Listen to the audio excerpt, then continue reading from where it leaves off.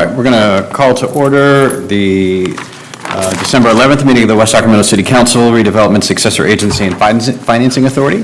We're going to begin tonight, as we do each week, with the Pledge of Allegiance. So we'd like to invite our guests to join the council and the staff in the pledge, which tonight is going to be led by Mayor Pro Tem Orozco. Salute.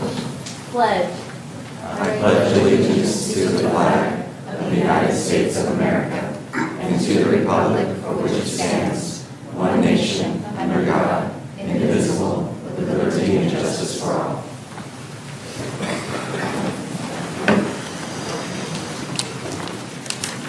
All right, the council did meet in closed session this evening to confer with our legal counsel regarding one item of exposure to litigation, to confer with our legal counsel regarding a threat of litigation contained in the October 10th, 2018 letter from Scott Rafferty, to confer with our real property negotiator regarding the two parcels that are listed under items 3 and 4 on our closed session agenda, to confer with our, and also the property identified in item 5 and 6. And finally, to confer with our legal counsel regarding one item of initiation of litigation. And on all of these items, no actions were taken. All right, that we're going to proceed to item 1A, which is presentations by the public on matters not on the agenda but within the jurisdiction of the City Council. As is noted on our agenda, the Council is prohibited from taking action or having a conversation about items that are brought up under item 1A, but it is an important opportunity for a public forum. We do ask that anyone wishing to address the Council on this or any other item this evening to please fill out one of the yellow cards that's available near the front door and turn it into the City Clerk. In front of the clerk is a timer that we use to make sure that everyone gets a chance to be heard, and to that end, we ask that all comments be limited to no more than 3 minutes. Also in front of the clerk is a 1970s flip chart that simply indicates which agenda item is currently being considered if it's not clear from the discussion that's happening. The city clerk accepts the yellow cards all the way up to the conclusion of the staff report on any particular agenda item, not including item 1A because there is no staff report. But that means if you're here for item 22, for example, as soon as the staff presentation is complete and the council questions or the public testimony has begun, the clerk doesn't accept any additional speaking cards. So if you already know you want to speak on an item later on, just get their card in as soon as you can, but definitely by the conclusion of the staff report.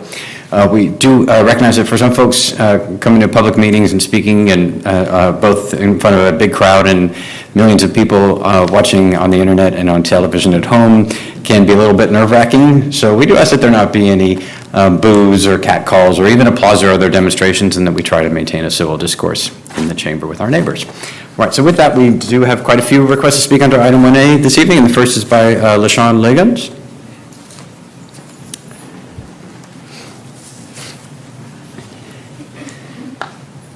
And as always, my name is always mispronounced, so if I mispronounce yours, the first thing you would do, help us by let us know how you identify. That would be great.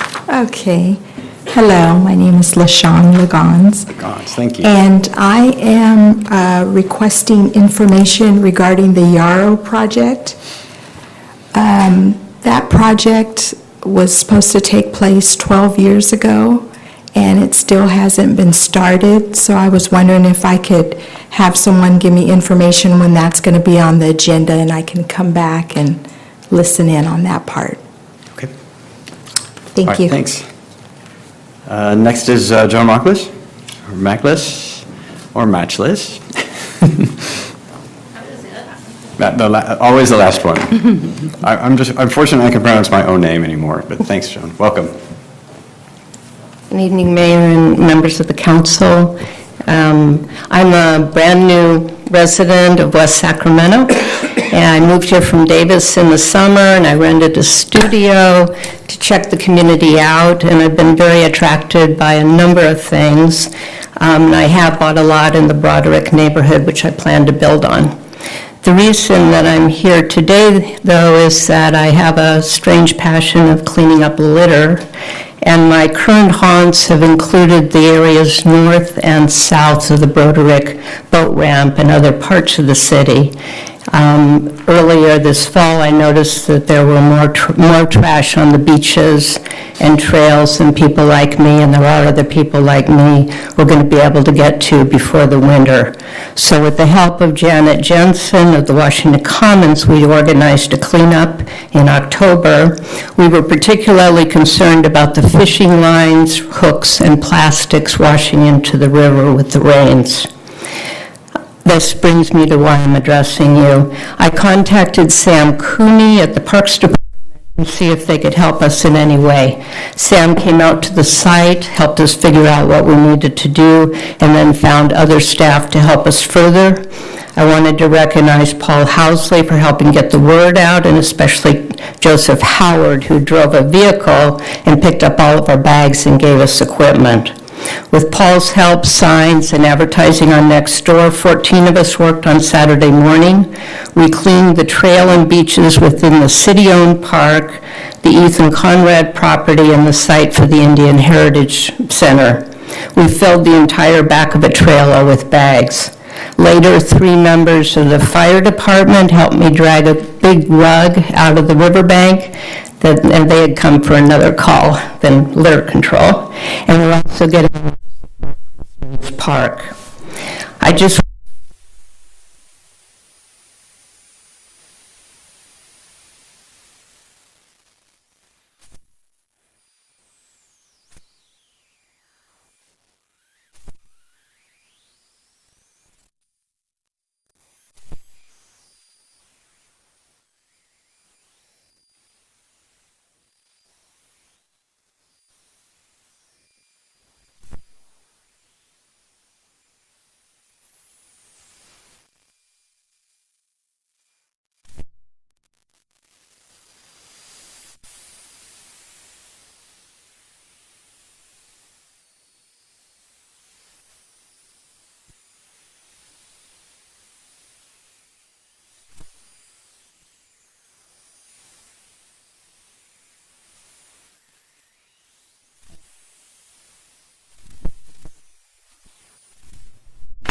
John, thank you so much. Thank you. Yusuf Elmi?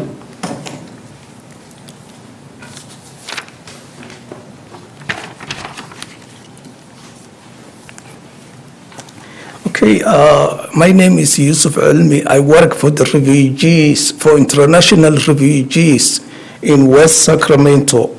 So we have been here 22 years. But the city and the county, they didn't help us because for the schools and for nothing, they helped us, nothing. They don't help it, 22 years, nothing. Every time we have to go to Sacramento.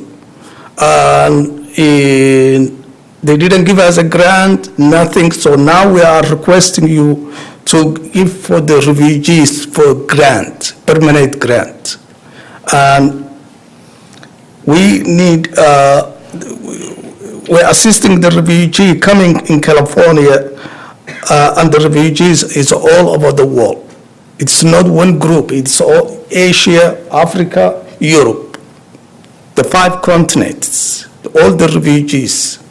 So, and we help them, and we need to open the schools for the refugees. Therefore, we need to have a permanent grants for the city. This time, we're coming to you and the city of West Sacramento and asking your assistance and to help us with the schools financially and health support and other help. And we will come and we will work hard to fulfill our goals. And thank you so much for assistance. All right, thank you. And Velio Martinez?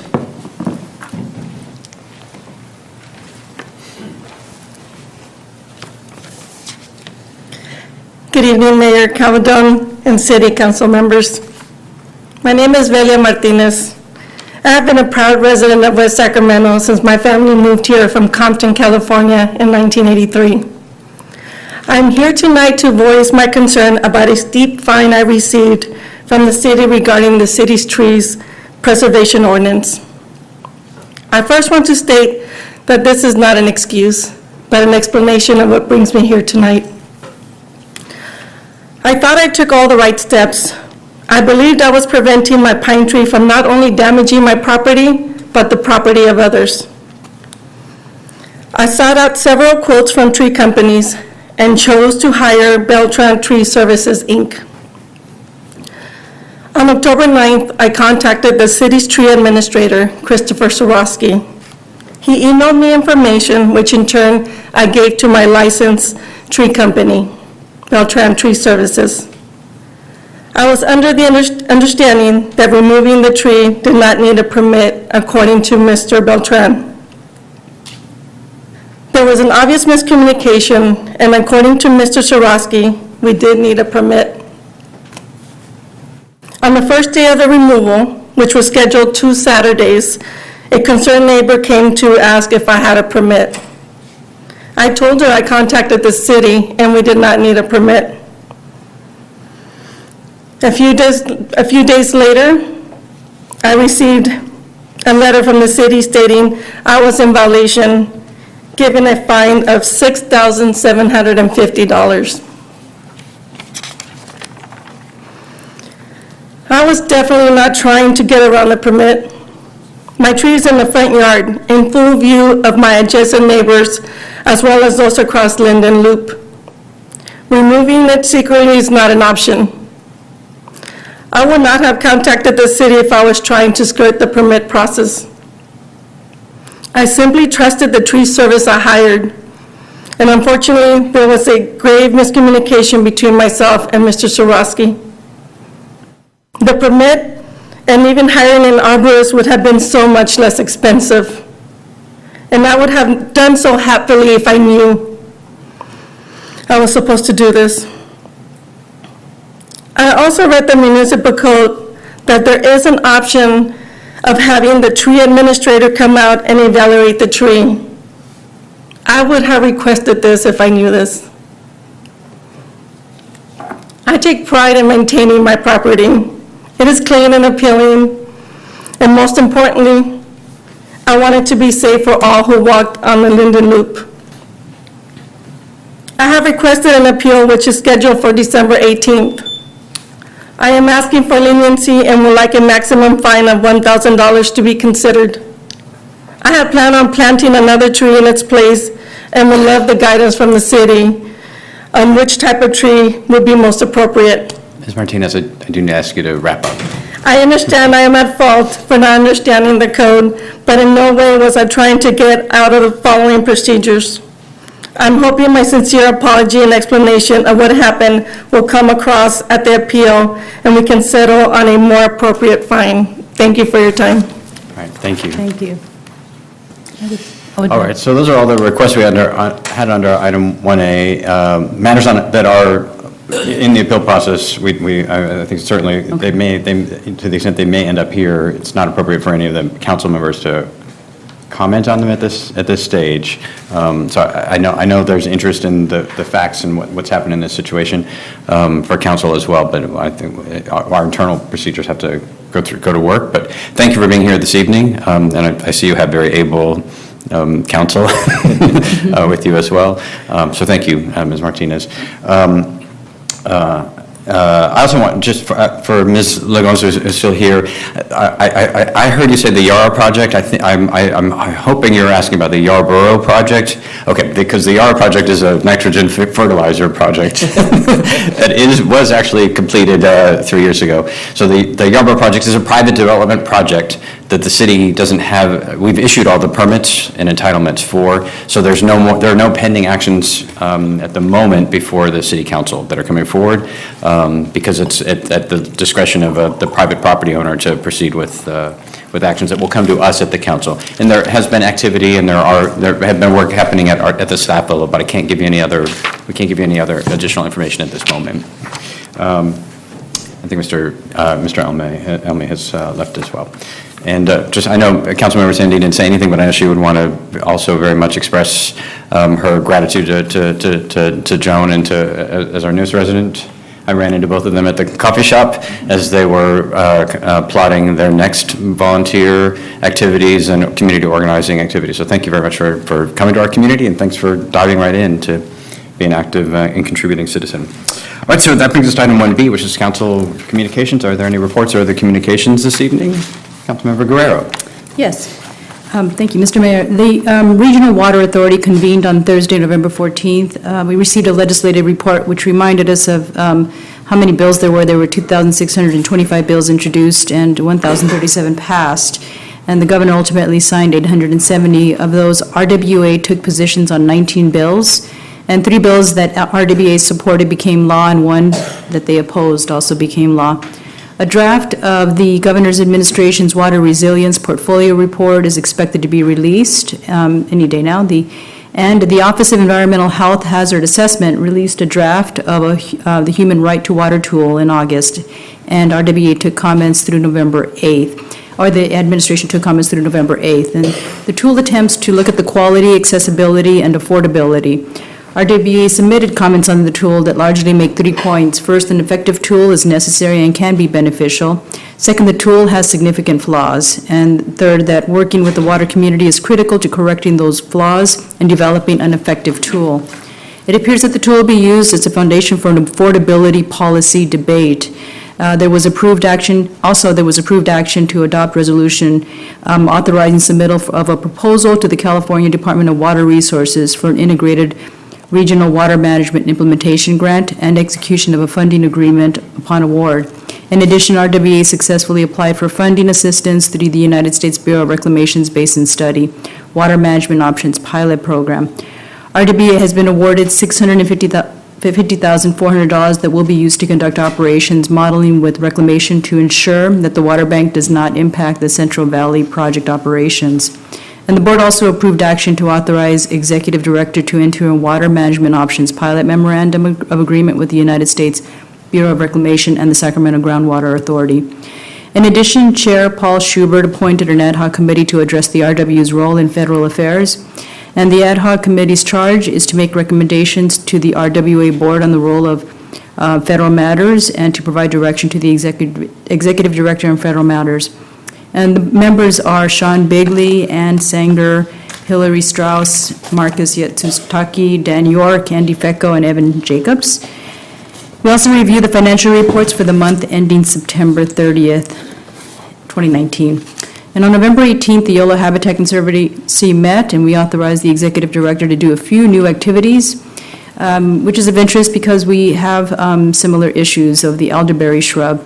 They execute a special participating entity agreement and subsequent certificate of inclusion with Granite Construction Company to allow the use of YOLO HCP to permit coverage for the removal of 1 elderberry shrub in the Granite Cape Bay facility, and entered into a contract with the selected entity to develop a plan for planting elderberry seedlings, and native associates at a certain property as required to comply with mitigation requirements, and to enter into a contract to plant at least 800 elderberry seedlings and native associations, which are required to comply with the mitigation requirements and in accordance with the developed planting plan for the site.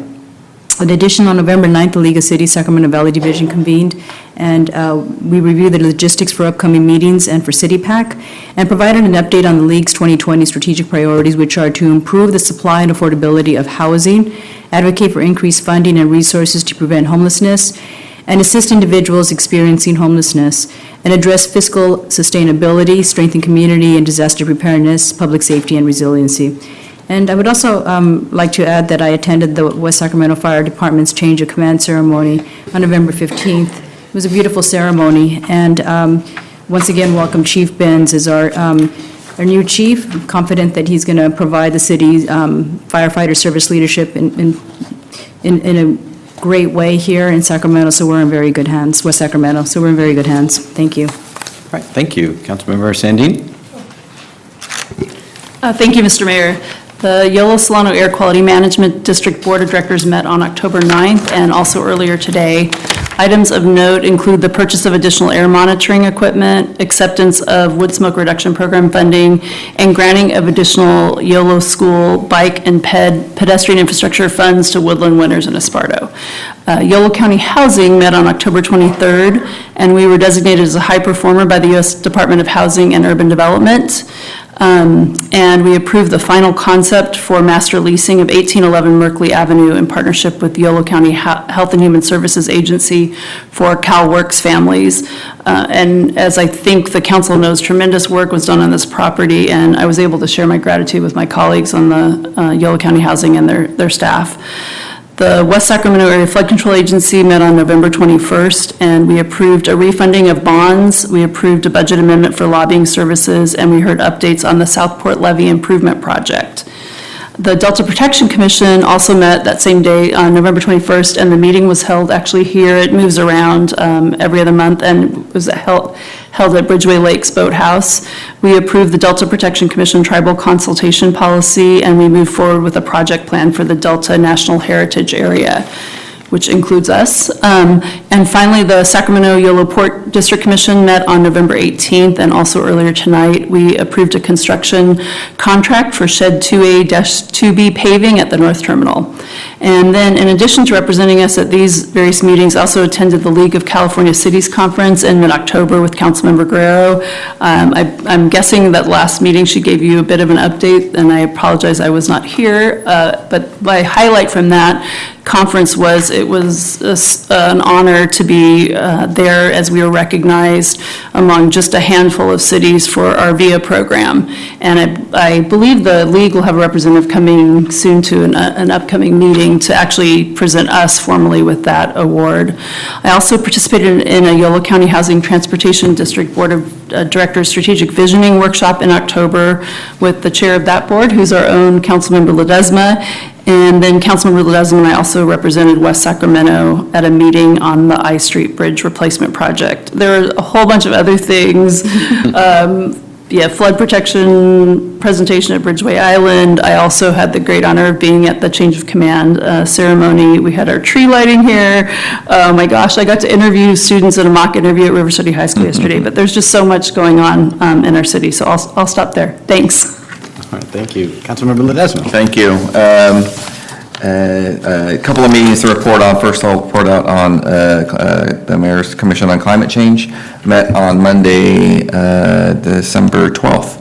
And as always, there's a robust agenda there. At that meeting, we did have a discussion and a first look at recommendations on the community health and resiliency part of the agenda, and in that agenda, they're addressing community issues such as urban greenery and forestry.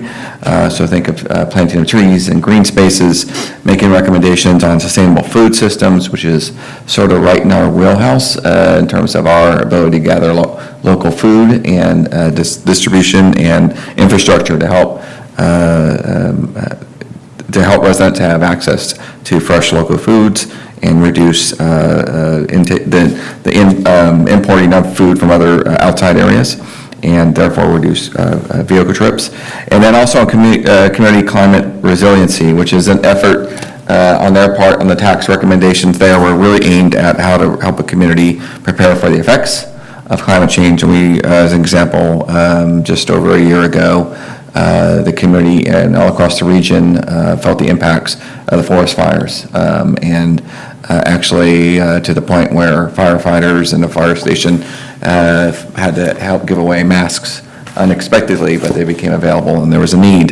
Those are the kind of issues that communities will have to be prepared for in the future that will cost real money, and communities need to be prepared for. There are other examples that they're looking at in terms of implementation steps, but those are three areas the TAC came up with and were the focus of that Climate Change Commission. Those are just the beginning, our first look at those recommendations, then they'll be coming back to us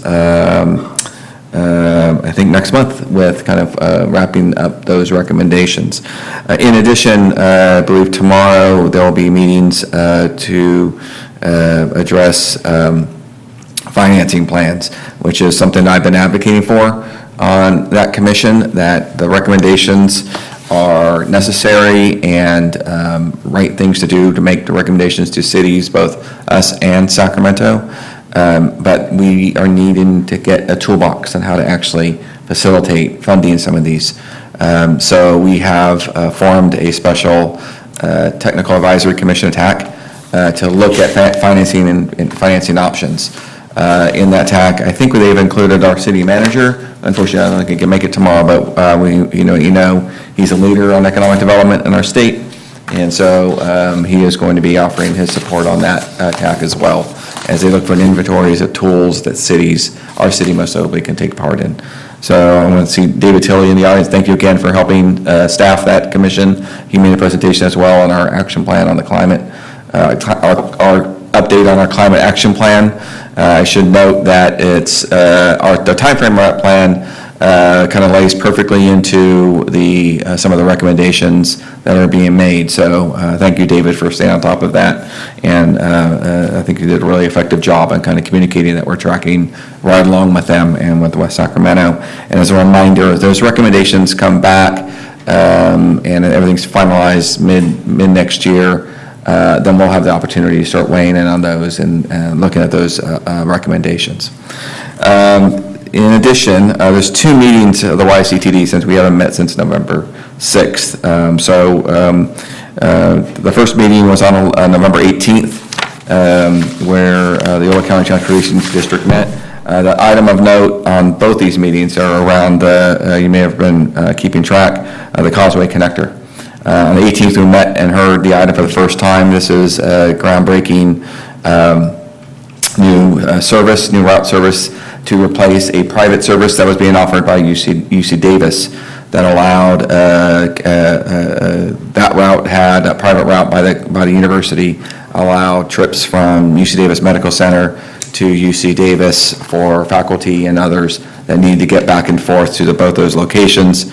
The university for the last couple of years has been working with the City of Sacramento, RT, and YCTD, and with the generous multi-million-dollar grant we received from Electrify America to test electric buses that are now in our possession, and the new route will be a public route rather than a private route. There was much news around this route, but I think all has ended well. So on the 18th we met, heard about it first time, we continued it. We were meeting simultaneously with the RT board. There were concerns on both sides about furthering that. We continued it again, we met this past Monday, the 19th, and we took up the item again, and it received a unanimous vote of support. There were a lot of good, most of the time at the transit district, we are asking what can we do to increase ridership? What can we do from people who don't normally ride transit to do this?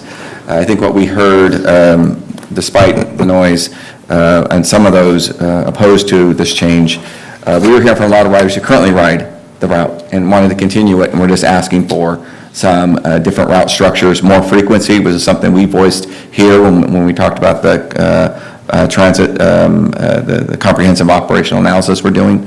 So in the end, I think the route got much better, and we provided much better service, and it came with really good feedback from a lot of those riders who were productive in those their feedback and providing us. So I'm happy to report that the Causeway Connector has been approved.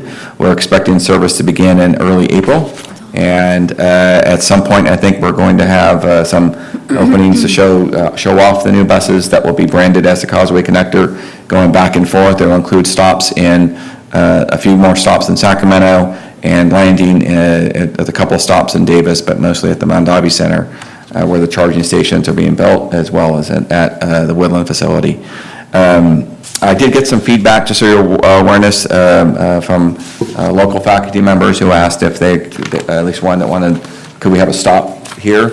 Unfortunately, this route, this bus was too far down the road to kind of insert a West Sac stop. I wish we could have. But we'll have other bites at the apple on this one. I think now we're getting the confidence of Electrify America and others that are investing in our routes. I think there's a good opportunity, and we're going to pursue that. I believe you already mentioned the the Young Street Bridge replacement, and we participated with Councilmember Sandin as well as with Councilmember Hanson and Councilmember Harris from the City of Sacramento and Congresswoman Matsui. We formed the selection committee, and we had some final reviews, and I think we should be looking for announcements I believe in January. So that's all I have to report. Thank you. Mayor Pro Tem Orozco.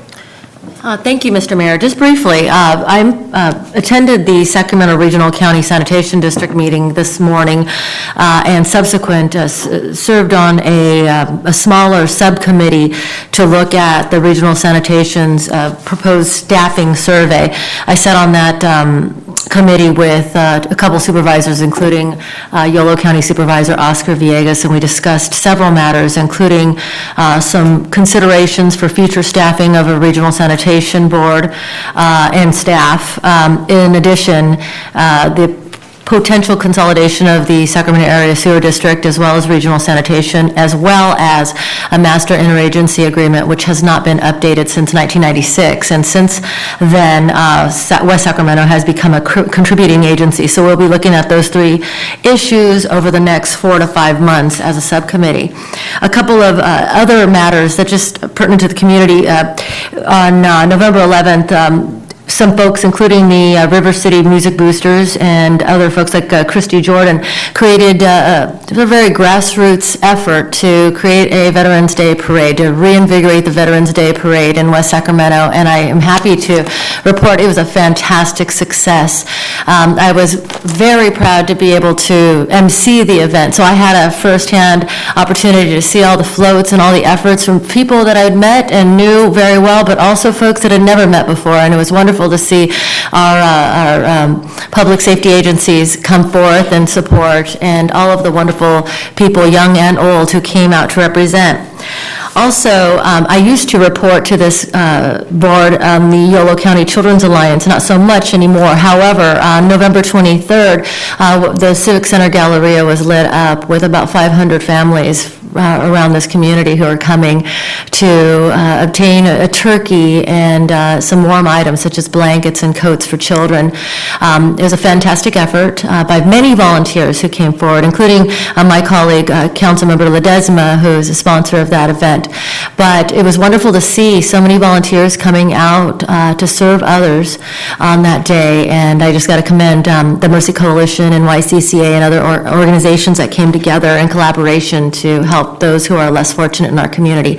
And finally, I also wanted to commend Rayleigh's, who sponsored a lunch for the Downtown Streets team on November 21st. I had an opportunity to be with them on that day, and I know I could speak for myself and Councilmember Guerrero. We attended a recent ribbon cutting for Goodwill, and they have their new location, which is much larger and much more amenable to employing lots of folks who are in need of employment. That particular meeting on the 21st, I had an opportunity to speak with about 8 new Downtown Streets team members who we are losing because they're beginning to their new employment at Goodwill. So special kudos to Goodwill. It's a wonderful partner. Rayleigh's, who also is and has employed many Downtown Streets team members as well. It's efforts like this that keep our community, transcending down the continuum of progress. All right, thank you. I had a couple of reports, and for those of you for whom this is your first council meeting, we don't usually report for this long. We just haven't had a council meeting in a little while. Our flood manager, Greg Fabian, and I traveled to Washington, D.C. at the end of last month to press on the federal government to include the next phase of our flood project, the first significant federal investments in the construction phase and the design and other components of the initial phase of the flood project in the upcoming work plan for the Army Corps of Engineers, and then in the budget also. We're in the President's budget, not yet in we're also in the House and the Senate versions of the budget, but the budget itself hasn't passed. So it's really critical that we get those funds. They're not a huge amount of money by themselves, but they're important to, once the federal government gives you $5, they're pretty good for $1 billion because they don't like wasting $5 that they spend. So we really getting this initial funding is really critical. The good news is we met with the Assistant Secretary of the Army for the Army Corps of Engineers and the principal deputy there. And they're very familiar with our project. We've obviously been working with them closely at the Pentagon for 15 years on the project. So they know where we're at. They're supportive of what we're attempting to accomplish. We're in competition with a couple of other projects as usual. But I think they have a clear understanding of what our needs are and why it's important to move us forward. We've made the case that we're unique in the region for being ready to go in terms of all the work that we've done here in our community up to this point, the investments that local taxpayers and property owners have made, and that the state government has made in cooperation with us to advance the project. So we're ready to go, and others are not, but we'll see. So we're hopeful that those meetings were all very positive, including with the Office of Management and Budget, which tends to be the most challenging in this space, but they understand what we're trying to do, and they've been out to see the project, and they're supportive of it as well. While I was there, I attended the New Deal Leader Summit for two reasons. One is that we received one of the Big Ideas Challenge, the national, kind of the best ideas in the country. We won for serving economically disadvantaged folks in our community because of the West Sacramento On Demand with VIA program. So this is a group of sort of pro-economy progressives that shine a light on some of the most promising initiatives and innovations that are happening around the country. And we won first place in that category because of the VIA project. I'm also going to be. I've also been asked to lead a new national task force along with Senator Elena Parent from the state legislature in Georgia. On education and workforce development and closing the skills gap and what states and cities can do.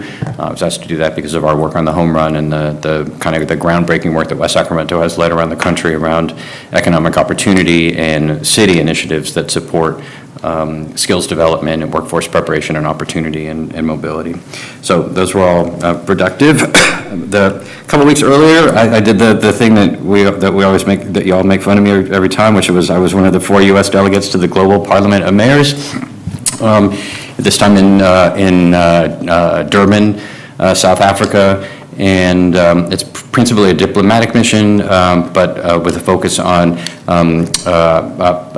responses to resilience around climate change, massive movements of refugees, but also, just given the state of the current global political climate, has taken on a more significant role as a side channel around some of the relations between countries, or at least between peoples. So I participate as part of the leadership of the U.S. Conference of Mayors, but I'll give you a separate report in writing on some of the key outcomes from that. But obviously, it's a big honor for we're probably one of the smallest cities that participate in the Global Parliament of Mayors, but it's a big honor for us. The board of the Valley Clean Energy offshoot that's working on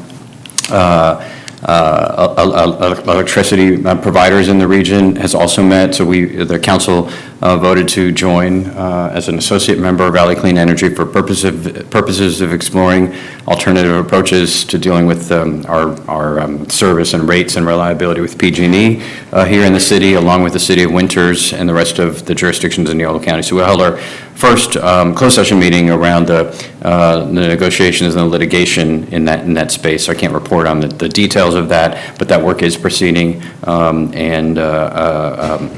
there's a lot of progress is made in that space as well. But as you know, we're also proceeding under multiple parallel paths to try to find options and alternatives for our community, given the PG&E situation.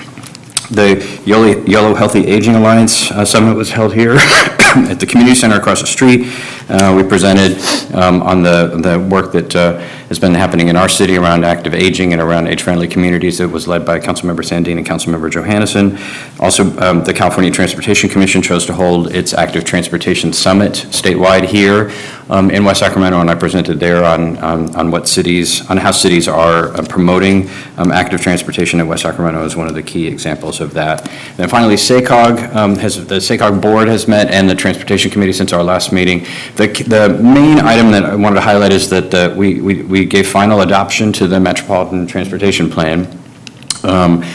which is the Sustainable Community Strategy. And those are the two integrated units that sort of set forth the region's transportation and land use plan for between now and 2040. And that plan, just for some of the key highlights, projects housing and jobs growth in West Sacramento of about 12 to 14,000 housing units and jobs between now and 2035, and about 16,500 in both those categories between now and 2040. For reference purposes, that's just over half of all of Yolo County's growth over those next two time periods is assigned to West Sacramento, with most of that being in the Bridge District, Pioneer Bluff, Washington, and other urban parts of the city, and a small amount in Southport. And if Ms. Lagonza is still here, including 40 units in Yarborough, 40 jobs in Yarborough, and 1,000 housing units in Yarborough.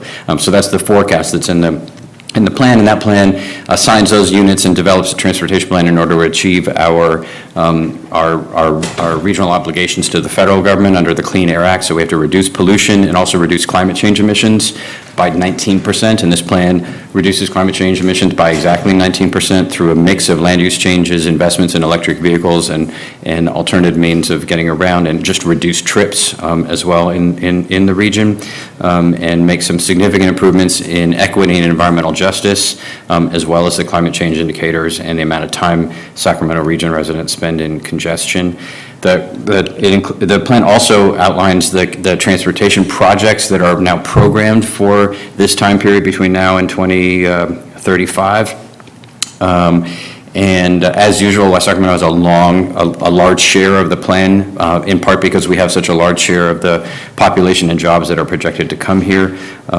But a lot of very significant projects, including the Enterprise Crossing, at $152 million, with some funds for that project being programmed in the early phases. The I Street Bridge deck conversion, interchange improvements at Reed, the Industrial Boulevard widening, lots of smaller projects, 15th Street, streetscape improvements towards the river, on and on and on and on. And all of this information is also available on the web on SACOG's site if you look carefully enough for it.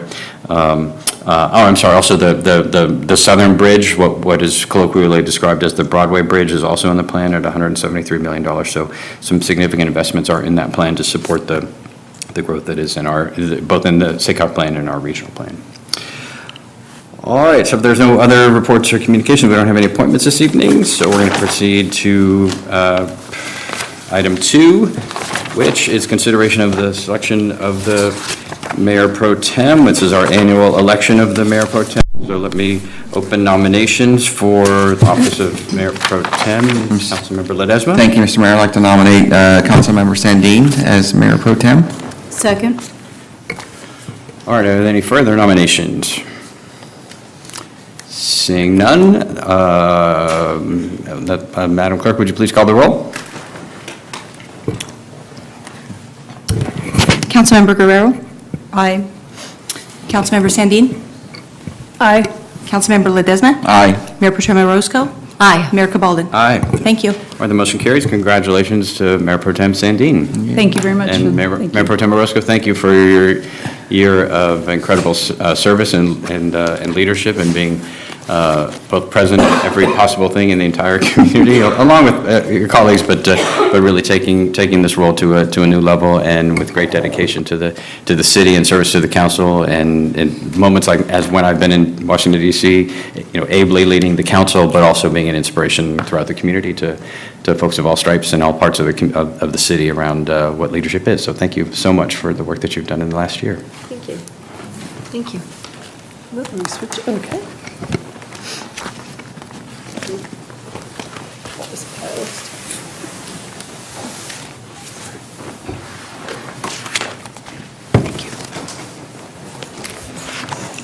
Do you have an acceptance speech? Oh, I'm good. We have a big agenda. All right, she's waiving her acceptance speech. Thanks. And so we'll proceed to the consent agenda, which is items 3 through 21. And we have none of that applies. Okay, are there any items in consent that any member of the council wishes to remove, or any item for a separate question or comment?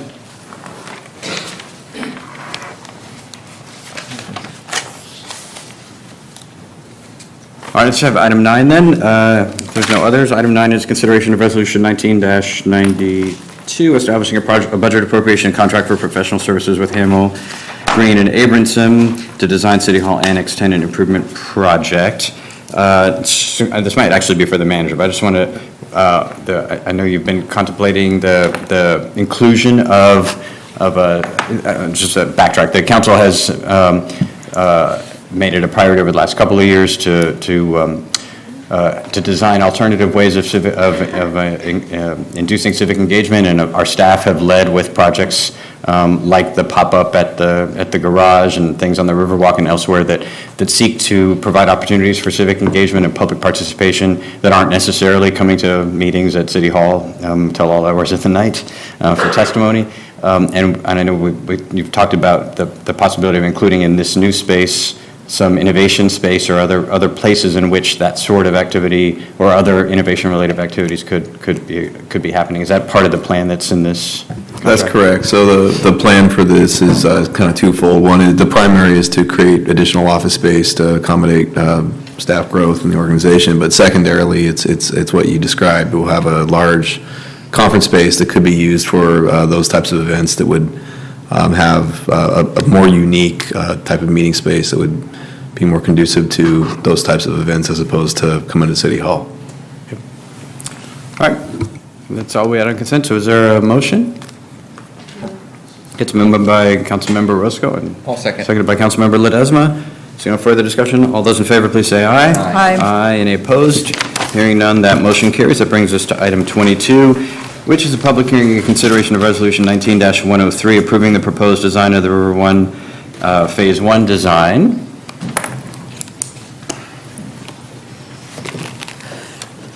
We're going to do this later, but I'm going to do it right now. Sorry, Kathy, because I know this project is the latest in a chain of pearls for our community development director. So I'm sorry, Erin, I don't want to wait till she's no longer capable of hearing, and just to acknowledge the tremendous work of our community development director as she's choosing to move on to retire from the city. But Charlene Hamilton, without Charlene, this project and all of the projects precedential to it that have come forward in the last decade would not have happened. And her steady leadership, her no nonsense, get things done, but also rooted in aspiration and vision and in people. There's the complete package of what any community would be thrilled to have as the leader of their planning and development. There's such a diverse department that this woman has led in our city. From getting a building permit over the counter to make an improvement to your bathroom, to thinking about the entire future of everyone in the community, to dealing with all of the things that have just come up that were not part of the normal job, like becoming a global leader on age-friendly general plan inclusion. It's just been an extraordinary term of service for a woman who, at the outset, you think she's very quiet and professional. She'll slit your throat if she needs to, but she'll give you but she's incredibly creative and imaginative and supremely loyal to the people of this community that she has served. I, for one, have been very privileged to be able to work with her. And I just want to say on my own behalf, because I know I won't be the only one, how much I appreciate and love the work that you've done and love you as a human being, and Charlene, and best wishes to you. And this project's for you.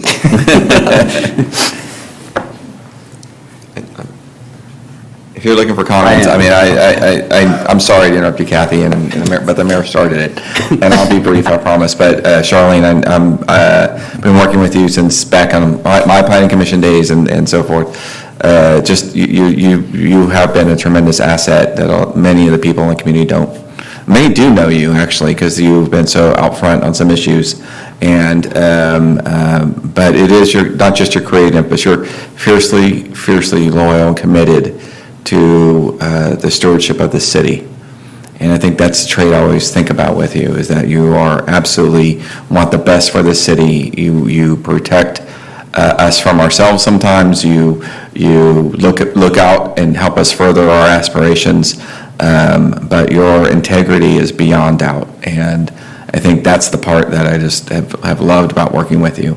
You answer the phone when I call or when there's a question, but you also think very broadly about policy implications of decisions we're making, and I think that is, you have been a great leader for this community and helped us move this community so far along in the, I hate to say it, 24 years I've been, 2 decades that I've been working in this service. You have been a great asset, so thank you, and I wish you well in your retirement. Mayor Pro Tem Sandine? Thank you.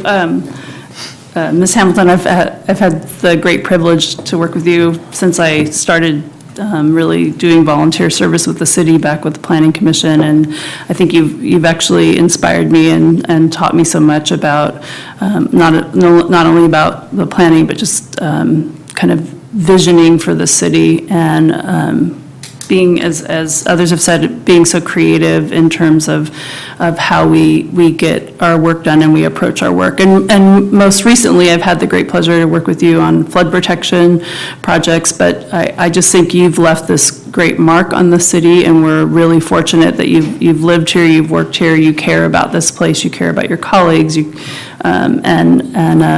I hope as you're enjoying retirement that you can look back and see and be proud of us, and that we can continue to move in the great direction that you've helped us kind of get to. So it's really been a pleasure, and I've learned so much from you, Charlene. Thank you. Councilmember Guerrero? Oh, Ms. Hamilton, thank you for everything you have done for the city.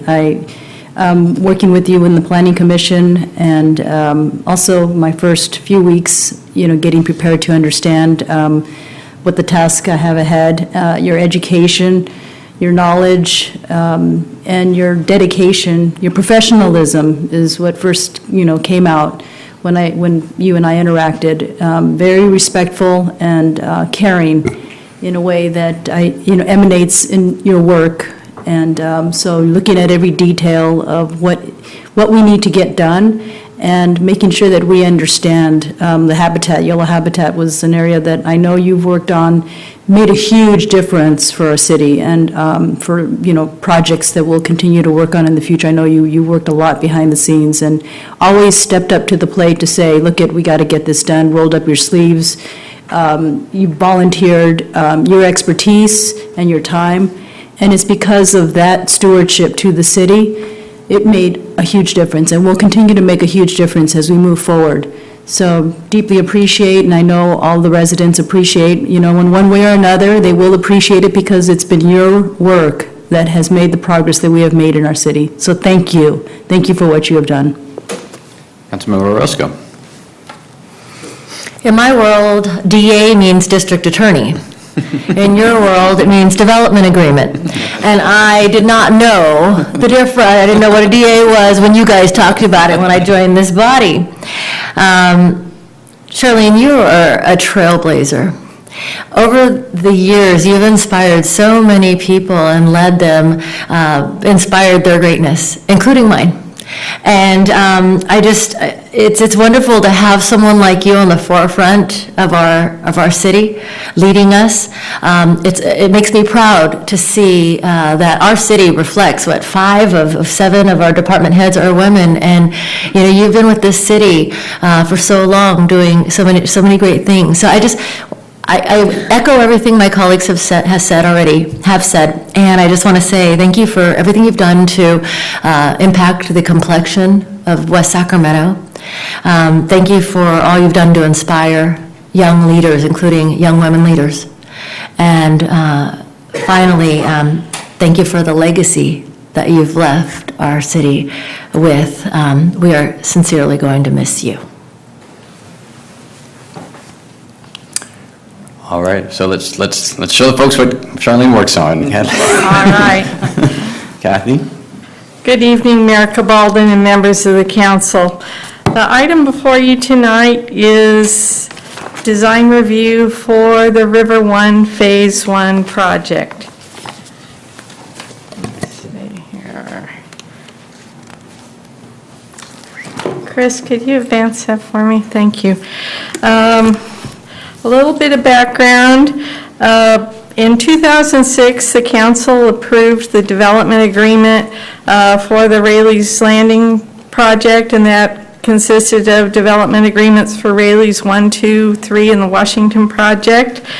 In their wisdom, when the council approved the DAs, they included a provision for enhanced review of the projects in this area due to their prime location on the riverfront. And so that's what brings us here today. There is one of the sections of the DA has a condition in terms of the collective standards, which include the DA itself, the EIR, and the planning documents and CEQA documents, which encompass the review. This project is located in PD 30, which is the Rayleigh's Landing area, and is also a portion of the Washington Specific Plan area. The next slide. In terms of the hotel, it's proposed to be 196 rooms, 7 stories tall. It would include an indoor and outdoor restaurant, fitness studio, ballroom, rooftop, lounge, and terrace. And the hotel is going to be located on the southeastern portion of the site, adjacent the Riverwalk and Tower Bridge Gateway. The hotel itself will feature large storefront windows and doors on the ground floor, also on the uppermost level. The upper levels include louvers, vertical windows, and wood grain finish siding. The building will have numerous decorative features, which the project architect, I'll let him elaborate on what those are. There's going to be an outdoor event space on the second floor that's appropriate for events such as weddings. It's on the eastern side, so it'll have wonderful views of the Sacramento River and Sacramento skyline there. And it's also, there will be also a rooftop lounge and terrace on the building. One more. In terms of the residential building, it's also 7 stories tall. It's going to feature 55 units, 7 townhouse units on the first floor, 6 penthouse units on the top floor, and the rest of the units will be flat, spaced throughout the building. The residential building includes a private lounge area, an outdoor living room. This building is just south of the Ziggurat building and also adjacent to Tower Bridge, the Riverwalk. The condo building features wood grain siding, cement plaster, vertically oriented windows, balconies with metal railings. It's also got storefront assembly glass windows and doors on the first level, and it is also oriented towards the river. Both buildings share a courtyard and a pool.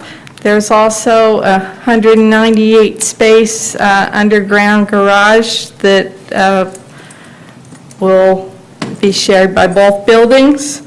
Access to this project is off of both Tower Bridge Gateway and 3rd Street. And final slide. One more.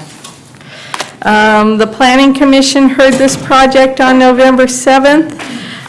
They were quite complimentary of it and unanimously voted to recommend approval of the project to the council. This concludes my presentation. The applicant is here. He also has a presentation for you.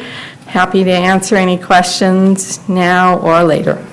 right, are there any questions for staff at this time? All right, thank you. Thanks, then we'll move to the applicant. Mr. Friedman, welcome.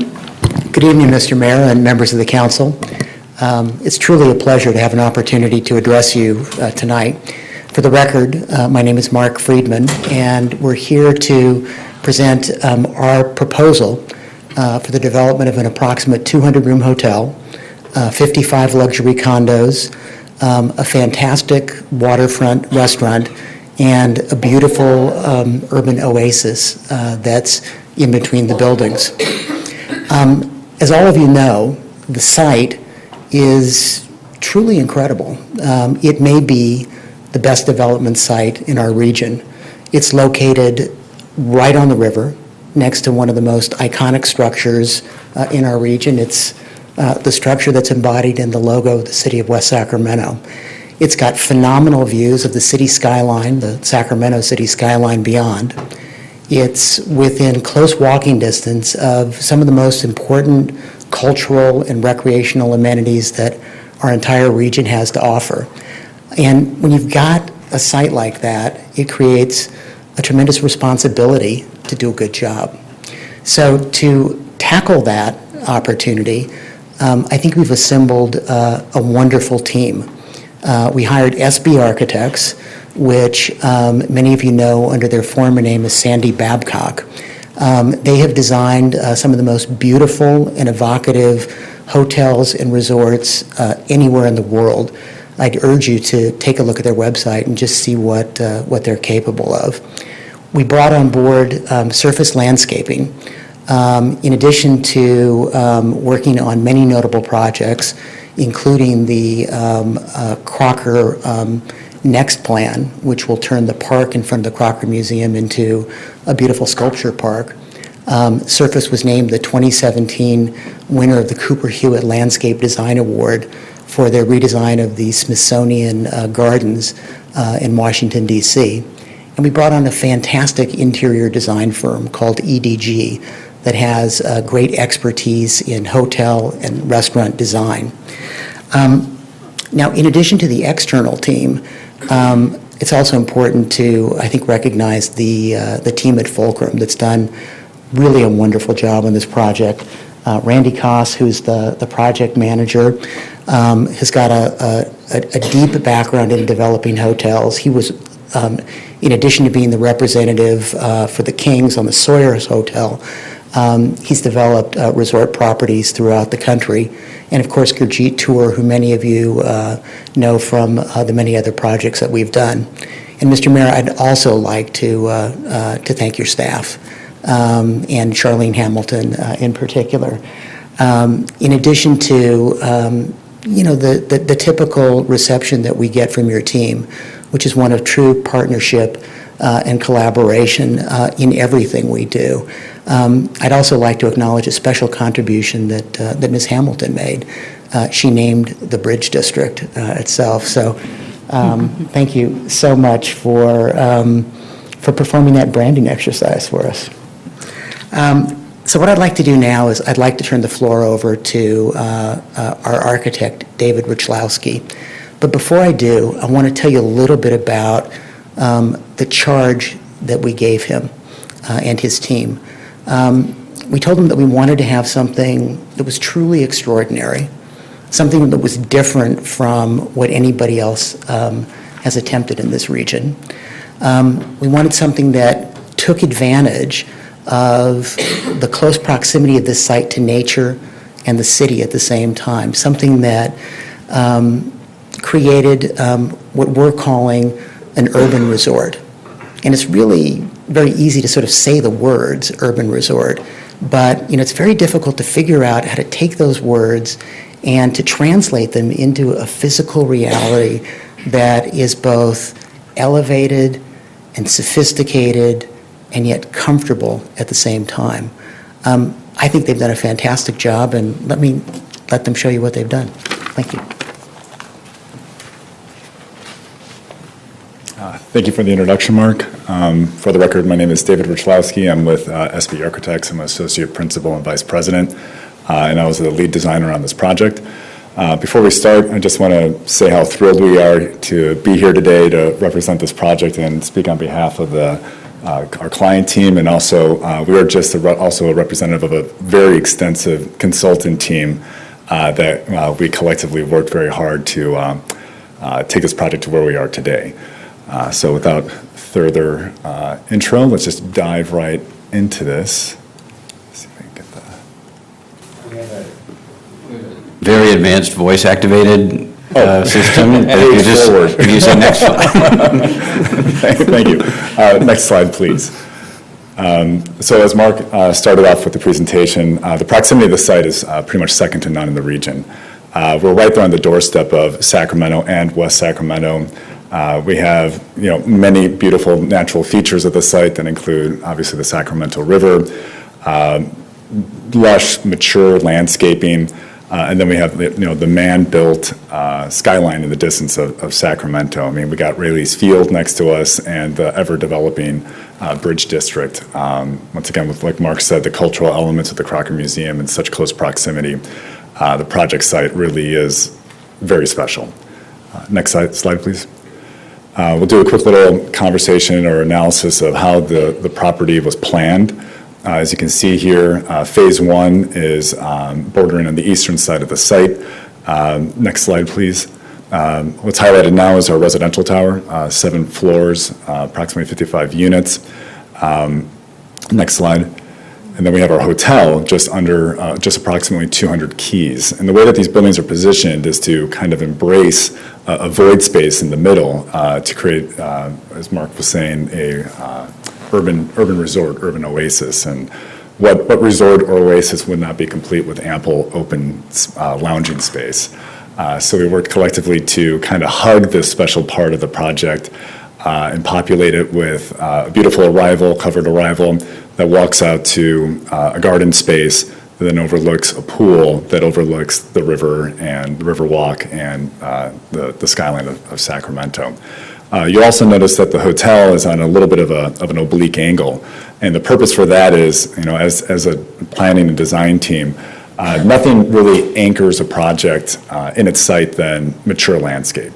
And we're afforded the opportunity that right off of Tower Bridge Gateway, there's a series of very mature sycamore trees that we really wanted to complement on the site as opposed to try to impose our will on it. So we worked hard to make sure that we positioned the buildings appropriately to really have the trees stay where they are, be the iconic elements that are part of that gateway across the Tower Bridge, and make it a focal feature for hotel guests that are facing the south part of the site.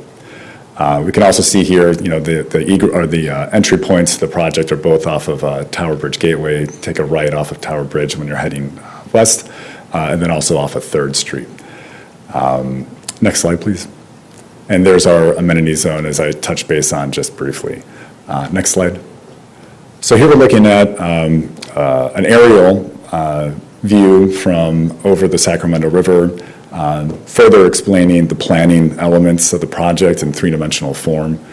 You can see how the buildings, though different, the materiality and the design of the buildings, have the buildings speaking to each other. They're kind of like siblings. They're not twins, and that's by design. The stepping nature down to the amenity zone, as the previous spokesperson was talking about, how we have a multitude of outdoor event opportunities. Primarily the second floor event space that bleeds out to an event terrace provides views that are currently not afforded for the city of West Sacramento to take advantage of looking over the existing treetops and over the river and to the Sacramento skyline. Next slide, please. Site circulation. So there's going to be a series of images that we're going to talk to quickly, identifying what different vantage points people are allowed or are afforded as they come into the property and circulate through the property. Next slide. So here's a view at dusk, looking back over Tower Bridge Gateway. We see the Tower Bridge in the distance on the right. The sycamore trees are right there, creating a buffer between the bridge and our hotel. There's a slight elevation to the arrival where we put another matured tree right at the center part of our drop-off, signifying the entry to the urban oasis, the urban resort. Next slide, please. So as one comes up in their car, we can see in the plan view on the top, the vantage point is identified by the red triangle.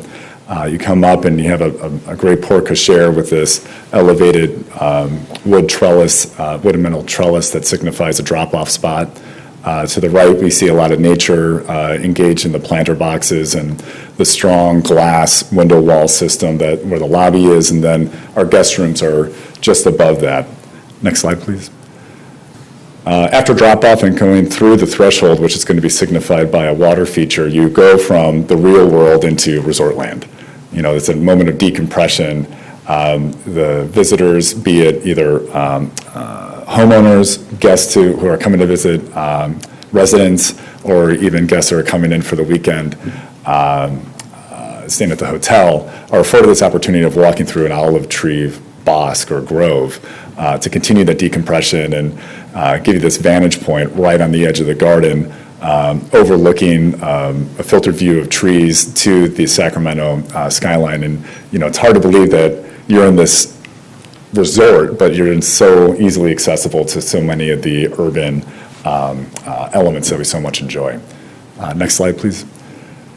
This view is taken as if you were walking down the Riverwalk. We know that right now there's a significant amount of workers that work right on the Riverwalk, and over the years with the development of the Bridge District, with more opportunities for commerce and business, and people living there as their primary residences, that Riverwalk's going to become all more active.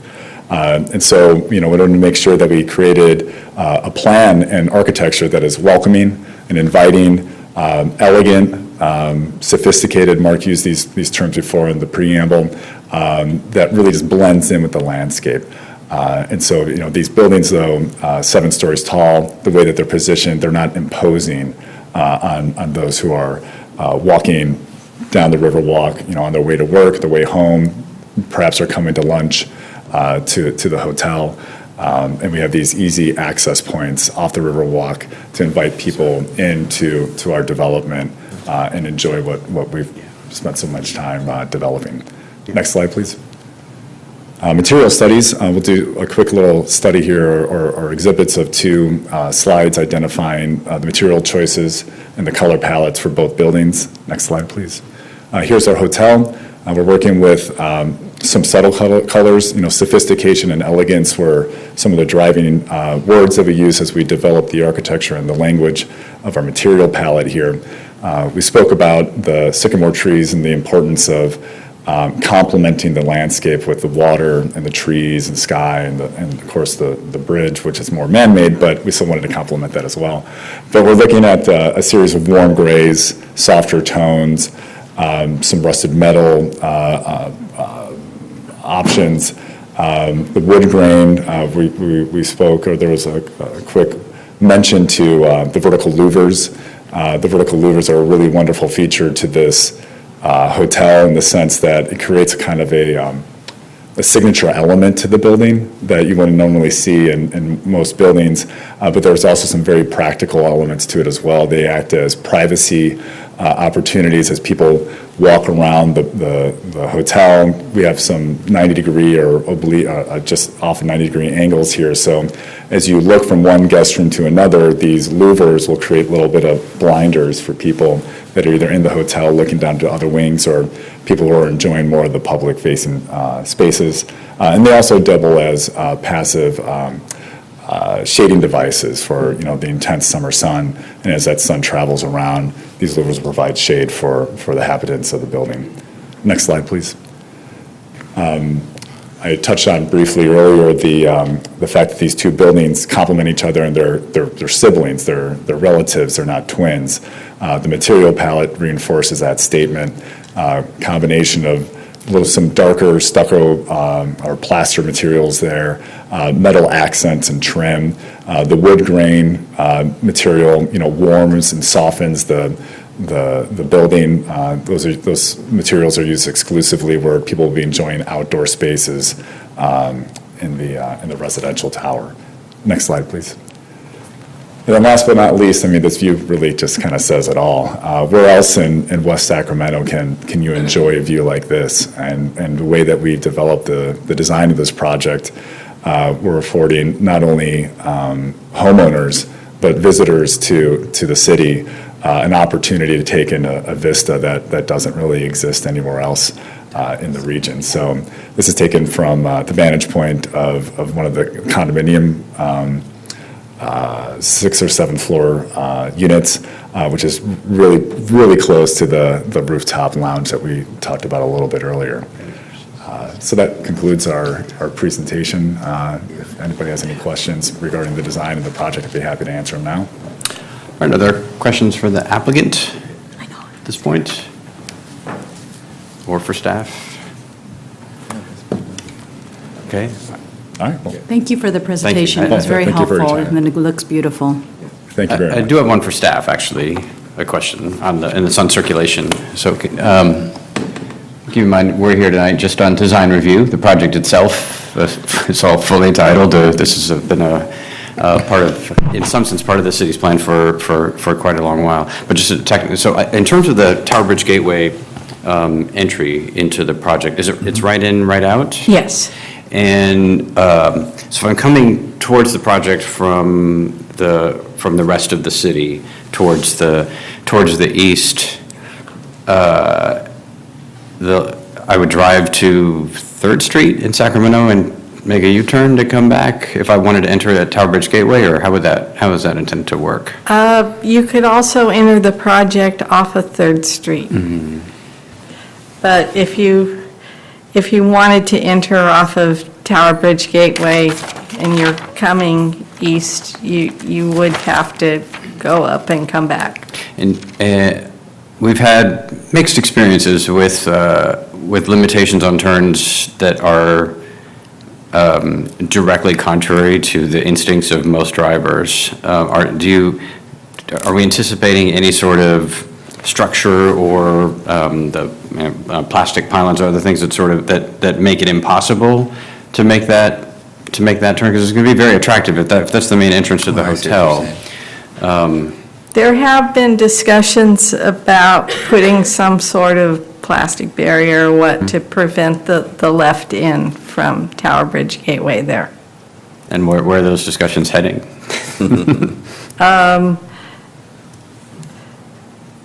The discussions that we've had so far had been leaning towards that was probably a good solution to prevent those left-hand turns. Okay. We don't have any requests to speak on this item, so if there are other questions or comments. It's interesting because at the other end of, if you go over Tower Bridge towards Sacramento, you also cannot make a left turn into Old Sac. So there'd be 2 instances in a row where if you might want to, you can't. Yeah, that's interesting. Okay. Other questions or, Councilmember Roscoe? Thank you. Okay, so just, I like really how there's so many eyes in the courtyard area, and I noticed that, my eyes don't go directly to that attractive pool. And I'm just wondering, how will that be managed with a private, like if I'm an apartment, a renter in the apartment and that's my home, do I share that with the hotel guests? I mean, can you educate me as to how that works out, and are there pool hours or security? How does that work? The pool is meant to be shared with both the condo residents and the hotel guests themselves. In terms of how that's going to be managed, I would defer that question to the design team.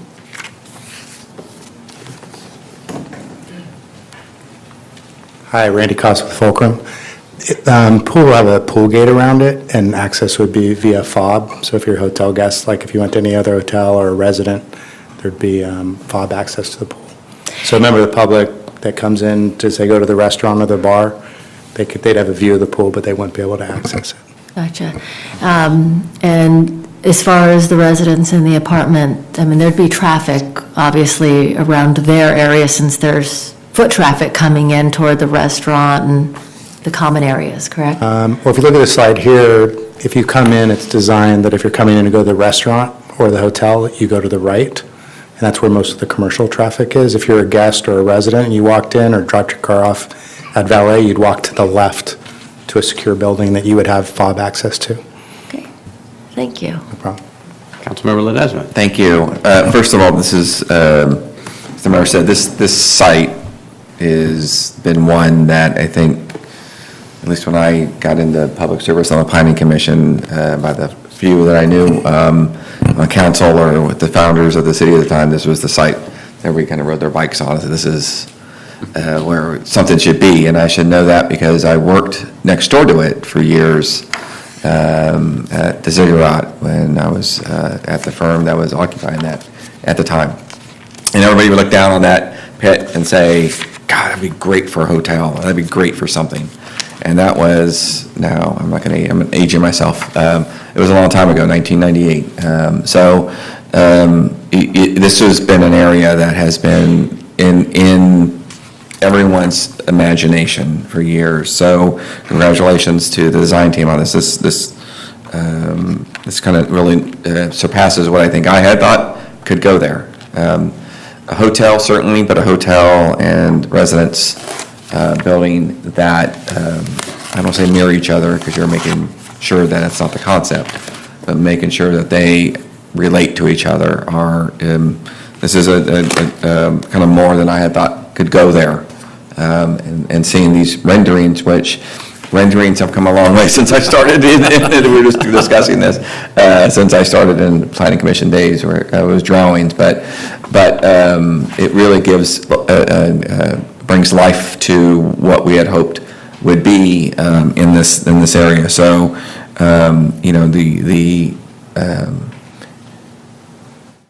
it has certainly captured what I thought to my imagination could go here and went beyond it. So congratulations to you.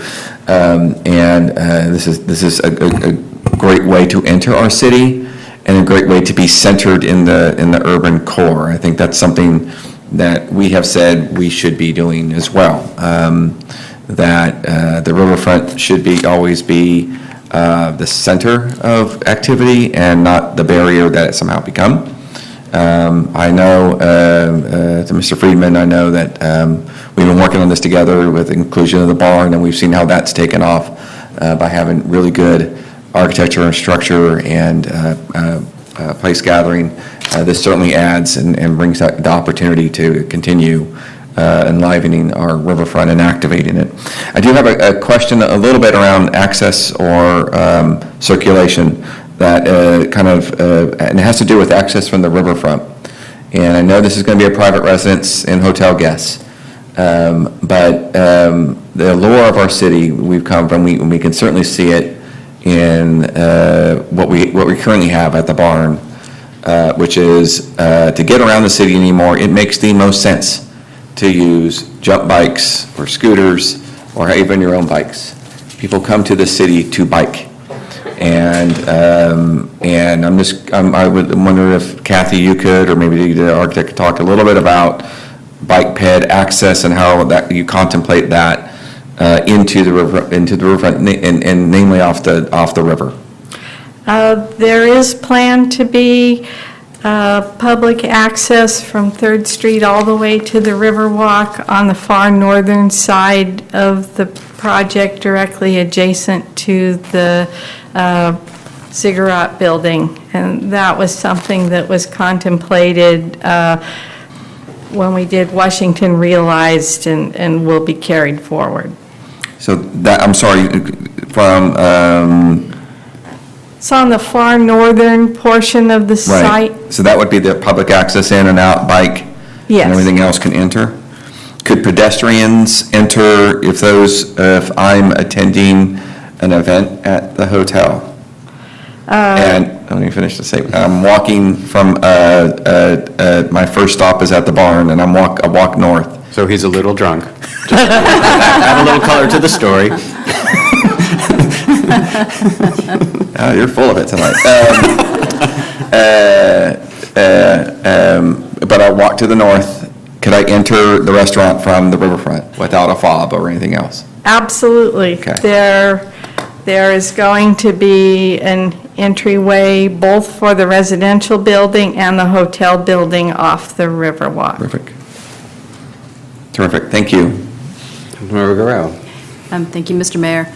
Just want to say that it's been a long time coming to see continued, growth along the riverfront. I know, remember when, Mark, you presented on the Economic Development Advisory Commission a long time ago when I was a commissioner, and talked about the barn and talked about everything that was going to be happening, going on, and now you're continuing, and thank you for your commitment.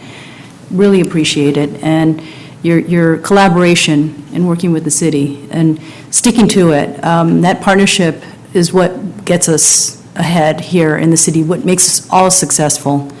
And working with our staff and, Charlene, who, has been here forever, and everyone else. That continuity has been extremely important in working together as we make projects like this happen, and our economic development project, just continue to thrive. And the way you have weaved into all the elements, this is not an easy project. This is a complicated one with the river and, businesses and, other sites that are older, but you seem to have embraced it all with the way you designed this project. And so once again, continued success on that effort, and I applaud what you've done. And thank you for your work here in the city. I really appreciate it. Mayor Pro Tem Sandin. Thank you, and thanks for the presentation tonight. I want to commend our Planning Commission. They ask really good questions, and I read carefully the questions they ask and the responses as presented by staff. So I'm glad that they've done their work, and that we did, and that the council at way back when gave us a final view, which I appreciate. I also, I think staff did a good job of laying out the finding for us about the EIR, and I think that work was really well done. So thank you, Ms. Allen and the team. I do think this, and Mr. Friedman said the importance of this location right across from Sutter Health Park is, for us, is like the primo place for us. And I think this just amplifies the kind of excitement that we've been growing over the years. And I think the thoughtfulness that has gone into this project is shown by what has been presented tonight. Thank you.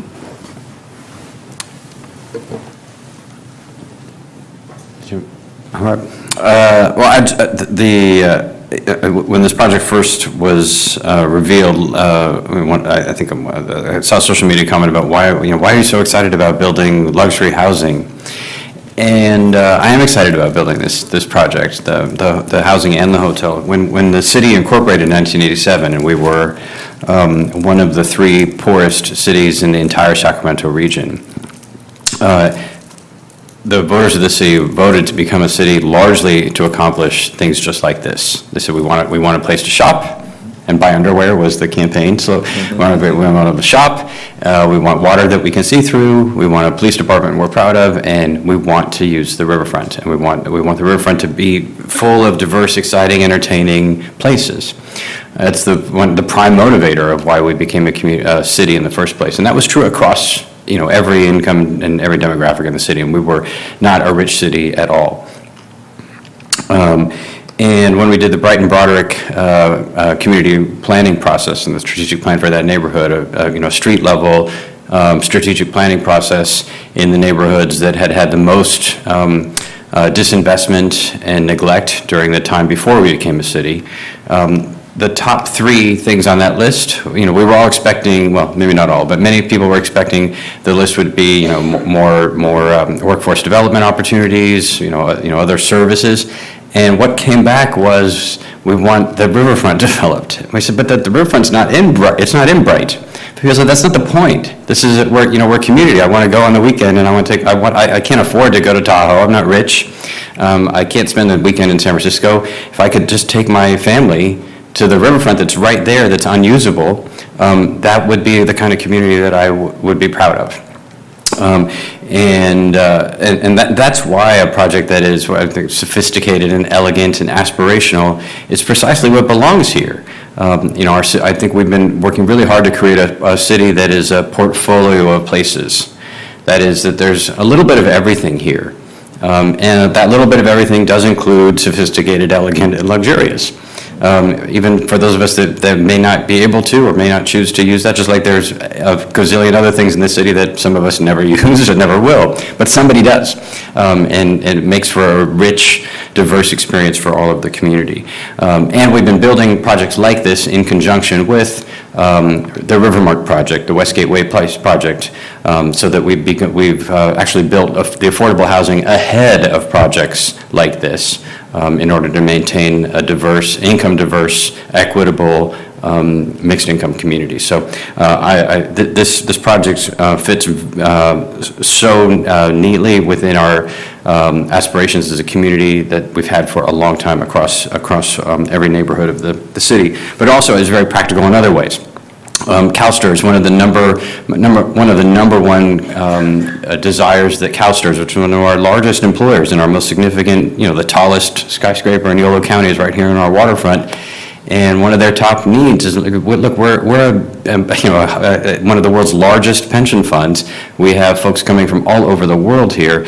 And, West Sacramento, your hotel market's not optimal for the kinds of business and clients and relationships that we're trying to build with our clients around the world.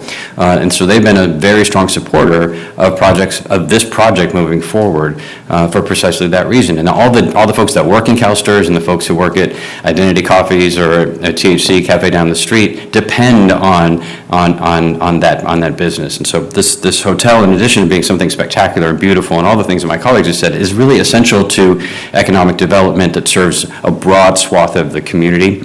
Not just the folks who will live here or the folks who will rent rooms or aspire to have their wedding here and other things in our community. So I'm really proud of the work. I'm not surprised because I know this development team, both Mr. Friedman and the ownership of the land has been in this city for generations with Mike Teal and his family. There's just so much here around both the heritage and the heart of West Sacramento, and then an extraordinary commitment to design, to aesthetic, to beauty, and to connection to the community, to both the past and to the future. So I'm not surprised to see it, but it's heartwarming to see that this project is finally coming forward. It is a beautiful one, and I really appreciate the work of the commission and the staff, and to make sure that as we're creating beauty, that we're also making sure people can turn left and be safe and do all the things that need to get done, that the water turns on, and that this certainly meets all of the key design standards that we've set forth previously, with the modifications that are contained in the report that have been approved for recommendation by the Planning Commission. So I'm certainly supportive of moving this forward, and congratulations to the team, and thanks to Charlene and the Community Development Department and all the other staff departments that play a role in projects like these. So are we looking for a motion? Yes. Excuse me, Mr. Mayor, I wanted to remind you it's a public hearing. All right, so we're going to open the public hearing on this item. And thanks, Madam Clerk. We have no request to speak on the item because it is a public hearing. We'd like to ask if anyone wishes to address the council on this.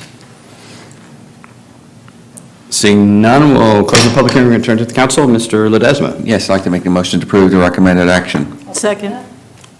All right, it's been moved by Mr. Ledesma and seconded by Mayor Pro Tem Sandin. All those in favor, please say aye. Aye. Aye. Any opposed? Hearing none, that motion carries. All right, thank you very much.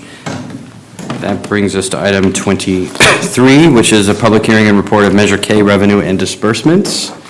And there is a memo at the council's desk with a correction to the table in the attachment. Good evening, Mayor and council members. I'm Becky Robertson with the city's Finance Division. So tonight I am bringing forward the annual Measure K report, and I'm requesting council to conduct a public hearing, receive and file the annual Measure K report, as well as direct staff to publish the report. Next slide. Thank you. So a little bit of background for Measure K. In November of 2002, West Sacramento voters approved 2 tax measures, J and K, establishing a 1/2 cent sales tax.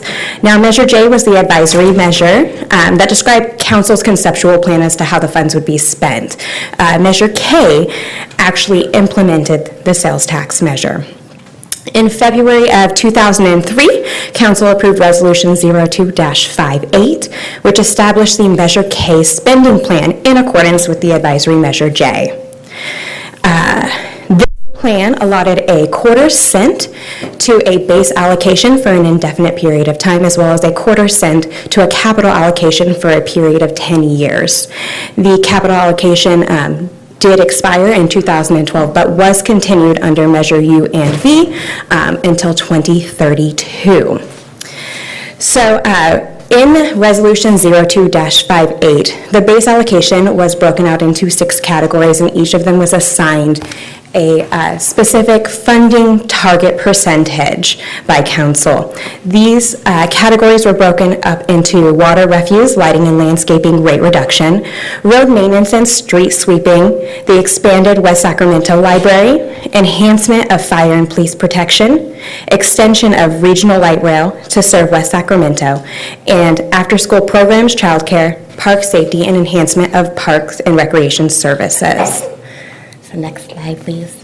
All right, so this table was actually included in the annual Measure K report. So this year's Measure K report focuses on the remaining 1/4 cent base allocation.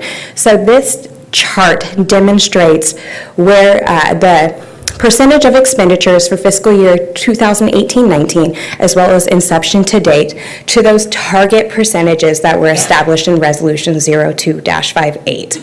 So what you will notice is that some of the categories may be above or below those target ranges that were established back in 2003. So something to point out is that those target ranges were based off an anticipated annual revenue of $2.5 million for that base allocation. Today, we are seeing annual revenues of about $3.8 million for the remaining 1/4 cent. Per council's direction, they have approved portions of this incremental revenue to be used for some of these categories to kind of bring them above that initial target zone that was based off of the $2.5 million. You will also see a decrease in the water rate reduction as we slowly start to phase and implement the new metered water rate program. In addition to this chart, there's a table in the annual Measure K report that shows the Measure K revenue and disbursements for both fiscal year 2018-19 as well as inception to date. Directly below that table describes briefly how those funds were spent in the last fiscal year. That does conclude my presentation. At this point, I'm happy to answer any questions that you may have and request for council to open the public hearing. All right, are there questions for Ms. Robertson at this time? All right, seeing none, we're going to, thank you. We're going to open the public hearing on item 23.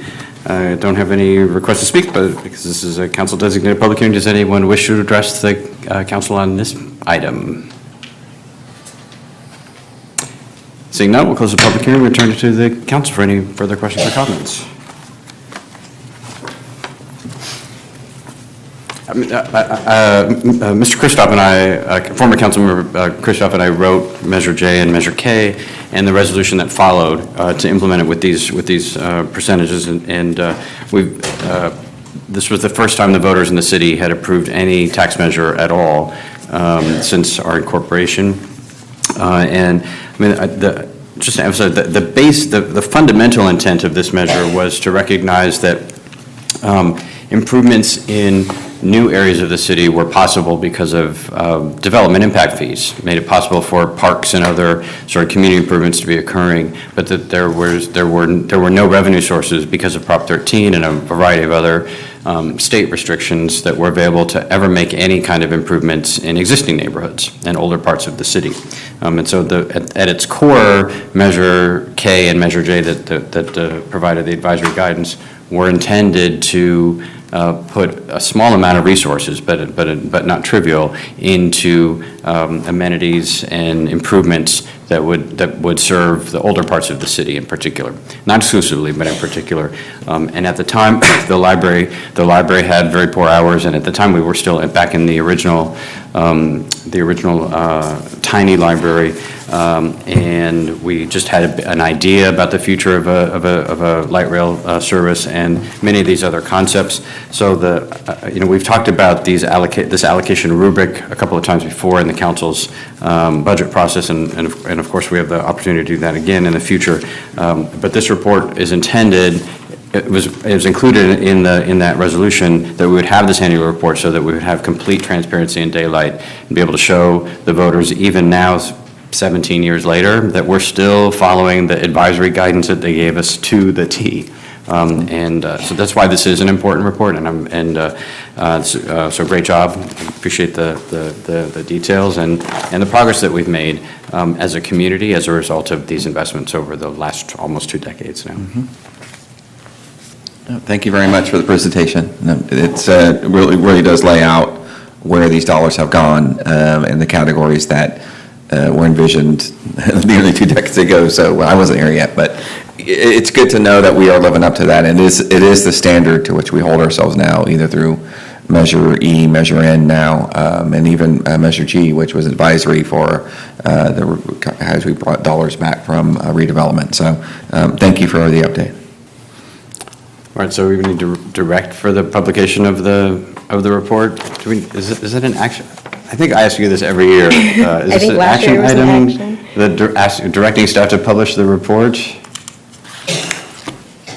I thought it was already city policy that once the report's been here, it gets published. So Last year, I believe they did it it's as marked a as an action item. So if you recommendation me to go with the recommended action as it's written, but we can look at that for next year. Okay, so the direct staff action. Okay, Mr. Ledesma. Make the motion to direct staff to go ahead and publish this report.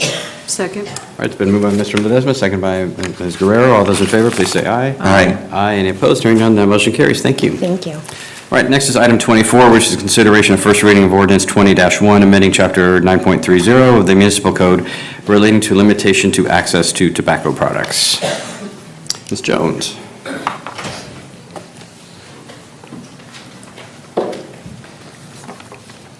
Good evening, Mr. Mayor, members of the council. Tonight we have before us consideration of ordinance 20-1 relating to limitations to access to tobacco products. In summary, staff is proposing a ban on flavored tobacco products, the implementation of a 3-year restriction on new tobacco permits, and the incorporation of the Yolo County Code to administer the permitting and enforcement of tobacco sales. The reason for this proposal is because tobacco use among youth, primarily flavored tobacco, has become a health epidemic. The tobacco industry is targeting kids through marketing and product packaging found to be enticing to youth. So far, 50 other cities and counties have imposed similar bans on flavored tobacco, including the city of Sacramento, city of Woodland, and Yolo County. Currently, the other cities in Yolo County utilize the county's Health and Human Services Program for administering the permitting and enforcement of tobacco sales. This would also be beneficial to West Sacramento, as Yolo County already has a more robust infrastructure and capacity to provide those services. With that in mind, the City Attorney's Office reviewed the Yolo County Code, identified the language that could be carried over to West Sacramento should we choose to use those county services. A few sections of the county code would not transfer over, as they do not apply to West Sacramento, are not specific enough to our city, or in some instances our municipal code language accommodating. The Chamber of Commerce has been advised of this proposed ban, and a notification letter will be sent out to all the tobacco retailers well in advance of the second reading of the ordinance. The purpose of the temporary 3-year restriction is to normalize the local market and enforcement efforts. Additionally, studies have shown that a higher density of tobacco retailers strongly influences smoking behavior. It increases the number of cigarettes smoked per day and reduces the ability for a smoker to quit. Moving forward with a flavored tobacco ban and a 3-year restriction of tobacco permits would help mitigate some of these associated issues. With that, I would like to introduce Stephen Jensen with Yolo County Health Human Services to present further information on this issue.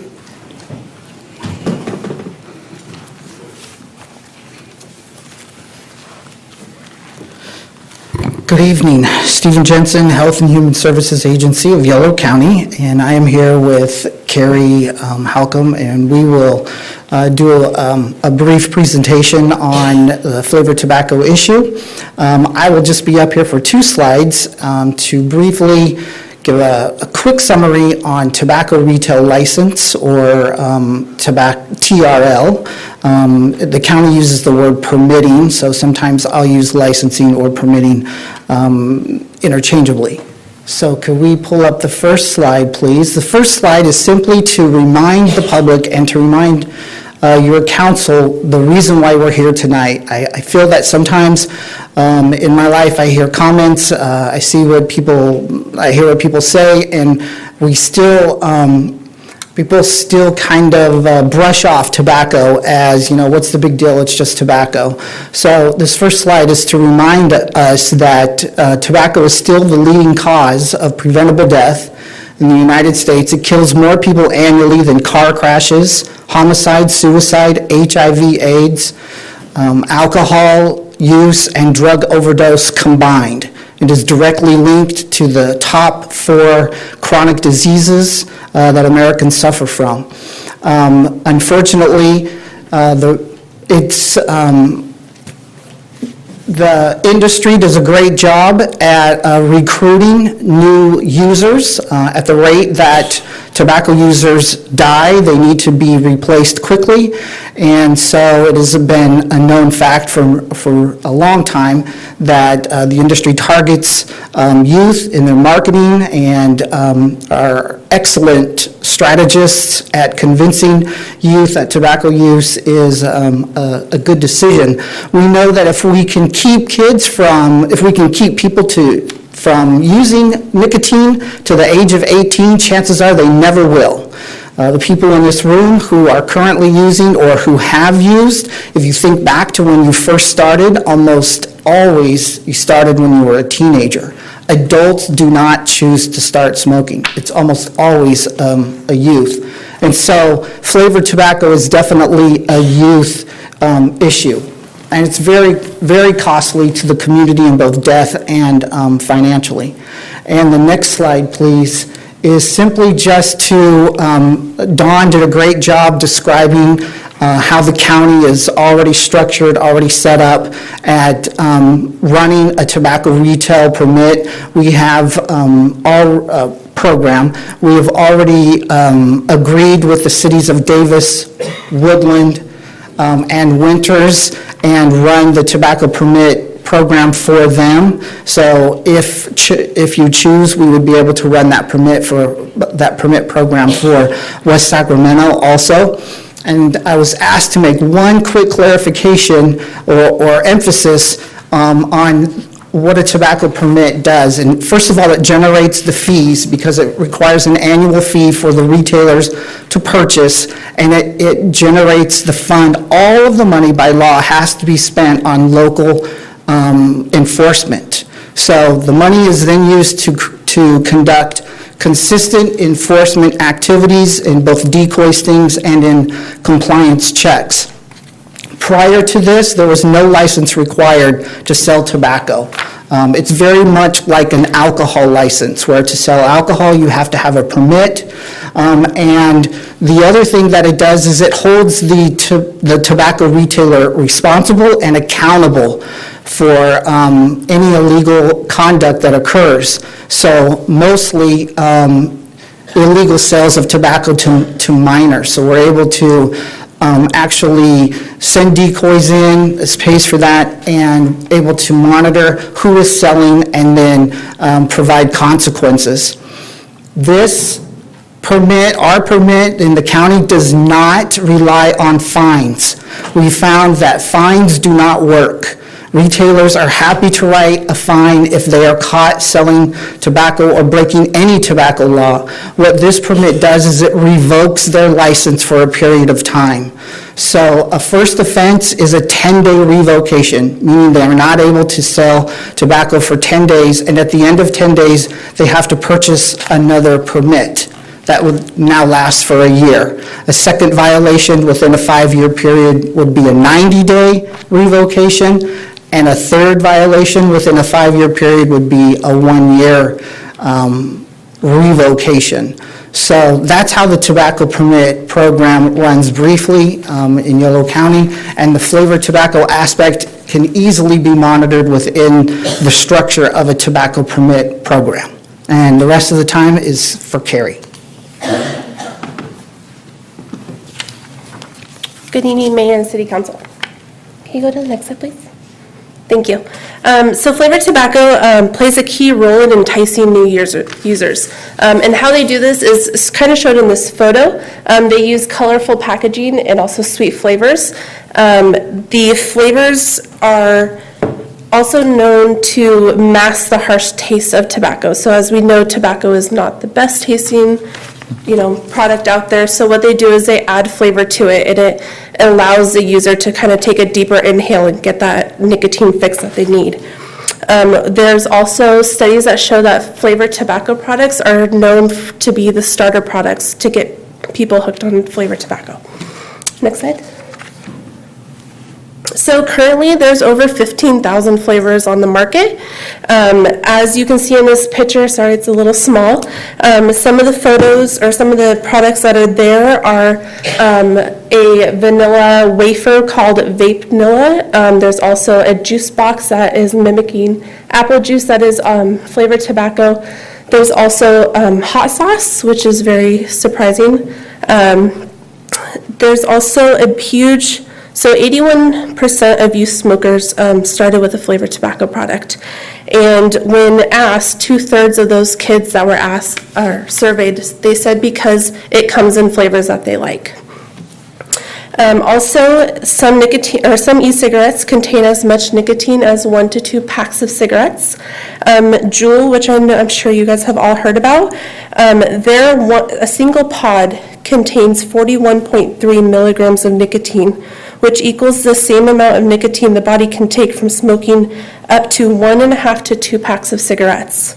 And some of the pod-based systems are actually a little bit higher nicotine percentage.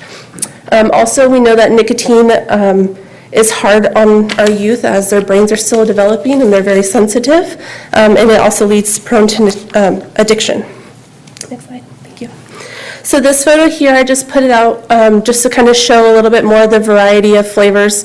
You have the classic Swisher Sweets that you can find for 99 cents. Sometimes you can find 2 for $1.49.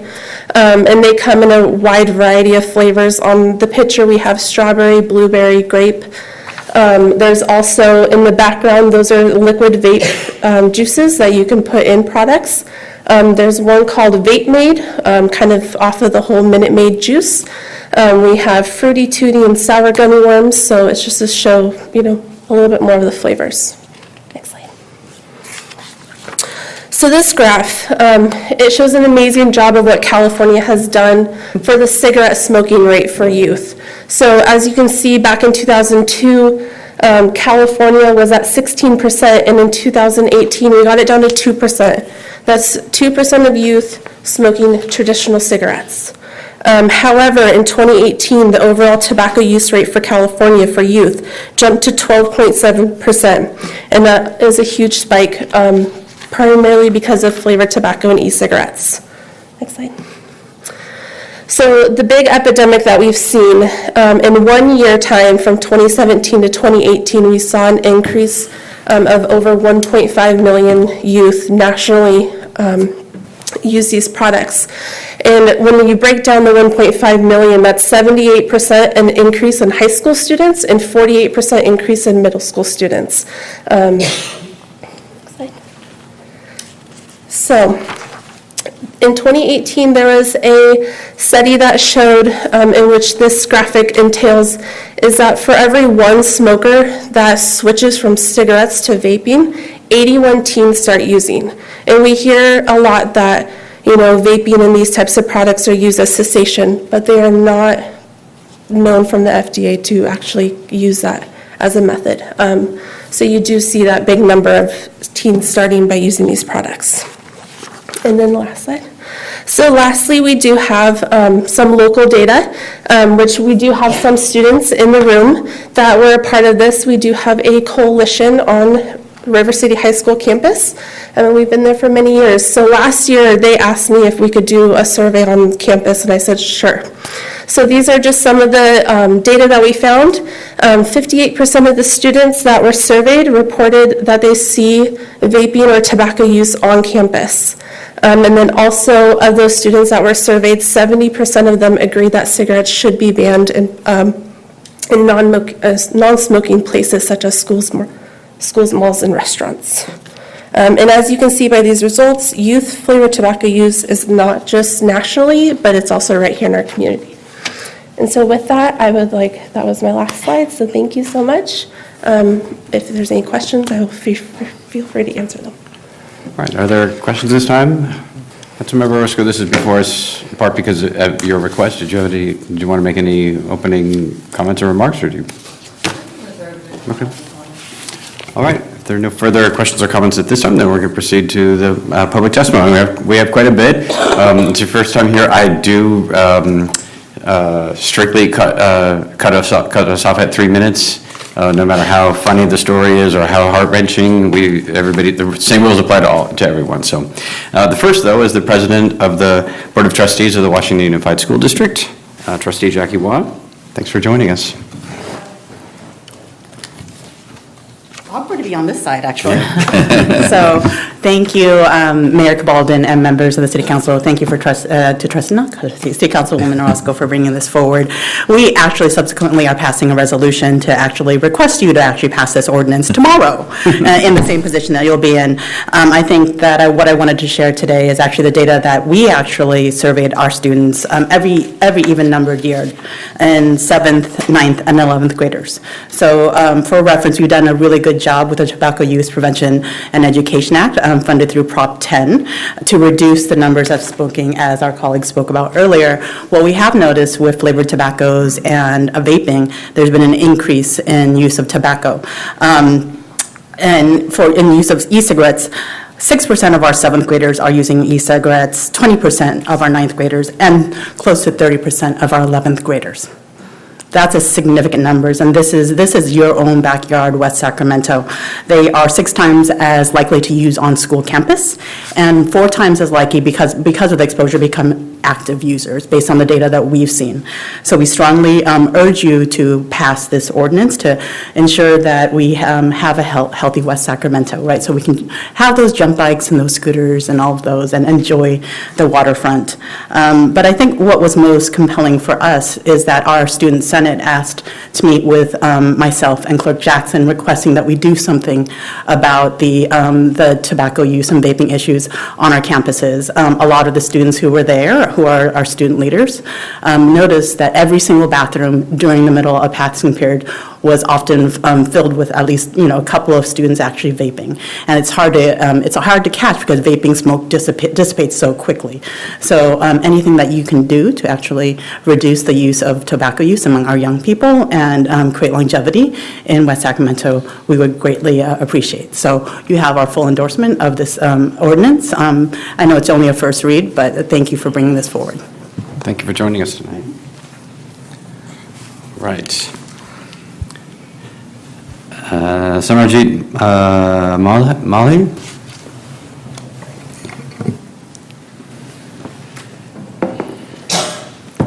Good evening, council members. My name is Samarjit Mali. I'm a retailer and tobacco distributor in West Sacramento.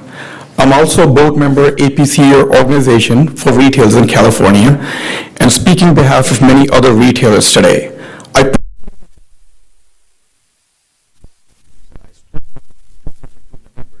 When I came to West Sacramento and opened up my tobacco store.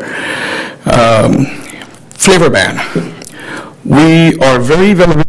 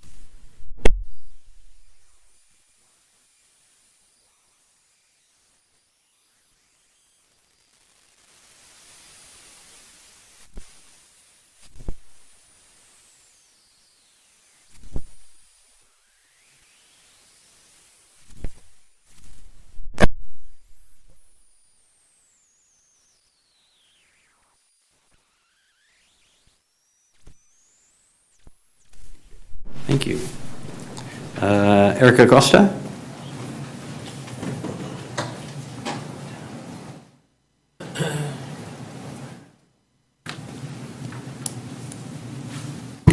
Hello, good evening. My name is Erica Costa, and I'm the Advocacy Director with the American Lung Association in California. The American Lung Association supports a prohibition on the sale of flavored tobacco products. We are here to support that particular piece of the proposal in front of you today. We know that more than 1 in 4 kids are using e-cigarettes.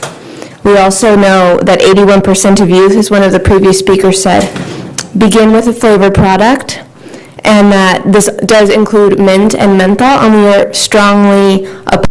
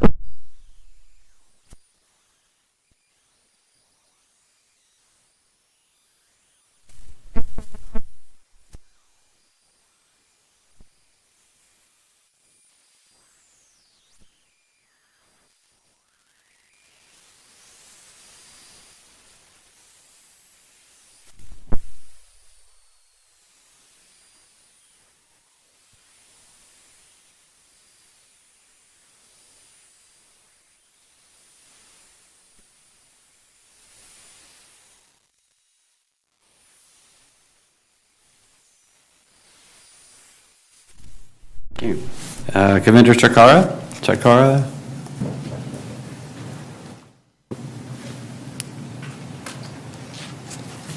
Good evening. My name is Kavinder Chakara. I represent a lot of the local retailers, tobacco and convenience stores, gas station throughout Northern California. First of all, to start off, we oppose youth smoking. None of us want to make money off the youth. Number one, we have children also. Number two, just look at your ordinance. Who would want to lose his or her tobacco license? That takes away anywhere from 30 to 60% of value of your business. It's just like me taking 30 or 60% equity out of your house tomorrow.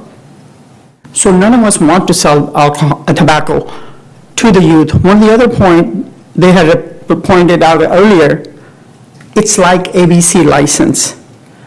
I hope they understand ABC requires when minor possess alcohol, they are fined. And most of the time, some cities even take away their driver license privileges till they're 21. I hope they represent that to the tobacco license also if they're going to do that. As far as talking about the youth, yes, some of the records that you have shown, when the age of smoking in California was 18, it's 21. They raised price of cigarette about $2, the money that most of them are getting right now to come bring these efforts in the front is from the $2 pack. An average pack of cigarette runs about $10. I don't remember ever giving my children $10 to buy a pack of cigarette. So the point is, some of the things that we want to do, we have to be a little bit practical. And then coming back, we oppose youth, but I don't want you to take my right away to choose. I'm a diabetic, so if I want to drink Diet Pepsi, but she says, no, you can't have Diet Pepsi in West Sacramento, only Diet Coke's allowed. And he says, no, only Diet Dr. Pepper's allowed. I'm diabetic. If I want to drink Diet Pepsi, I should have that choice because I'm an adult. And as an adult citizen and resident of West Sacramento, I think we should think really seriously about. As far as you putting moratorium for the new applications, we have no problem. But do please, the people who have worked hard for, like Mr. Mully, who's been here 17 years, and other people who have been here in the business, don't take their license away, and at the same time, grandfather, so if they wish to sell their business or retire, like one of the young lady earlier you guys started talking so wonderfully about. My retailers have been I've been doing it for 35 years in Northern California. So the point is, if you want to applaud her for doing a wonderful job, don't punish my retailer, and especially if 94.5% have not sold tobacco to anyone. This is point from Mr. Gray, Adam Gray, his statistics. So if my retailers are doing their job, if they're not, then let us know. Thank you. All right, thank you. Noor Kalmi?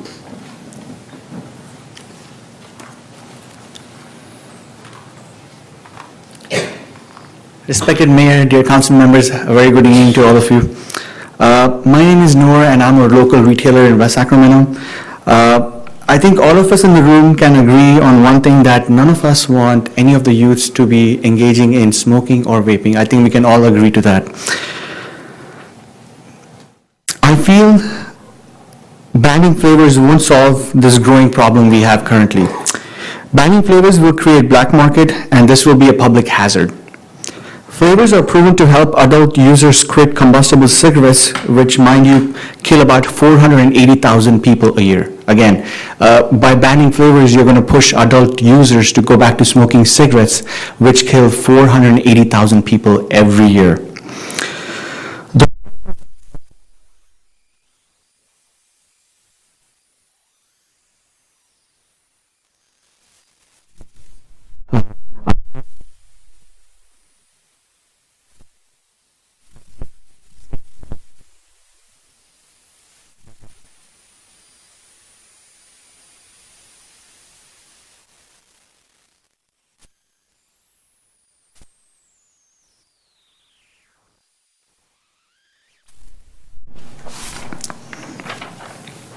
So taking flavors away will restrict adults from a proven tool to help them quit combustible cigarettes, and they will be forced to go back to smoking cigarettes. Banning flavors would also put retailers out of business or lose most of their businesses. Jobs will be lost, city will lose revenue from sales tax, and state will lose excise tax. Some of the solutions that us retailers can come up with is ban of online sales. Now you can understand that we live in a day and age of Amazon, eBay, where anybody can go online and order products which may not be age appropriate, but nobody's checking IDs. At least with us retailers, we have a valid ID checking. We do not let anybody who is over 21 enter our store. So there's a lot of restrictions when somebody's coming to our stores. Proper enforcement, we feel that stricter fines on retailers as well as youth who are retailers caught selling to underage kids, and youth who are buying for younger youth should be fined as well. So that's one way of watching it. And one thing that some of the cities like Oakland have done is that they have exempted adult-only establishment. Now, what this does is the stores which, like mine, are adult-only, right? So youth, nobody under 21 is allowed in our store. This helps to keep our businesses alive, and then also we won't get shut down. Lastly, 85% of my business is flavored tobacco. If you do decide to ban to carry on with this ordinance, I humbly request that you give us at least 9 to 12 months window to clear out our inventory, because we also have leases that we've given personal guarantees that we have to negotiate with the landlord. Again, thank you very much for listening to me. Thank you. All right, thank you. Carrie Hess?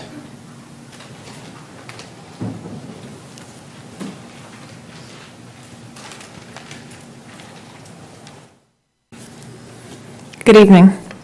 My name is Carrie Hess. I work for the Health Education Council here in West Sacramento. It is a nonprofit that is committed to protecting health and preventing disease in underserved communities. The use of flavored tobacco among youth is deeply concerning.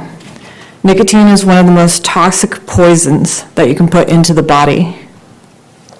It rewires a young person's developing brain, affecting decision-making, attention span, and impulsivity. And the brain continues to develop until age 25. And this is not to mention that, of course, nicotine can lead to addiction. To date, the federal government has fallen short on its promise to address vaping issues among teens. So it is important to not wait for them. We need to protect our youth from a lifelong struggle with addiction. Thank you. All right, thank you. Alana Bars?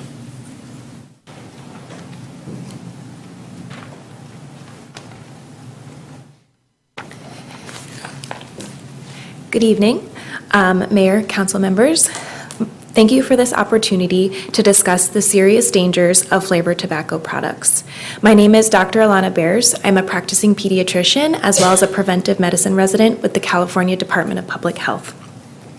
As a fellow of the American Academy of Pediatrics, I'm dedicated to the health, safety, and well-being of infants, children, adolescents, and young adults.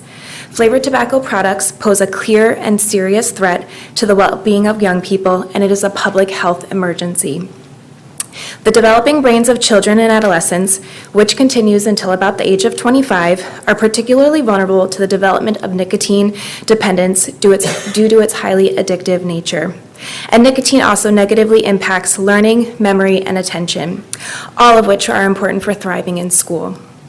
Knowing this, it is frightening to know that a single Juul pod contains as much nicotine as a pack of 20 cigarettes. Banning the sale of flavored tobacco products, including e-cigarettes, is a key step in preventing further endangerment and an addiction of an entire generation of young people. In 2018, 1 in 5 high schoolers and 1 in 20 middle schoolers currently use e-cigarettes, and these numbers have likely continued to grow. E-cigarettes can cause children to cough, wheeze, induce asthma exacerbations, and the epidemic that we have heard about of vaping-associated lung injury continues throughout the U.S., causing people to experience acute respiratory failure, leading to hospitalization, and in some cases, intubation and death. And many of these cases are in young people. E-cigarettes, particularly flavored products, while touted as a safer alternative for adults who are trying to quit smoking, are by no means harmless to the young people. E-cigarette aerosol contains heavy metals, volatile organic acids, and carcinogens. The heating element in the liquid creates ultrafine particulate matter that when inhaled deep into the lungs, it can travel very far where it shouldn't be. In a study published last year among surveyed California adolescents and young adults, nearly 75% of young people said that their first e-cigarette was a flavor. 25% said that flavor was mint or menthol, and 30% said that flavor was fruit. Moreover, nearly 2/3 of Juul users between the ages of 15 to 24 do not even know that Juul always contains nicotine, therefore leading to the assumption that e-cigarettes are safe. We are running out of time.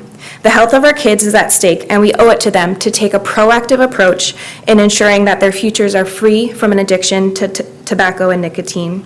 Therefore, I urge you to consider passing legislation that prohibits the sale of all flavored tobacco products, including mint and menthol. When referring to e-cigarettes, U.S. Surgeon General Dr. Jerome Adams affirmed, "We must take action now to protect the health of our nation's young people." Thank you. Thank you.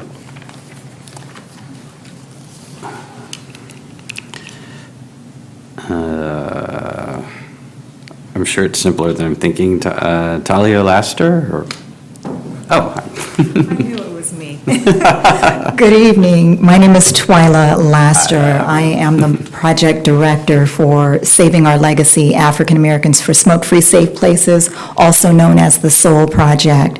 SOUL is funded by the California Tobacco Control Program to educate and advocate for healthy, smoke-free, and safe communities in 14 Northern California communities, including the county of West Sacramento, with my colleagues here with Yolo County.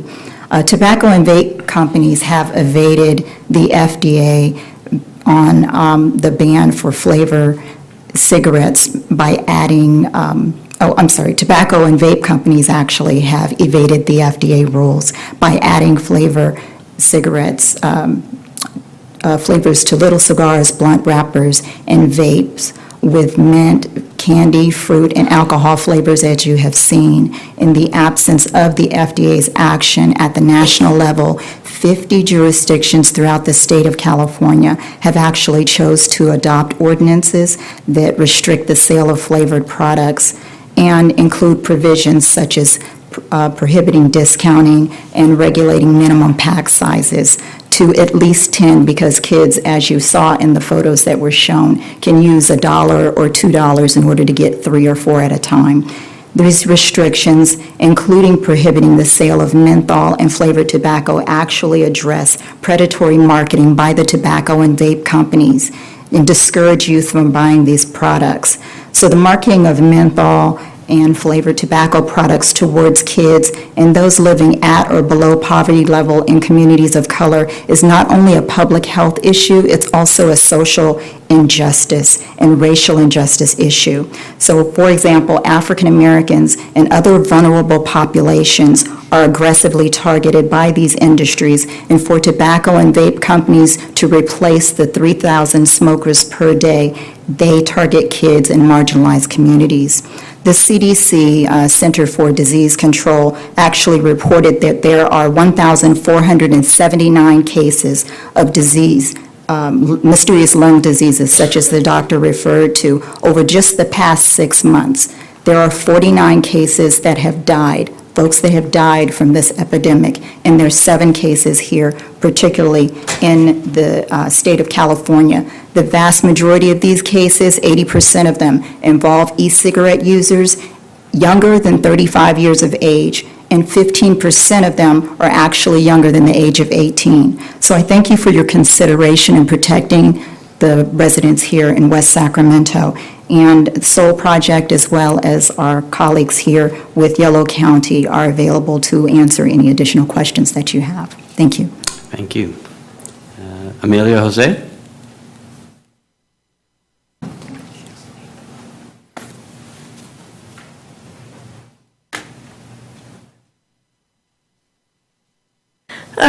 Good evening. My name is Amelia Jose.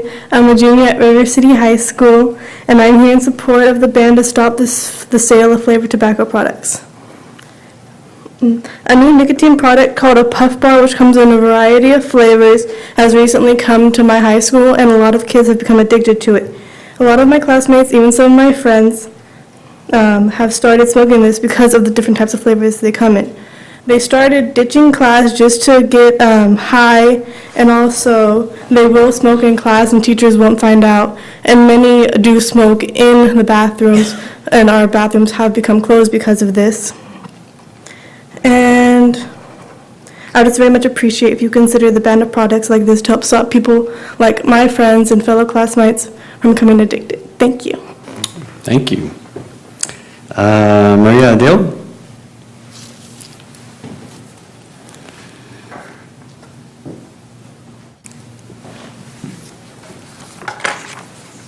Hello, my name is Maria Adele, and I'm a junior at River City High School, and I I support the ban on flavored tobacco products in West Sacramento.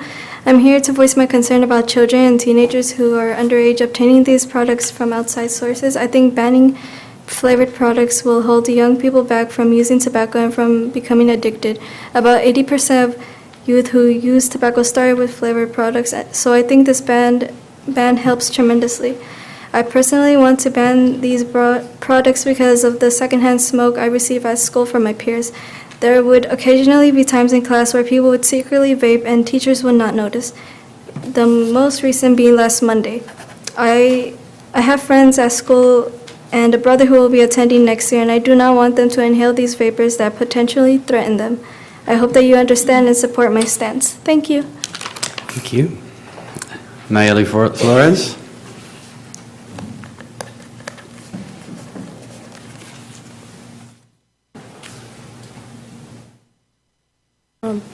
Good evening. My name is Nayeli Flores. I am 16, a junior at River City High School. I am here to ask for full support to end the sale of flavored tobacco products in West Sacramento. The use of flavored tobacco products is a problem I see daily at school, during breaks, and even in the bathroom. This is affecting me since I get exposed to secondhand smoke. By voting in favor of banning the sale of flavored tobacco products, you will be protecting my peers and me as well. Thank you. Thank you. And Tim Gibbs?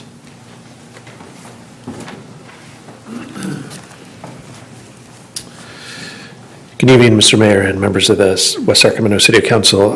My name is Tim Gibbs. I'm with the American Cancer Society Cancer Action Network, and we urge an aye vote for this ordinance as written. You know, we supported similar ordinances in Sacramento, Woodland, Yolo, and it would be a wonderful thing if West Sacramento were to follow in the footsteps of its neighbors. You know, the more data we get, the more we realize that what a terrible epidemic has been thrust upon young people in California. Just last week, the CDC reported that there are now 6.2 million kids in the United States who have used tobacco products. That's a jump from 3.6 million in 2018. I mean, think about that. That's 1 year. That's 2.4 million more children using tobacco products in just 1 year, 72% increase. And it's really flavors that are driving this epidemic. And so tonight we have the opportunity to do something about flavors, and that is to send this ordinance, move this ordinance forward as it's written with no exemptions for menthol, no exemptions for adult-only stores. And because, like I said, it really is the flavors that are driving this epidemic. So thank you for your time, and we urge aye vote. All right, so those are all the requests we have to speak under item 24. As we turn to the council question and discussion, I just want to thank everybody who's come out tonight for the testimony, for the duty of care to the community, concern about young people and about small business and all the other issues that have been raised tonight. Dawn, did you have anything you wanted to add? I just wanted to see if you wanted to open for discussion, or? I'm about to. So, Councilmember Orozco, would you like to lead off? Sure.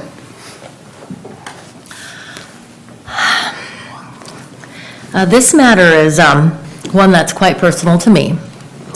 Yesterday, my 15-year-old turned 16, and she is in high school and will come home often with tales of peers, kids that she's gone to grade school with who are now experimenting and enjoying a little bit of freedom now in high school, making choices that she herself hopefully will never make.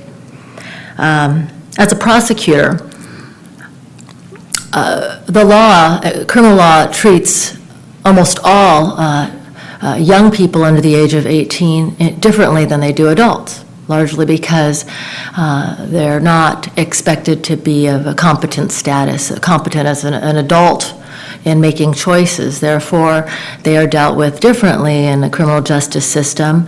But again, there are narrow circumstances when that's not the case, but for most of the majority of cases, we do understand that children think differently and make different choices. But finally, as a daughter of a mother who began her addiction with tobacco at 16 years old, mind you, I was born when she was 16 years old. My mom enjoyed a long 35-year smoking history that did not end voluntarily. She was in the intensive care unit for about 9 months, which forced her to quit smoking. And now she, upon my swearing-in night here at the council, comes in with her oxygen tank and replacement to get through a swearing-in. I will guarantee you, if you asked her today, would she have made the same choices at 16 years old? Her answer would be absolutely not. On December 12, 2018, this is pretty much a year from today, I received an email from Carrie Holcomb asking if we could meet to discuss this matter. And at the time, I was 2 days off of foot surgery and incapacitated, so I wasn't able to respond in a timely fashion. But once we got back to business here, I began to read through the material that she provided me and understood, solidified what I already knew, which is that we have an epidemic. We have a lot of kids that are experimenting and imitating things that adults do and testing out the new cool freedoms that they can enjoy. And I do understand, it doesn't take an expert to look at those images and know that my 7-year-old is going to run toward those items because they're very attractive. The comments that Ms. Lassiter stated earlier, as someone who is familiar with how communities of color and underserved communities have been targeted in the past and quite frankly, currently, it's alarming to know that half of all teen smokers, I read that there was a stat about half of all teen smokers are use menthol cigarettes, but 70% of all African American teen smokers do. And in addition, 3/4 of African American smokers use menthol cigarettes, but that's three times the proportion of white smokers. My concern with the epidemic that we're facing is that we need to find strategies to limit the accessibility of our young people to access their cigarette use and or vaping, because it is, we used to call it a gateway drug. We say that about, other types of uses, but back then I think it was marijuana use was a gateway drug, but still, it's the same. A lot of folks don't recognize the highly addictive nature of experimentation in this arena. And for that reason, we have to take more paternalistic measures to protect our youth. That's our duty as stewards of this community. The troubling unintended consequences are alive and well. And maybe some would argue they're intended consequences, but they are troubling. And so, as a mother of a young girl who was the same age as my mother when she began her addiction, I cannot ignore that we can do something about it. Now, that said, I appreciate the retailers who have come tonight. You all have put your savings and investments on the line to invest in our community. That does not go without appreciation. Our business owners are very important to this community. But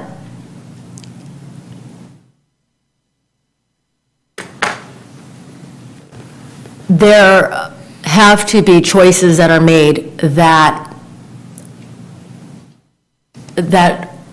benefit certain populations and unfortunately in some ways are at the cost to others. And so with that said, I wanted to thank the River City High School students who came here tonight. I know that there's an anti-tobacco youth coalition. I think it's actually called Star. Yeah, Youth United for Action, showing tobacco ain't right. They're here on a school night at almost 10 p.m.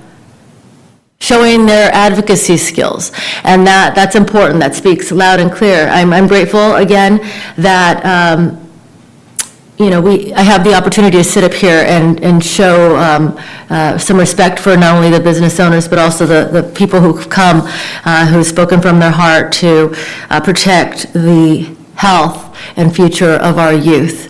So with that, I am pleased to have put item 24 before the council and showing my support for this item. All right, further questions or comments? Councilmember Guerrero. Yes. Thank you, Mr. Mayor. And thank you to West Sac PD and Donna for putting this together. I know this was a lot of work, a lot of research, and you did a great job in preparing, this ordinance. And so between now and our next meeting, we'll be taking the action to move it forward. And I just want to raise a few things that I've heard tonight and some research that I have done in this area in taking a look at what the state is doing to address flavored tobacco and the ban. And in taking a look at AB 739, our own Assembly member, Kevin McCarty, who introduced the legislation and put it on hold, but him contacting me and asking for us to move something forward.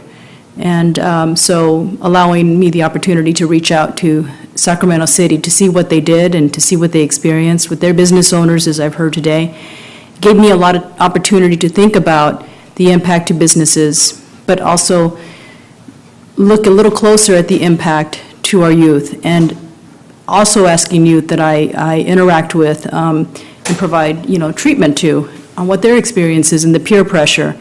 And hearing the exact same stories that this happens on school campus, in the bathrooms, and some, so the access is there. And thinking about what can we do, what else can we do to prevent that from happening aside from banning? And I think we need to do more. Now, I take a look at the ordinance as our first step. But I also think that we need to do more to do outreach and education. So I've taken a look at partnering with the state and also partnering, with my other city council members in Sac City to find ways to get funding, and also support the Attorney General's lawsuit against Juul, who is taking a look at the marketing practices that is attractive to youth, as was described here. It could be sold through Amazon. And also looking at the labeling of the packaging of Juul, which is not identifying that there are cancer risks. I think more needs to be done aside from what is going on here today. I think this is just a very small step of a bigger problem that we have. We have an epidemic, and it's growing quickly.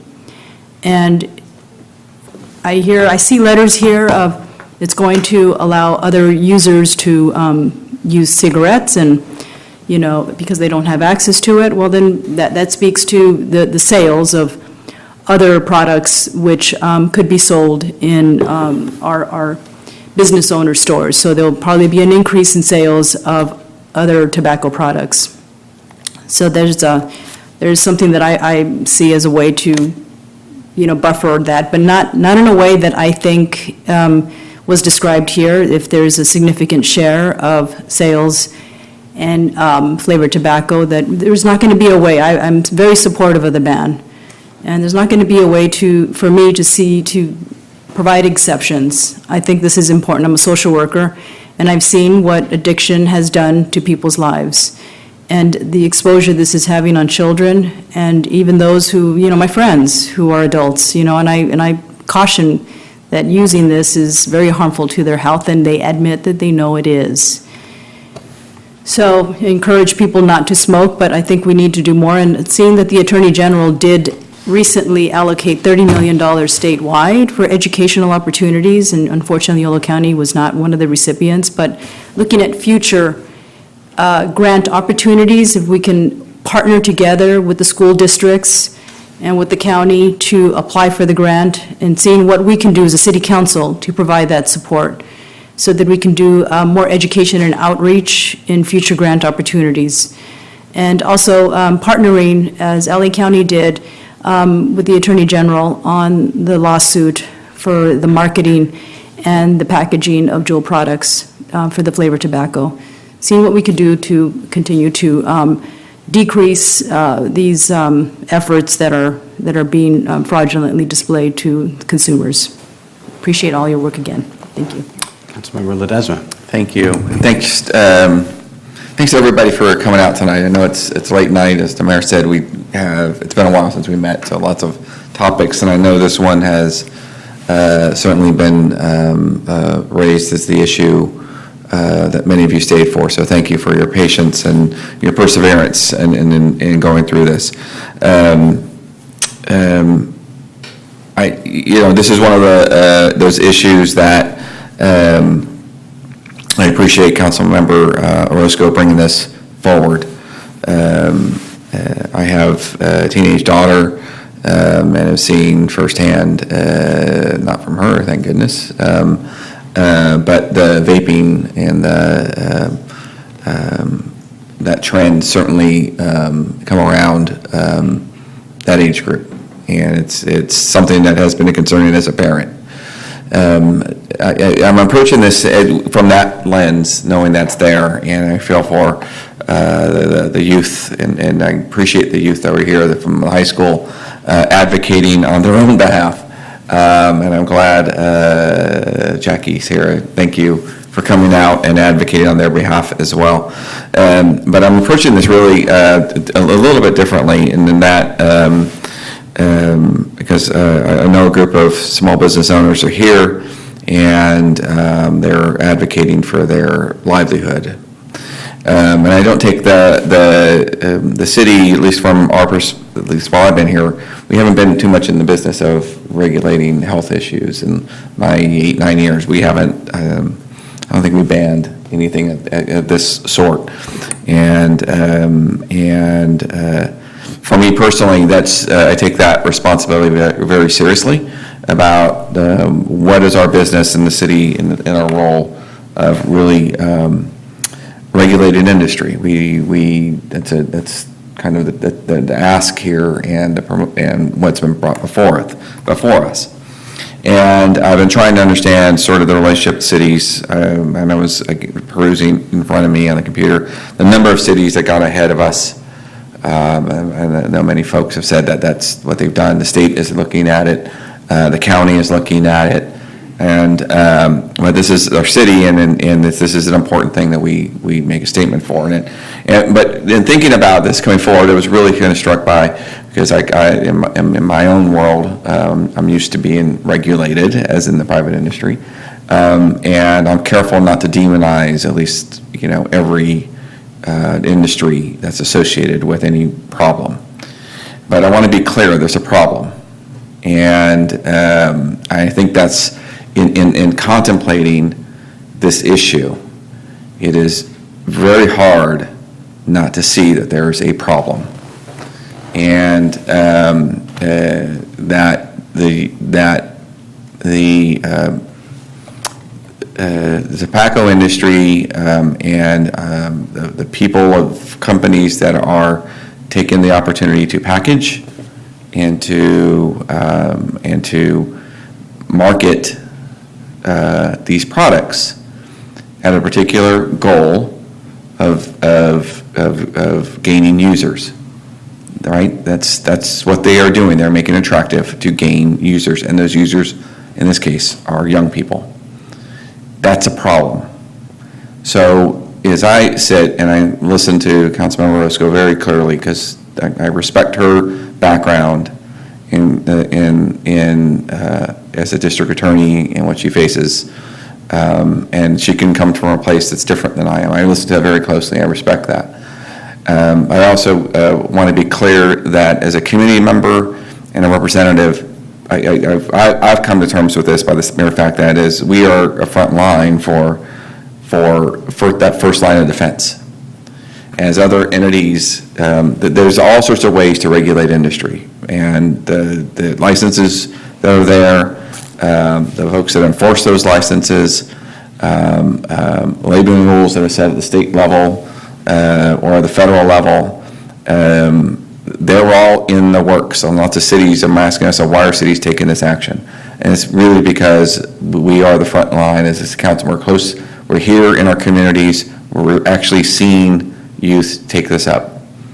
And it's with that that this resonates with me and I'm supportive of this, because we're acting on behalf of when certain populations really can't help themselves. And everybody, it's easy to just walk in and say people have a choice to have a certain product or not. And that but it's not as simple as that. When a business or industry takes aim at and pushes that product purposefully towards an audience. And I forgot the woman's name who brought up the communities that are probably more targeted in African American. Yes, in those communities or Hispanic communities or other communities of color or disadvantaged communities. They're the first ones to be hit by this. It is incumbent that we take some action.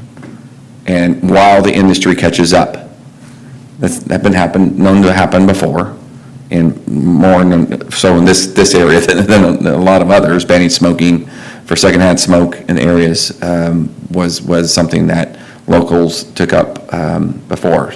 But so I take this as from my perspective. It seems to the small business owners, I get it. I'm not demonizing it. I know why you're here. I know this is your livelihood. But we have at least I have felt like I have a responsibility here to stop something that's really so evident, and support how we can stop this as the entire industry sort of start and the regulatory bodies around it start to do more about it. The studies are, and I read some of the material and the American Cancer Society, everybody else that sent us letters, kind of giving us information. There's other studies that I know that are out there. I'm going to educate myself some more as we proceed through this process. But there is, in my mind, that's one of the reasons why I felt like it's important for the city at this local level to be involved.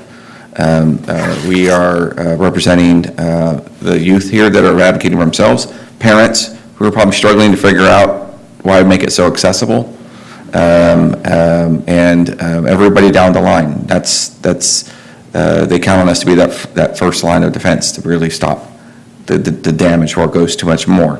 There's other levers that will have to be pulled. So one of the asks I have is I know there's lots of other legislation going on, and I'll do some research, but I'm interested to kind of find out how that will impact this as well. But again, I appreciate again you bringing this forward. It's something I was aware of. Its pervasiveness, thanks to our friends at the county and who brought forward information. I appreciate that because I was not aware of a lot of what you had brought forward through your own surveys. So I just want to thank you for your work on this and the police department's work on this because it was a lot of work to bring it to us. So thank you. Mayor Pro Tem Sandine. Thank you, Mr. Mayor. When Councilmember Orozco and I heard from the Yolo County Department of Health and Human Services, they brought this forward as an issue and brought it to our attention, and I'm grateful for that. And thank you for bringing it forward. I've thought about a lot about what we do here in the city, what we try to do by not having smoking out of doors, for example. I think our council put that ordinance in place three years ago, kind of focused on it even more closely and included vaping and other things. I've tried to approach this as what's the problem we're trying to solve here. And clearly, it's youth access to tobacco products and to vaping. And it made me think, as I was digging into this more, this action really is banning sales, but not banning purchases or use necessarily, except where we have oversight. So it'd be parks or public spaces. And that's in part why I asked that there was some outreach with Washington Unified School District when this came forward to us. And of course, I knew there'd be concerns for folks where this is their livelihood, and asked that the Chamber of Commerce be notified that we were bringing this forward. So this is a lot of complexity, because while this action we can take tonight, and it sounds like we will, and I'm supportive,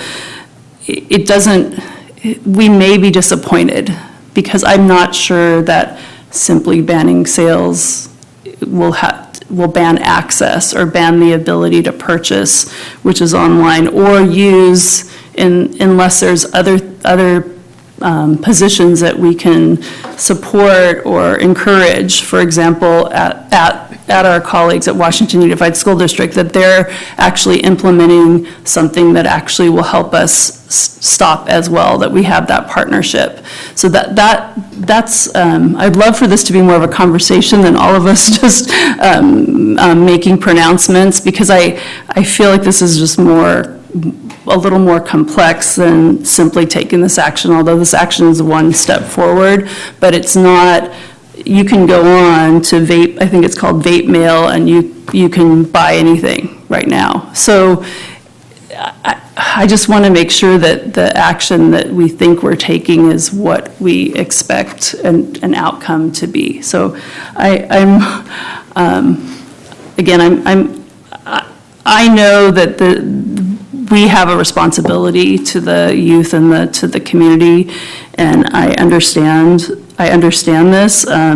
I also did hear that, I didn't know we had 45 retailers in West Sac that had tobacco retail license. That was news, and that I didn't realize some of them only had 21 or older set up. So I think there's some things that I still am learning about here. I did hear the request for a longer time to clear inventory, but so I heard some of that tonight. I just want to make sure that this gets at the problem we're trying to solve. Thank you. Well, thanks to all my colleagues, but just to pick up on Mayor Pro Tem Sandin's comments, because I think that's right. I mean, the two fastest growing channels for these products are specialized vape shops and the internet, and by far, right, the traditional retail channels for the supermarket or Target or whatever, those sorts of channels for prior tobacco distribution are becoming more and more insignificant. So this ordinance targets one of those channels, leaves the other channel that we cannot regulate in any way unaddressed. So I think it is an important point. We won't, if this ordinance is adopted, we will not be able to walk out of here and say we've solved the problem. I think that's for sure. I think we will have made a dent in it. I think, particularly considering one of these shops is a few hundred yards from the high school itself. I mean, I think this, in some sense, having the story of regular tobacco, the story of cannabis. I mean, this.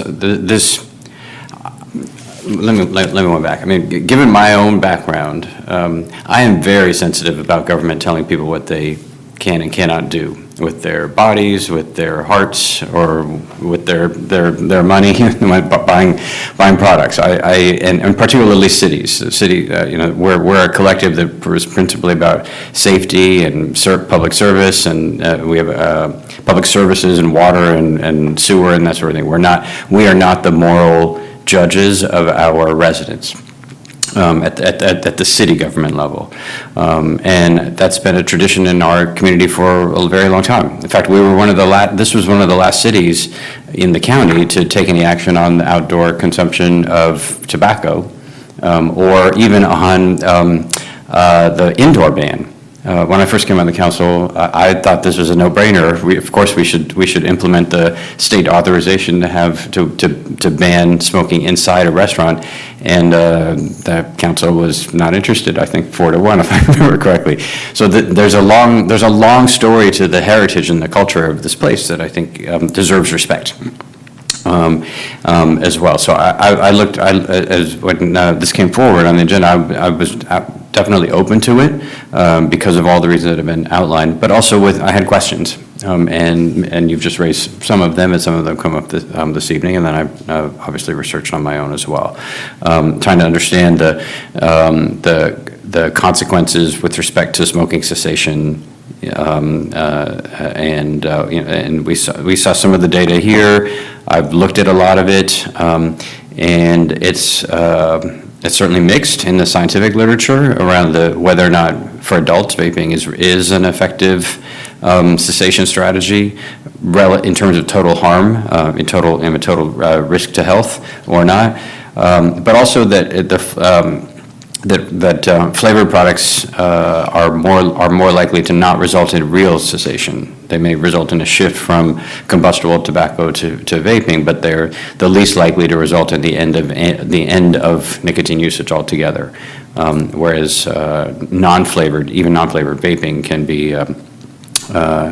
be a better gateway out of the addiction altogether. But the numbers just aren't that high anyway. So compared to the impact on youth. And even seeing the packaging, I haven't been in either one of these stores or anybody else that's really selling on a regular basis. So it's not just kids. I mean, I like vanilla wafers and the other piece. Yeah, I mean, even for that brief moment, I'm like, I wonder what that's like. I have no interest in smoking whatsoever, but I'm like, I wonder what that actually does. Could it possibly taste just like a vanilla wafer? And that's exactly how these products work. It's how they're intended to work. It's how all of the billions of dollars that's spent on market research and cognitive psychology and labs and everything with adolescents is designed to do this. And that's what we have in our community. That's what's causing this challenge. Having seen the story, all of us having seen this story before with regular tobacco and other products, this moment was foreseeable, and that's one reason why I'm sympathetic but not persuaded on the arguments around the longer period for the transition or not doing this at all. It's not as though these were oranges or mangoes, and suddenly we discovered, to our great surprise, that they are carcinogens. That's not what happened. I mean, it was nicotine. Now it was nicotine before. It's always been nicotine. So the idea that there might be a public health response and then a governmental and regulatory response around a nicotine product that is sold in the form of children's candies and cookies and drinks. If I were opening up a small business, it's on me to know that it's highly likely that there will be a public health response from some level of government, or in this case, all levels of government at some point. So I'm sympathetic, in the sense of, running a business, putting your life savings on the line, and doing all those things takes so much, and it's an investment in the community. But this is an example of a case where this moment was perfectly foreseeable. And so dealing with inventory or not allowing this to become such a significant part of your business that you cannot live without sales of these products seems operating a small business effectively means taking account of those risks. And this one seemed like a very high likelihood of occurring. And I'm not interested in an extended period where these products are all on sale, close out prices on these products that will then cause even more folks to try them and get trapped in the cycle of addiction. So I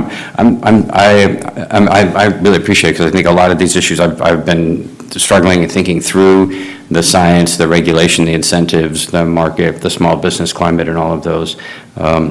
I am supportive of moving forward with this ordinance, though, based on all of that.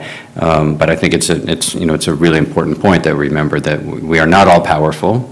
We do not control people's lives, and they will find other ways. Some people will find other ways to get these products, and we are not their moms, but we do have the responsibility to make some basic determinations about what can be offered for sale under the regulatory approval, essentially, of the city government. In this case, this is an inappropriate product. So I'm supportive, and thanks for bringing it forward, and thanks for all Donna, the work in the department, and all of our partners, and for our small business partners who came out this evening to make the case. I learned a lot about that process as well. I think as you know, in the end, I think that the arguments are stronger for moving forward with the ordinance. All right, is there further discussion? If I may, Ledesma? first a point of clarification. It's the first reading, so we're not taking action tonight. We're taking action. We're taking final action. We're not taking final action. Thank you. Right. Just to make clear for folks. But I did want to also thank Mayor Pro Tem Sandine. I think that's what I was alluding to, and some of your concerns and the mayor brought up in learning about this is about. I think it's very. Your observation that the outcomes we think we're taking from this action won't end up as what I think everybody feels. And I want to make sure, especially the youth that are still here, recognize that this is what we can do. Ms. Sandine brings up the right point. I was kind of getting at, but she did it much more eloquently than I did. That this is a very complex issue. That our action today, I'm supportive of, because of a very kind of, we have a small part and a small role we can play. But there's other things that will have to be done. So I want to thank you for bringing up that point. I think it's really important, because this is an important part of understanding the full breadth of government and kind of how we interact, how at all levels interact with industry and business to make sure how things can be affected towards that. So again, I just want to thank you for that. Just to add one more on this point is for at least my own support for it. I don't want to be interpreted as an invitation for our staff or for our many partners and advocacy groups to start bringing forward a gazillion new regulatory things about sugar or meat, or I don't want. I'm still committed to the West Sacramento live and let live tradition, and the government. There are limits to the power and the role of government. And if this were just a big problem, I don't know that I would vote for it. The challenge, what is I think is unique about this situation, is that we are at the front end of a massively growing epidemic. That this is the precise moment that we have to act. By the time, if this were 5 years from now, it would just be an accepted thing, and it would, in some sense, I don't know that I would be that supportive of moving forward something that tries to undo that. But we have a moment where we can make, along with our partners in other cities and elsewhere, both through our direct actions, but also showing the state and the federal governments the way. I want to say that because I want to see. Personally, I'm not interested in seeing a weekly set of agenda items that are telling folks what they can and cannot do. That's just not. I'm not here for that. But this case, I think, is particularly important given the instant crisis that didn't exist 5 years ago and will be unstoppable and irreversible if we wait 5.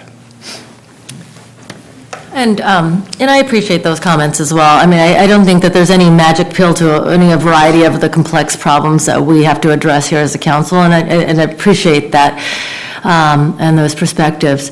I think this is one step in a larger issue, and we're sending a message to this community as to what we stand for and what we believe is right for the youth in our community. And if we, take care of one avenue, just limiting the accessibility, that might save a few people from addiction. And sure, we can't legislate social justice and engineer choices that people are making. But just like we can't solve homelessness with a magic pill, that doesn't prevent us from taking steps in furtherance of the ideal. And so I appreciate the comments tonight from this council. You guys are, very well informed, and I, again, wanted to express the appreciation from this council to everybody here sitting, regardless of where you sit on this issue. Your comments to this council have not been ignored, and we're very much appreciative. All right, so is there a motion on the recommended action? So moved. Second. All right, it's been moved by Councilmember Orozco and seconded by Councilmember Ledesma. Seeing no further debate, all those in favor, please say aye. Aye. Any opposed? Hearing none, that motion carries. Thank you. All right, that brings us to item 25, which is consideration of resolution 19-82, accepting landscape improvements completed for parcel map 4888, the Southport Business Park Phase 4B, located in the southwest corner of Southport Business Park, and approval of a parcel improvement agreement for future landscape improvements. Mr. Collier. Good evening, Mr. Mayor, members of the council. This item seeks your acceptance of landscaping improvements which have been constructed on parcel 5 of parcel map 4888, and approval of a parcel improvement agreement regarding future landscaping on parcel 4 of the same map. Both parcels lie contiguous to the Southport Industrial Park Detention Facility, referred to in the staff report as Lot D. Landscaping of the boundary between parcel map 4888 and Lot D was required per the conditions of approval of the associated tentative map and Plan Development 21, which was originally created and approved by the County of Yolo and later adopted by the city following incorporation. Per the PD 21 text, which is included in attachment 3 of the report, a visual screen was to be constructed on the northern property line of Lot D, consisting of an 8-foot high chain link fence with a 15-foot wide landscape buffer strip placed on the south side of the fence. The fence was to be planted with vines, and the buffer strip was to be planted with continuous screening-type trees and shrubs. The landscaping constructed on parcel 5, which is subject to acceptance with this item, consists of the required fence and vines constructed on the property line, common with Lot D, and the landscape buffer strip constructed on the north side of the fence. Construction of the landscape buffer strip on the south side of the fence, as called for in the PD 21, would encroach on Lot D, which is owned by Reclamation District 900. RD 900 has indicated that any planting along the property line would hinder their ability to perform routine maintenance of the detention pond, and therefore denied the placement of the landscaping buffer strip on their property. Plans were therefore approved to place the landscape buffer strip on the north side of the fence. Future landscaping of parcel 4 will run into the same limitations as experienced on parcel 5. As a result of input provided by neighboring Bridgeway Island residents, the developer has agreed to construct the improvements on parcel 4 as more generally described in the PD 21 text. Rather than placing the fence on the property line, they will set it back 15 feet to the north, which will allow for the landscape buffer strip to be constructed on the south side of the fence on their property. The parcel improvement agreement before you documents the developer's obligation to construct the landscape improvements in this manner. As of this afternoon's inspection, the additional evergreen trees consisting of cedar and cypress have been installed. The spacing of the trees was specified by the landscape architect to allow the tree growth but still achieve a continuous screen. The black-coated chain link fence with vine plantings have been installed. Unfortunately, the painting of the fence post is approximately 25% complete. City staff included an additional recommendation, action item 3, directing the city manager to withhold final inspection on the building's cold shell permit until the fence post painting is complete. Alternatively, the city council could choose to continue the item until all the painting is completed. Lastly, the lighting on the building closest to the detention pond has been turned off. The developer will be adjusting the lighting, which will likely require changing to a different building mount fixture to ensure that the light spillage does not cross the property line. These adjustments will be completed prior to any issuance of a certificate of occupancy for that building. Be happy to answer any questions. Developer representative is also here if you have any questions of him. other questions for Mr. Collier at this time? All right, we do have a couple of requests to speak on this item. The first is by Wendy Motuka.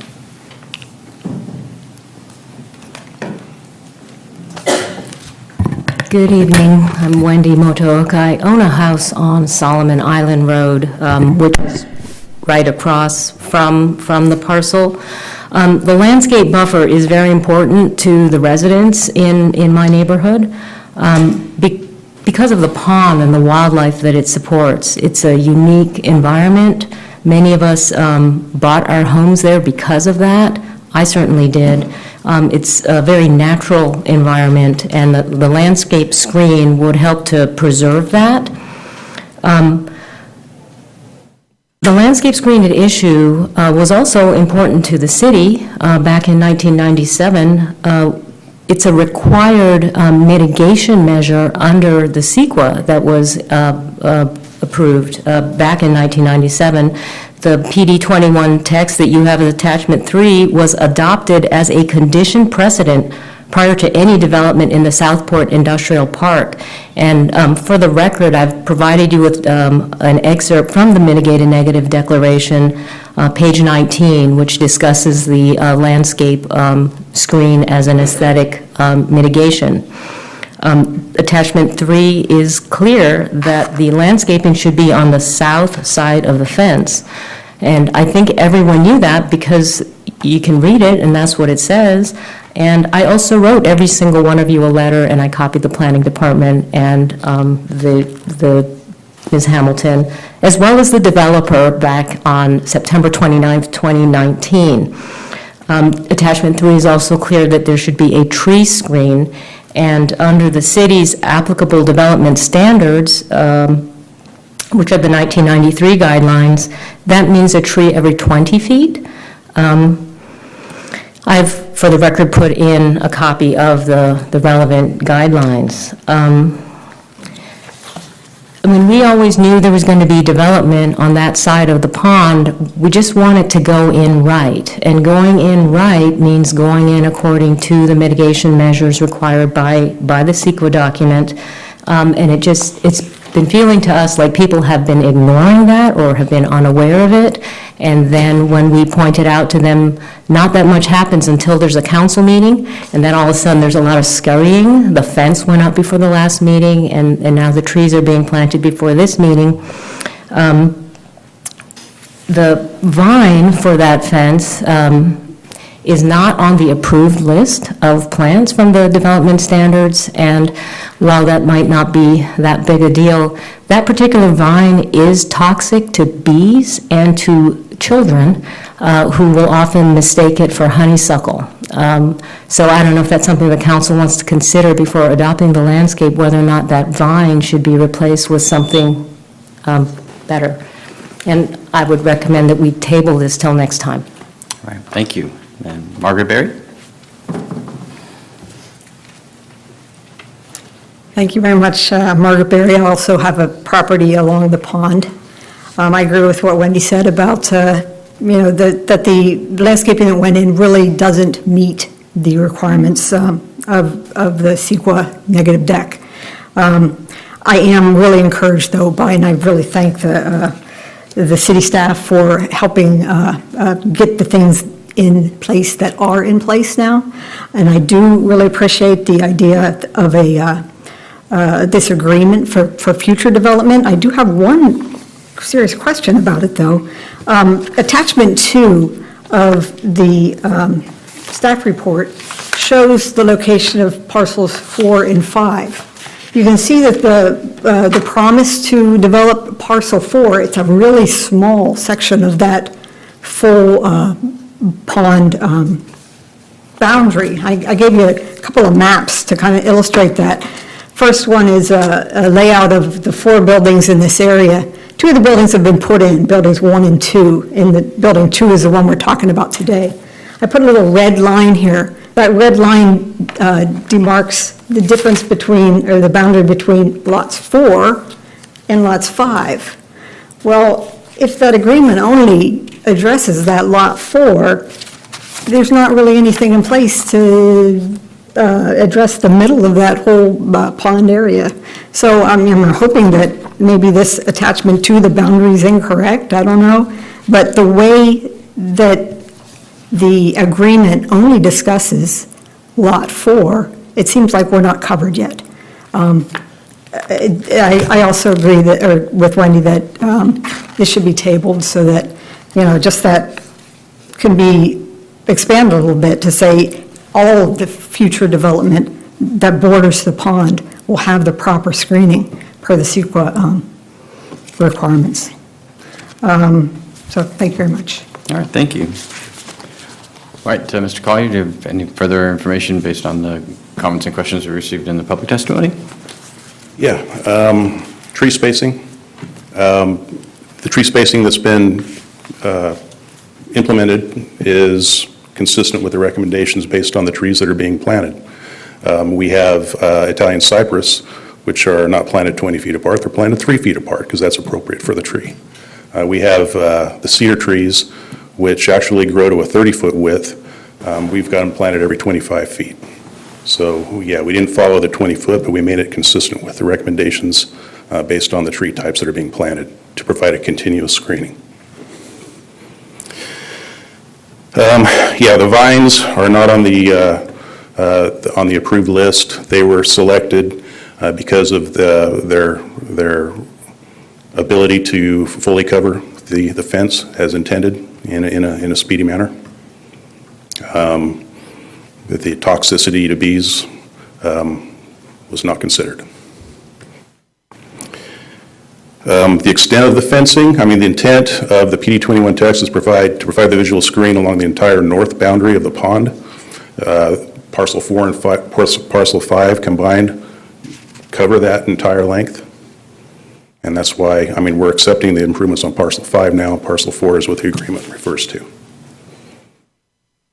So I'm not sure I completely understood her question if he was looking for the screening to encompass the entire boundary of the detention facility. But the intent of what we're accepting tonight and the parcel improvement agreement is to provide the screen along the entire north boundary. The CEQA documents, I wasn't here at the last meeting, so this may have been covered, but the CEQA requirements on here that are applicable here, where do they arise from? They're not from the 1987 EIR, are they? They're from something more recent, or? No, that's okay, they're from that one. Yeah. Okay. Which is really the county's plan. So, okay. Originally correct. All right. Are there other questions for staff at this point? Mr. Ludazio? Yeah, I just want to be clear because I'm looking at the Google map. So the north side of the north side of the detention mark. You're saying that will be screened for any future development. Yes. As intended. It may not. And I was trying to differentiate so that they're in the mitigation plan and the CEQA document. It won't be, you're saying it won't be exactly that, but it will be, or currently this is not exactly that. We went with cypress and the vines to get to the screening in another manner, but we got to this, do you feel you got to the screening that's acceptable? But what happens when further development happens? Well, yeah, so on Parcel 5, really where we differentiate from what PD21 text calls for is we have as required, we have the fence, the 8-foot tall fence, which will be covered with vines within a 3-year period, and that's planted on the property line between Parcel 5 and Lot D. The landscape buffer strip, which is 15-foot wide, which was called for in the PD21 text, it was called to be placed on the south side of that fence. So if you've got the fence. Right. No, go ahead and finish. Yeah. So that puts it on Lot D property if the fence is on the property line, and that's what we have on Parcel 5. So what we did is we took that 15-foot landscape buffer strip, which includes the trees and the shrubs, and put it on the north side. On Lot 4, we're going to be more consistent with what PD21 envisioned. We're going to take that 8-foot tall fence, which is on the property line on Lot 4, and we're going to bring it 15 feet into their property. And then we'll have the buffer strip on the south side of that, still on their property, on the Lot 5 property. So that's the difference between the two. Okay, thank you for that clarification. Councilmember Guerrero. Okay, so just to get clarification on what was just mentioned between Lot 4 and 5, on there being enough space. So what you're saying is on Lot 5, we're not going to have the 15-foot buffer space on the south side of the fence, but on Lot 4, we are? On Lot 4, we have it on the north side of the fence. On the north side. I'm sorry, I'm getting 5 and 4 mixed up now. Lot 5, which has been constructed, it's on the north side. On the north side, okay. Lot 4, which hasn't been constructed yet, it will be on the south side. Okay, so the spacing that was described here is insufficient on this attachment 2, which appears insufficient. It is correct, then. We do have this map here that was referenced where the spacing doesn't look. So would this be changed, attachment 2, so that it does provide the exact specification that? The entire north property line of Lot D, which is contiguous to parcel 4 and parcel 5, will be screened. Okay. So the folks in Bridgeway Island looking across the pond, at the north boundary of the pond, will see a continuous screening. Okay. It'll vary across the length. It'll vary, yeah, because we're shifting it. Right. As we're moving forward. Okay. If, and the question is, this PD 21 is something we needed to comply with, and we are moving forward, but this is not in compliance today. And I'm concerned about the impact to CEQA, opening up CEQA so that this could impact future, I think we're vulnerable to that. If I could speak to that. Sure. It is permissible under CEQA to substitute a mitigation measure. In this case, the mitigation measure substitution, if you will, is moving the planter strip on the other side of the fence. I think from staff's perspective, it achieves the same intent, which is a visual screen. So you're getting a 15-foot planter strip, you're getting a fence, you're getting vines, you're getting trees. You've just shifted the planter strip from one side of the fence to the other because the property owner will not allow it to be on the south side. And that's a perfectly appropriate action, in my view. Okay. All right, Yeah. that's good to know. Thank you. One mitigation for the Golden One Center is construction of a streetcar project, right? The mitigation measures are not, the individual measures are not legally binding in their specific text in that way. It's particularly one from 1983, when we didn't have the reclamation district putting up an unexpected obstacle. They did not anticipate in 1983 or 7 that the reclamation district would say that they wouldn't allow any of these things to occur. This is a significant reason why the city initiated the actions with LAFCO to change the governance structure of the reclamation districts to align those districts' policies more firmly with our own general plan and the city's interest in multi-use recreation and habitat in the city. So I know that the staff report said, well, it won't change, but the reclamation district has a new board as well. This is a better solution that you proposed tonight in terms of the next project, but I know as the new reclamation district board is coming into place, that hopefully these sorts of conflicts will be diminished. So. That was the intent, yeah. And I know Mr. Mayor wasn't here at the last meeting, but just Mark, thank you, and to staff, thank you for your continued work on this. This was a difficult position for us as a city and a staff. We certainly heard the residents and their concerns very clearly, and the visual impact of not having that buffer wall there before, or any form of it, was problematic to them, and they advocated the right way. They brought their voice out and made sure we were aware. This, as I said to you, whenever that was, a month ago, that seems like a long time ago, this was always going to be an imperfect solution because of the entitlements that the developer has. So staff had to really thread a needle and use whatever levers they could and work with the developer. So to get, this is significantly better in my view, and not as bad as a imperfect solution as I had thought it would be, if that makes sense. So we made progress. I want to thank you and thank the developer for kind of stepping in to make sure we did what's right for the community. As I said, my guiding principle in going into this and kind of addressing this issue was we got to show the neighborhood, right? And I understand that the developer had impacts or they had rights, but the right thing to do is to help the entire neighborhood. So we just look forward to continuing that spirit. If there's other changes along the way, I'm glad you're foreseeing future development. Let's kind of keep that in mind as early as possible so we don't have other neighborhood conflicts, and maybe look at opportunities to be better where we can than what we put into place 20 plus years ago when we first did PD 21, right? And I think that was the kind of harsh part. This was done before, well, maybe you were here, maybe, but before the rest of us were here making that policy. So I just want to thank you, Mark. I know this has been and thank you to the residents and thank you to everybody. I think it was, we're better along. I think we're on a better path. PD 21 does predate me by a decade. Just one more comment. I appreciate everything that's been done to be able to get to the mitigation work to provide the shade, or the buffer.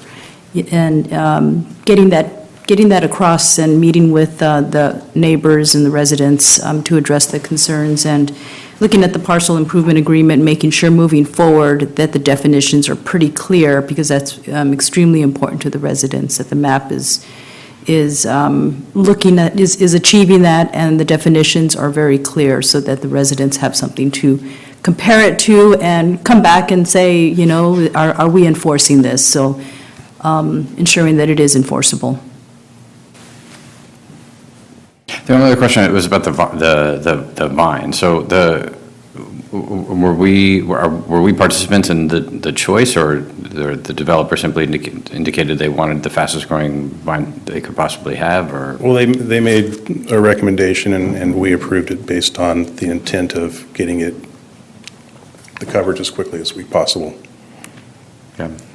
And we certainly will take this under advisement and not necessarily plant it on parcel 4. Okay. Our beloved director is using her probably her very last statement at the podium in the entire city of West Sacramento on the vine, so. Yes, well, I am a gardener and I do like my landscaping, so I just wanted to mention that the landscape development guidelines are currently being completely overhauled. And so it's made its way through several of the commissions, and it's going to be coming to you right after the first of the year, probably in February. And that will be an opportunity to maybe further the discussion on plants that might not be the best for pollinators, bees, and things like, and also toxicity with children. So again, I think the selection was made based on how it will grow and screen, and we thank the residents for actually pointing out the toxicity issue, because it's not mentioned in the 1993 landscape development guidelines. So there will be an opportunity to possibly weave that in, and then we can make that a consideration for all development in the future. So, and there will also be newer tree pallets and spacing for trees. So the spacing in the 93 landscape design guidelines, we've learned a lot about that, and a 20-foot spacing on a cedar tree would actually stunt its growth. So it would stun it both in width and height. So that's why we came to the conclusion with experts that the 25 feet would be best, but still provide for a 5-foot overlap in growth. So I hope that's a little helpful on the landscape. So, Larry? and thank you all for your very kind words this evening. It's truly been my honor to work for our city and serve the council. And it's really the council and prior councils that actually attracted my husband and I here 28 years ago. We saw the vision of the city, and we just said, you know, if this place has nowhere to go but up, look at this, we can bicycle to the state capitol. And we came from San Diego. So it's really the councils and your strategic planning on an annual basis that has made it possible for me to deliver on your items, and also for my staff. There's no other council like this, and I used to have to go and visit a lot of them in my private sector days. So just thank you very much for the opportunity. I'm truly blessed. Thank you, Charlene. Thank you, Charlene. All right, with that, I think we're all voting for it. All right, any further discussion on the item? All right, is there a motion? I'll move the recommended action. Sorry. I'll move the recommended action. With just a note, just to, again, thank you, Charlene, but Mark, you made mention of looking at the current lines, and just a note to follow up on that, please. All right, so we have a motion. Is there a second?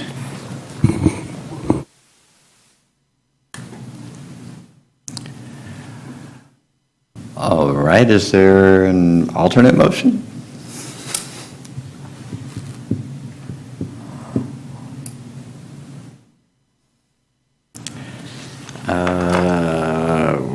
We will somewhat need to take some action on this item. Well, what question we had is, did the motion include the change that was in the memo? About the fence posts being painted prior to final inspection of the cold shell. That the additional staff recommendation for the third action. Yes. Yeah. Right. The The recommended action includes any modifications Yeah. to the recommendation that you've already provided us? Is that right? Just wanted to be clear.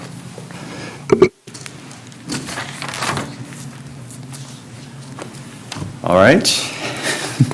I mean, that motion's still pending. So is there a second to that motion before we ask if there's an alternative? This is not one of those items we can simply let just die for lack of any action at all, given our requirements under the act. All right, I don't hear a second. Is there an alternative motion?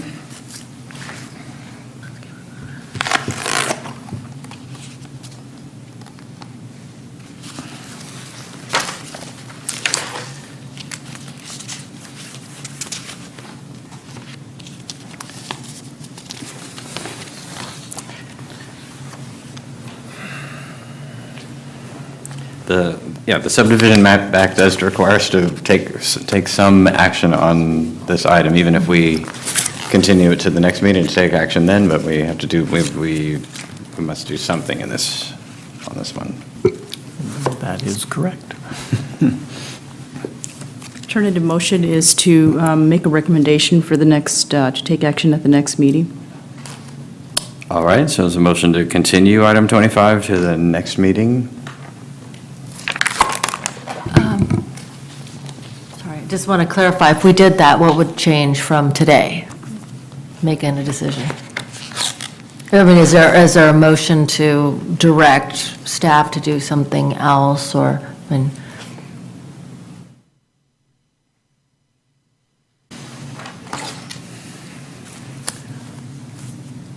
I don't hear a second to that motion either at this point, so. So continuance of the item would allow the fence posts to be finished, being painted black to match the actual chain link, black coating. So that's really the only thing that's outstanding. And we provided that in the errata as an alternative if you did not want to include an addition, recommended action number 3. So the recommended action number 3 added to the other 2 in the staff report would allow you to accept the improvements which would include accepting the fence. However, we would not provide a final inspection on the building cold shell until those fence posts are painted. So we do have a leverage mechanism, and they desperately want their final inspection. Are there any timeline issues that we would face by putting it over to the next meeting? Not from city staff's perspectives.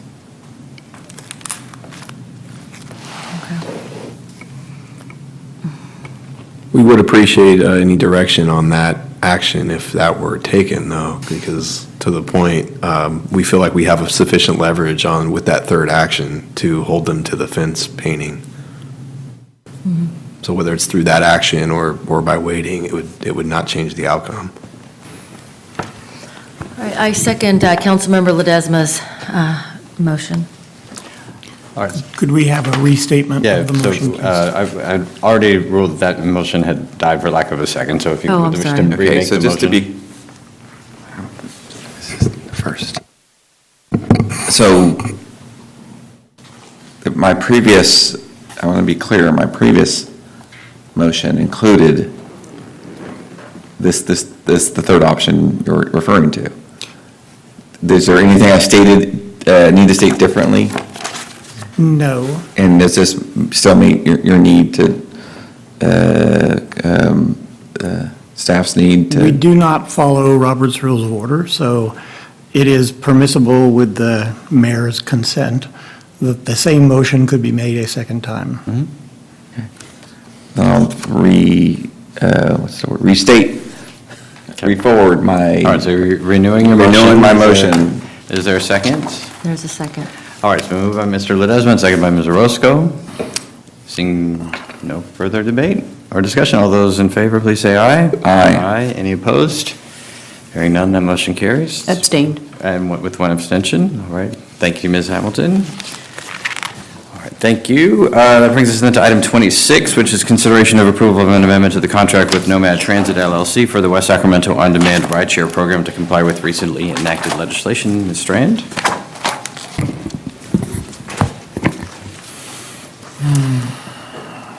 All right, good evening, Mayor and members of the City Council. Again, I'm Sarah Strand, Senior Transportation Planner. I also have with me this evening Obina Emeniki from VIA Headquarters in New York. He's joining us this evening, and he'll be available to answer any questions at the conclusion of our presentation. I'm here this evening to request approval of an amendment to the contract with Nomad Transit LLC, a wholly owned subsidiary of VIA Transportation for the West Sacramento On-Demand Rideshare Program in light of some recently enacted state legislation. And I'll also just be providing an overall status update on the program as the year comes to a close. Oh, can I have the next slide? It's not working. So I'd like to just start with a look back on the service for 2019. As you know, earlier this year, you did approve a contract renewal to continue rideshare operations, which included some expansions of the fleet from 7 up to 11 vehicles, and an increase in the hours of operation, which added an extra hour in the morning, starting earlier at 6 a.m., ending a little later at 11 p.m., as well as the addition of Sunday service running from 8 a.m. to 8 p.m., and coverage of all holidays. In addition, some major behind-the-scenes work that was completed included the integration of a new feature that allows the city to add automatic door-to-door service for users with disabilities or other mobility impairments, which you may recall from previous reports was a quite cumbersome process in the past. VIA also began offering account creation support through their customer service center and has implemented various verification tools to help prevent some fraud on the system. And lastly, we did launch the free YOLO bus transfer promotion in August of this year, and I do have some statistics to share with you on that performance of that program so far.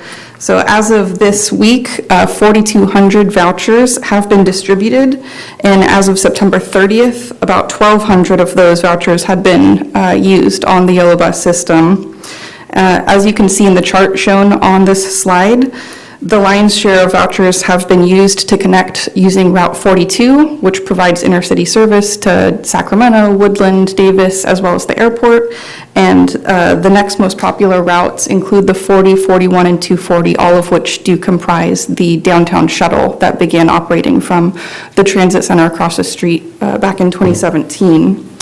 We're working closely with YCTD to further analyze the remainder of the data through December on the voucher usage. And YCTD has also indicated that there's an additional $9,000 in LC-TOP funds that are going to be able to fund some additional vouchers into this program. As of this week, we have expended all of the vouchers that were originally provided. So we'll continue to report back on the performance of that program moving forward. So attachment 2 of your report contains a variety of performance metrics from the VIA dashboard, most of which are summarized here on this slide. Over 163,000 rides have been completed since launching in May 2018, of which more than 125,000 have been completed in 2019 so far.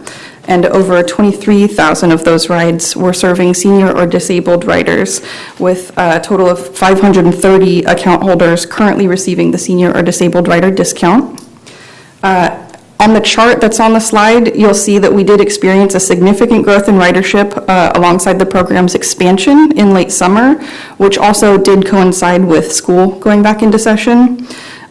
With the changes in hours to run a little earlier and later, we did also see an increase in evening hour use, the 7 p.m. to 11 p.m. use over the summer, which then kind of inverted to see an increase in early morning commute hours as we came back into the fall. However, peak demand has remained between 10 a.m. to 5 p.m., especially around the late afternoon and school pickup times. Average weekly and daily rides have also grown with demand, with closer to 3,500 rides a week in recent months. And our record ridership day was on November 4th, when we did serve 660 riders in one day.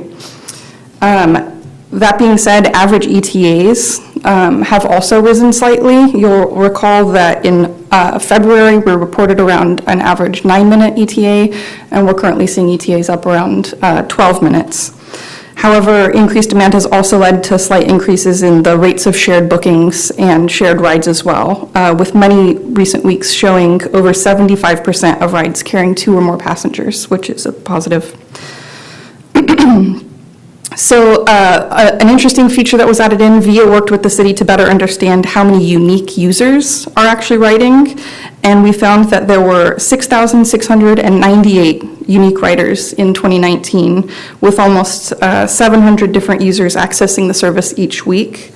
And lastly, based on the total expenditures to date and total ridership, the city is currently paying just over $10 per ride. Now it's working. In other news, the on-demand rideshare program, as you all already know, has received a number of awards and recognition this year, and staff has continued to engage in targeted community outreach, including events at senior residential facilities, the VFW halls, the Moose Lodge, and Coffee with a Cop at the Active Aging Center. And we have also provided updates at the Chamber of Commerce monthly economic and government affairs meetings, and have provided support to CalSTRS as Tower 2 enters into construction to ensure that their employees have multiple mobility options during the impacts and just in general. And then lastly, we've worked with VIA to offer $1 ride promotions for a variety of city and community events, a few of which were listed on the previous slide. So overall, we did have a really strong year in terms of ridership and performance, and we continue to receive strong feedback from our riders. We did have some minor technical and operational issues from time to time, but complaints have been few and far between, and we've been working with the VIA team to resolve those issues expediently and as professionally as possible. So that being said, as we move into 2020, there are some important modifications to VIA's operational model proposed in Contract Amendment Number 1, which is submitted this evening for City Council consideration in Attachment 1 of your report. 2 recently enacted pieces of legislation are also described in detail in your report, but I'll just be summarizing the bills here and primarily focusing the remainder of my presentation on the expected impacts of the legislation and recommended actions included in the proposed amendment. So first is Senate Bill 1376, the TNC Access for All Act, which was passed late last year and became effective as of July 1st of this year. The intent of that program was to exact fees from TNCs such as Uber and Lyft and create a pool of funds to support the creation or expansion of on-demand transportation services for wheelchair users. The CPUC was charged with developing the specific guidelines for implementing this program, which ultimately resulted in a 10-cent surcharge per ride, which would be exacted from all TNCs operating in the state. Staff's assessment of this policy was that the city's rideshare program was not the intended target of this surcharge, given that our program already provides equivalent wheelchair accessible services, utilizes public funding, and provides an affordable option to many lower income households, seniors, and youth. An exemption was requested. However, it was not granted out of concern that it would create a precedent for VIA or other TNCs to push for exemptions in other instances. Rather than pass the 10-cent per ride fee through to our users and alter the city's existing $3.50 flat fare structure, staff is recommending that the city absorb the cost, which is projected to be between $12,000 to $15,000 through June 30th, 2020. The fees would be billed to the city quarterly on a pass-through basis from VIA, and this change is reflected in the fee schedule of the proposed amendment in Attachment 1 of your report. Moving forward, staff would continue working with the CPUC to try to pursue an exemption as the state program matures, as we do believe that the impacts to the city's program are just fundamentally not the intended outcome of that policy. So the second piece of legislation that was recently passed is Assembly Bill 5, more commonly known as the Gig Worker Bill. The intent of this bill was to compel a variety of industries to reclassify independent contractor workers to W-2 employees, and it asserted that many had been misclassified in the past. The bill codifies the previous Dynamex ruling, which outlined basically a litmus test of sorts determining whether a worker should be classified as an independent contractor or an employee. And a primary target of that bill was TNCs such as Uber and Lyft, as the use of independent contractors as drivers had been standard for the industry since its inception. As a certified TNC in California, VIA has been utilizing an independent contractor driver model for the city's rideshare program up to this point. And with the passage of AB5, TNCs and a variety of other industries are expected to reclassify workers to employees starting January 1st, 2020. You may have already read in the news that Uber and Lyft have explicitly stated that they will not be complying with this legislation and will likely be fighting it moving forward. And in general, additional interpretation of this law is likely to occur over the course of the next year. Although we will continue to track and monitor the status of AB5's implementation this year, VIA will be shifting their driver operations to an employee model, which would impact the city's rideshare program. Specifically, this shift to an employee model will increase the loaded hourly rate that the city pays for rideshare operations, or what we call the cost per driver hour, by roughly $11 an hour. So moving from $38.62 per driver hour up to $49.43. Next slide, please. Thanks. So staff has been working very closely with the VIA team to consider some different scenarios for how to account for this change. This slide summarizes 3 different scenarios that are also laid out in your report relative to the original contract terms and current service levels. So as you can see on the left side of this slide, the year 2 contract that you approved back in May originally anticipated up to 54,310 driver hours over 13 and a half months or through June 30th, 2020. At that time, the team was envisioning that the number of driver hours would be incrementally increased as needed to efficiently accommodate growth in demand on roughly a monthly basis, while still maintaining a relatively high quality of service. By the end of this year, we expect that we will have used a total of 22,638 of those driver hours, which would leave 31,672 hours for use in 2020 if we took no action. At this point in time, as of today, we currently use about 860 driver hours a week to maintain the levels of service that we're experiencing out there today.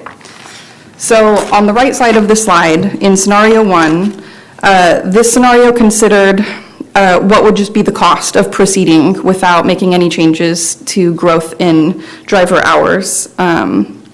This would result in allowing us to grow up to an average of 1,200 hours per week through June 30th, 2020, but would come at the cost of an additional $358,000 roughly. For scenario 2, we took a little bit more of a modest approach and projected if we only increased an average of 965 hours a week through the end of the contract term, it would ask for an additional $30,500. And scenario 3, which is the recommended scenario that is included in the amendment this evening, evaluated adjusting the number of driver hours to fit the current contract budget and also accommodates for the anticipated TNC access for all surcharges that would potentially be passed through to the city. Based on current demand, we believe that scenario 3 would accommodate future growth and would not have any detrimental effect to the quality of service on the platform. And staff does find this proposal amenable and would recommend that the City Council approve this approach as reflected in contract amendment number 1. Next slide, please. So before I request City Council action on this item, there was just a couple of final notes on the program overall. One note, the performance evaluation report that's being conducted by UC Berkeley has been delayed due to some changes in staffing at the Transportation Sustainability Research Center, but we anticipate that report to be available for presentation to City Council early next year. And at that time, we'll also be initiating conversations with VIA to begin developing a year 3 contract renewal for City Council's consideration. And by then, we should also have more information from YCTD's comprehensive operational analysis that we could be taking into consideration. And then lastly, we did present a brief update on this matter to the TMI Commission on December 4th, wherein it was requested that staff reevaluate a rideshare connection to downtown Sacramento in light of SAC-RT's recent decision to contract with VIA to operate their Smart Ride microtransit program. So pending further direction from the City Council, staff would intend to collect some more information on possible partnership opportunities and report back at a later date. Next slide. So at this time, staff is respectfully recommending that the City Council approve amendment number 1 to the amended and restated contract for services with Nomad Transit LLC, which includes staff's recommendation to approve a pass-through of 10 cents per ride to accommodate the TNC access for all fees, and would include proceeding with scenario 3 as is described in your report and in this presentation.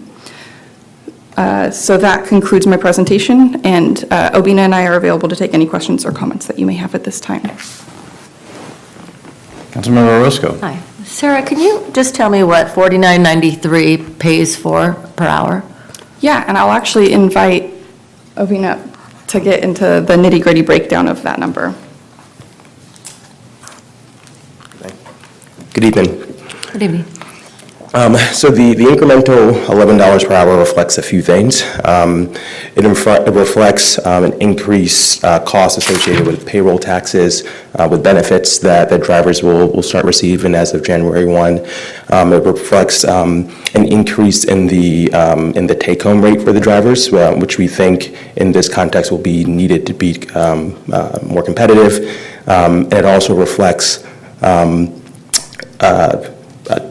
being paid for non-driving time. So there's mandatory breaks and a few other things that are required that drivers will now also get paid for. So of the $49.93, how much is the hourly wage? The hourly wage that we're contemplating here, the amount that the drivers are going to see is $15 per hour. Wow. And so there's a good $35 that's all benefits and all the other things you talked about. Yeah, so there's, it reflects the number, I was just, to be clear, I was just speaking about the increase from the 38 to the 49.93. Inside the rest of that reflects costs associated with the vehicles, with labor that we have associated with operating the service, technology, et cetera. I see. Okay, thank you. Of course. Well, I guess this is for Sarah, or it's actually for neither of you really. I'm struggling with this because it's the last meeting of the year, and this is an enormous decision to be making at first impression at 11 o'clock. We haven't had this as a workshop or anything before. The legislation was signed a couple of months ago, and I'm not prepared to vote for it.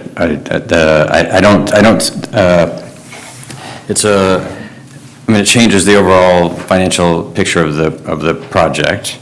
At this point, I don't understand what VIA is contributing in terms of the pain that they are absorbing in this whole process, or whether their costs have gone up by $11 and now they expect that the cost will be entirely passed on to us.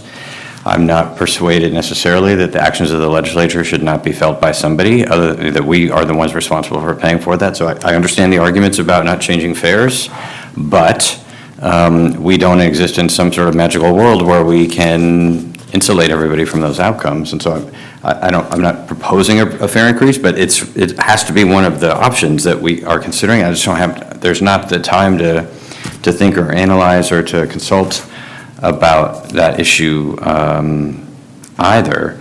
And I recognize it might mean a substantial service interruption, which I would regret, because I've certainly been on the road a lot, as have you, Sarah, kind of touting this partnership.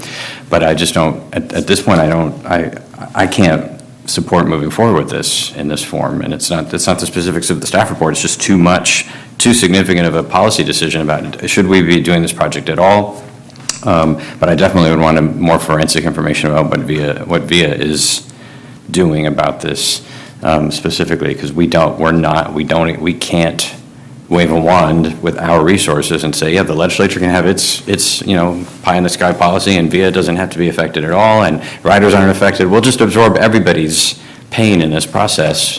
That's not it may not be a sustainable strategy, and maybe that takes us to the point where it's no longer competitive against our other alternatives.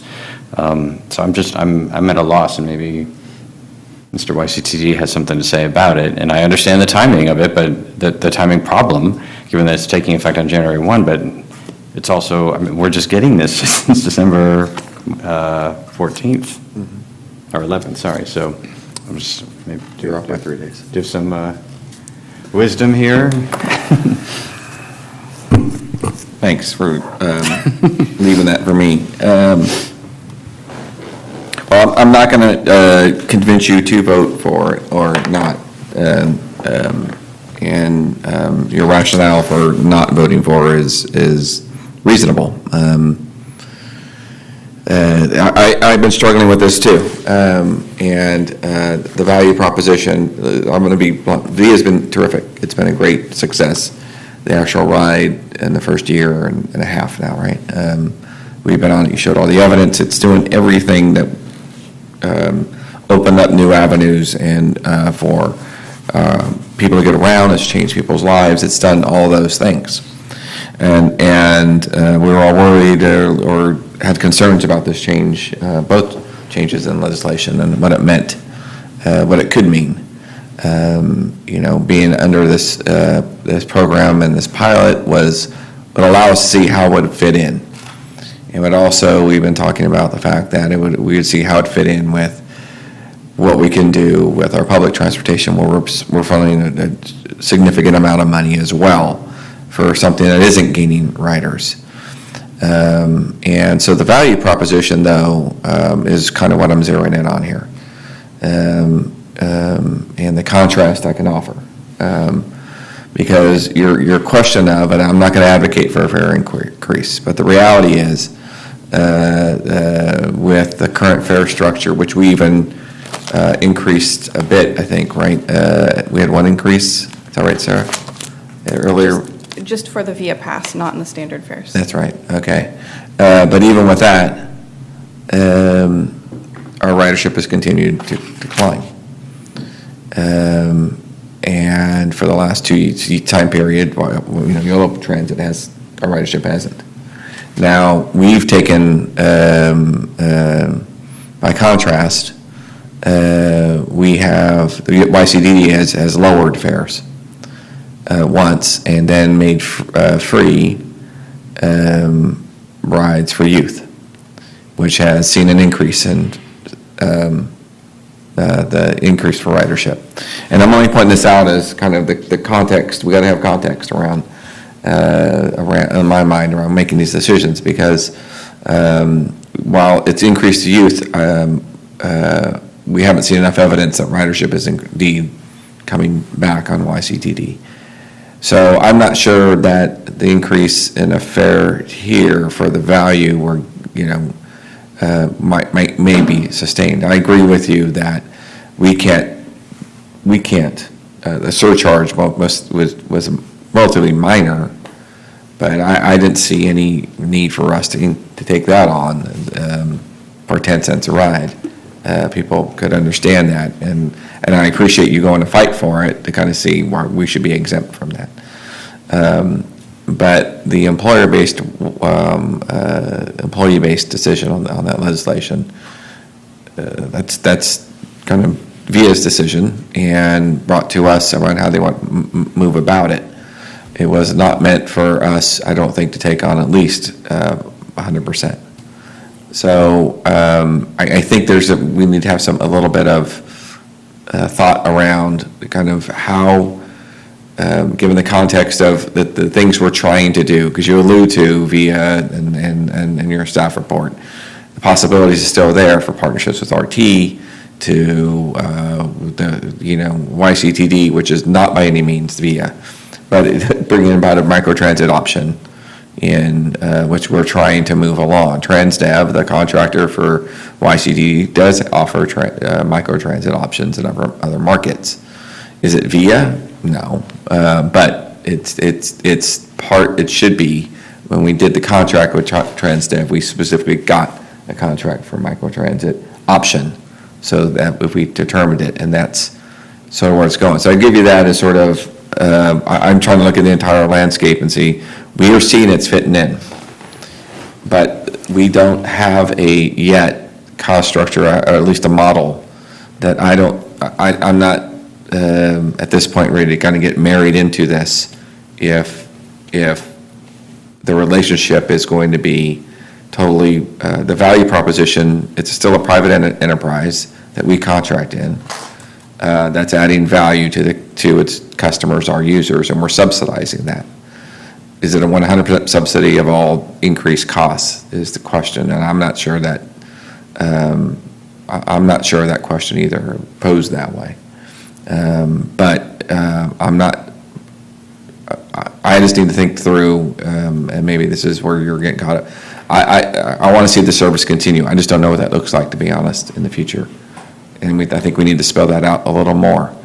I'm hoping changes can come to the YCTD where we can streamline routes and costs can level off there, but costs there are probably going to move up as well.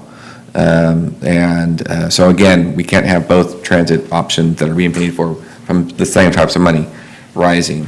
And one of them's dropping prices, and which is only to the users, but increasing the costs to us. The fare for youth decrease was a cost to us. That cost us, what was it, $4,000, I think $3,000, $4,000. So people need to be conscious that these things aren't free; they cost us. Why I supported that fare decrease, it was with a very strong warning to the rest of my board that we can't go on like this. And we're going through, and I've been talking about at YCTD, the exercise of understanding the dynamics of our business model, because that is not sustainable either. So I don't know if that helps you, Mayor. I think it probably adds to the fact that we've got to consider this a little differently. This isn't, I don't want to make, I advocated at the Transit Board that a fee, waiving of fees to youth costs us still. absorbing, keeping fares static in a rising cost environment for the cost of services. Keeps it good for the users, but it costs us. And that's what it's doing. And I think you made it neutral, trying to find a neat way to make it cost neutral. But where do we grow from there? That's still like where I'm kind of challenged with. Because at this rate, the year 3 contract is going to be one that's going to be the $358,000, whatever we had on there, dollar one, which is a significant increase over our current price. So it just, that's where I'm kind of, we need to wrestle with this a little more, I think. Councilmember Guerrero? Yes, thank you, Mr. Mayor.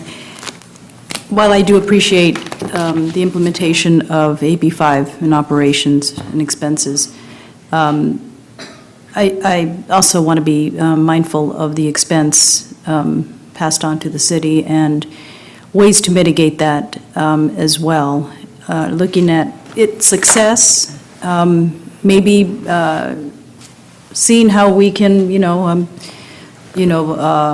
build on that, but, it may be a cost on to the consumers at some point. I'm not sure what the answers are. Sarah, you've got the finger on the pulse with consumers, you know where they're at, and how could we leverage increasing some costs, or, business owners, I know it's going to be hard. You probably are stretched pretty thin already, and it's a big jump. I mean, I don't know how you would absorb that either.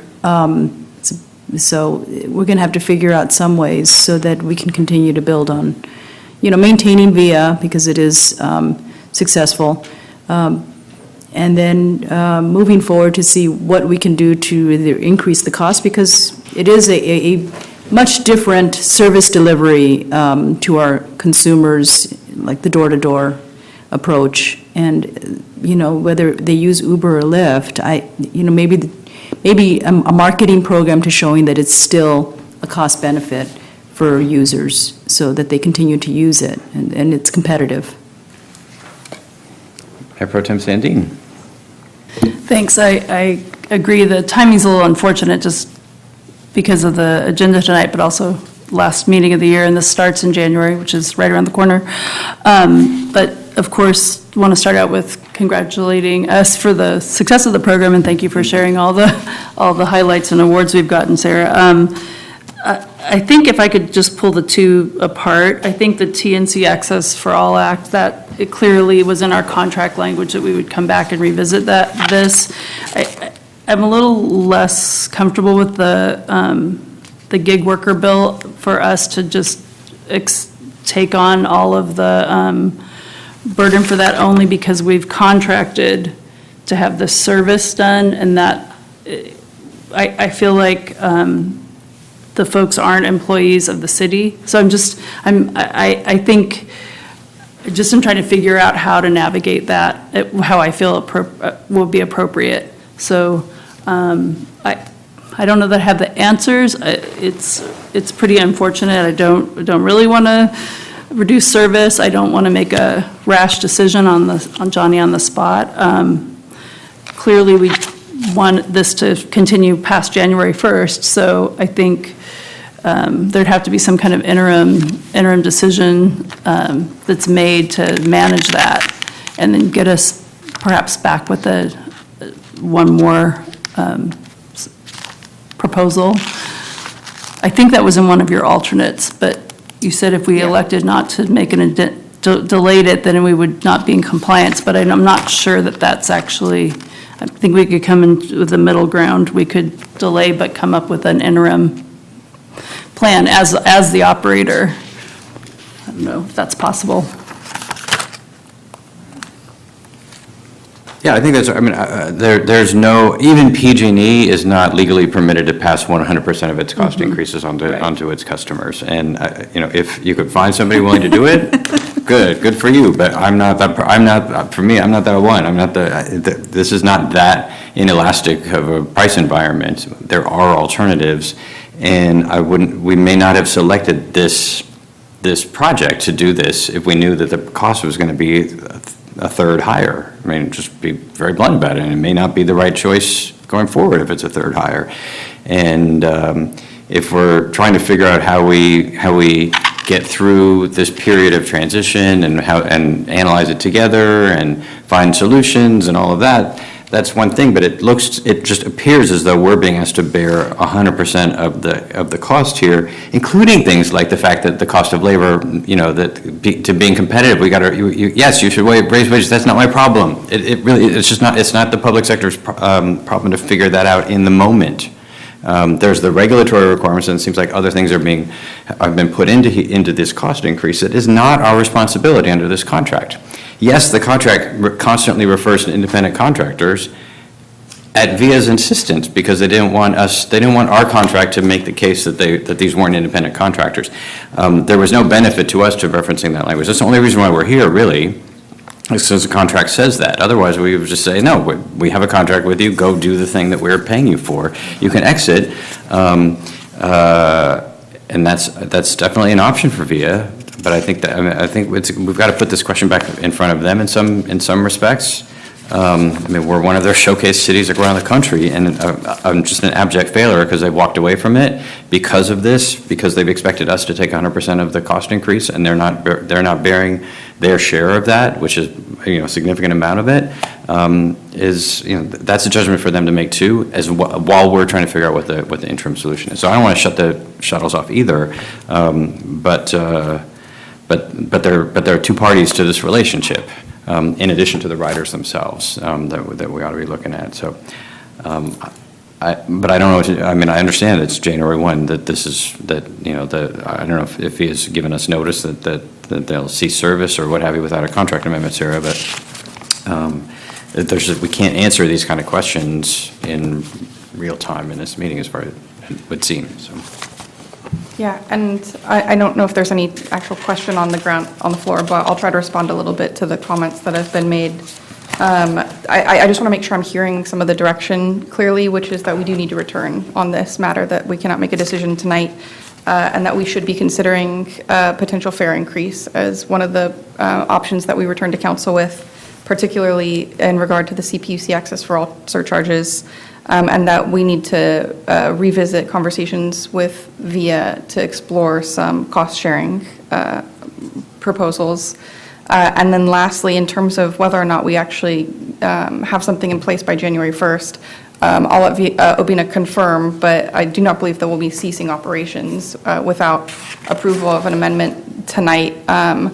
I would need to confer with our city attorney on what the level of risk, like legal liability, would be for continuing to operate under our independent contractor model beyond January 1st, and I can't speak for VIA's risk assessment from their legal perspective. In fact, maybe I'll let you chime in if there's anything that you want to add on that.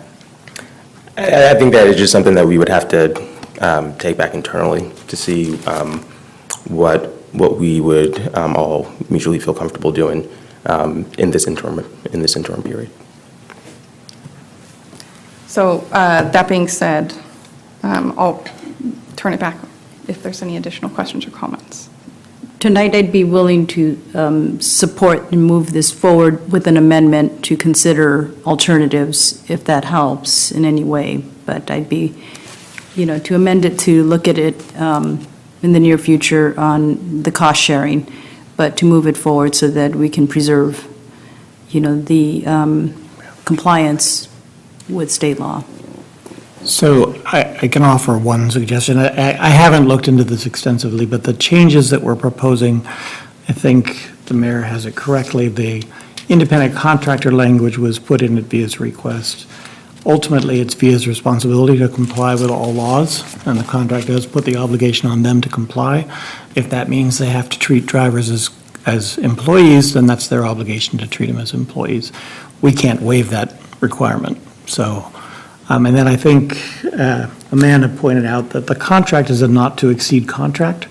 So I think the answer is that your burn rate would just be a little faster, potentially.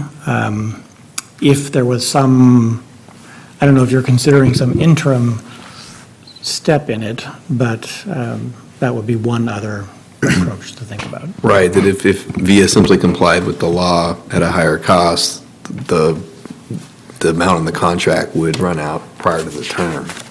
So the contract is not, it's not a price contract?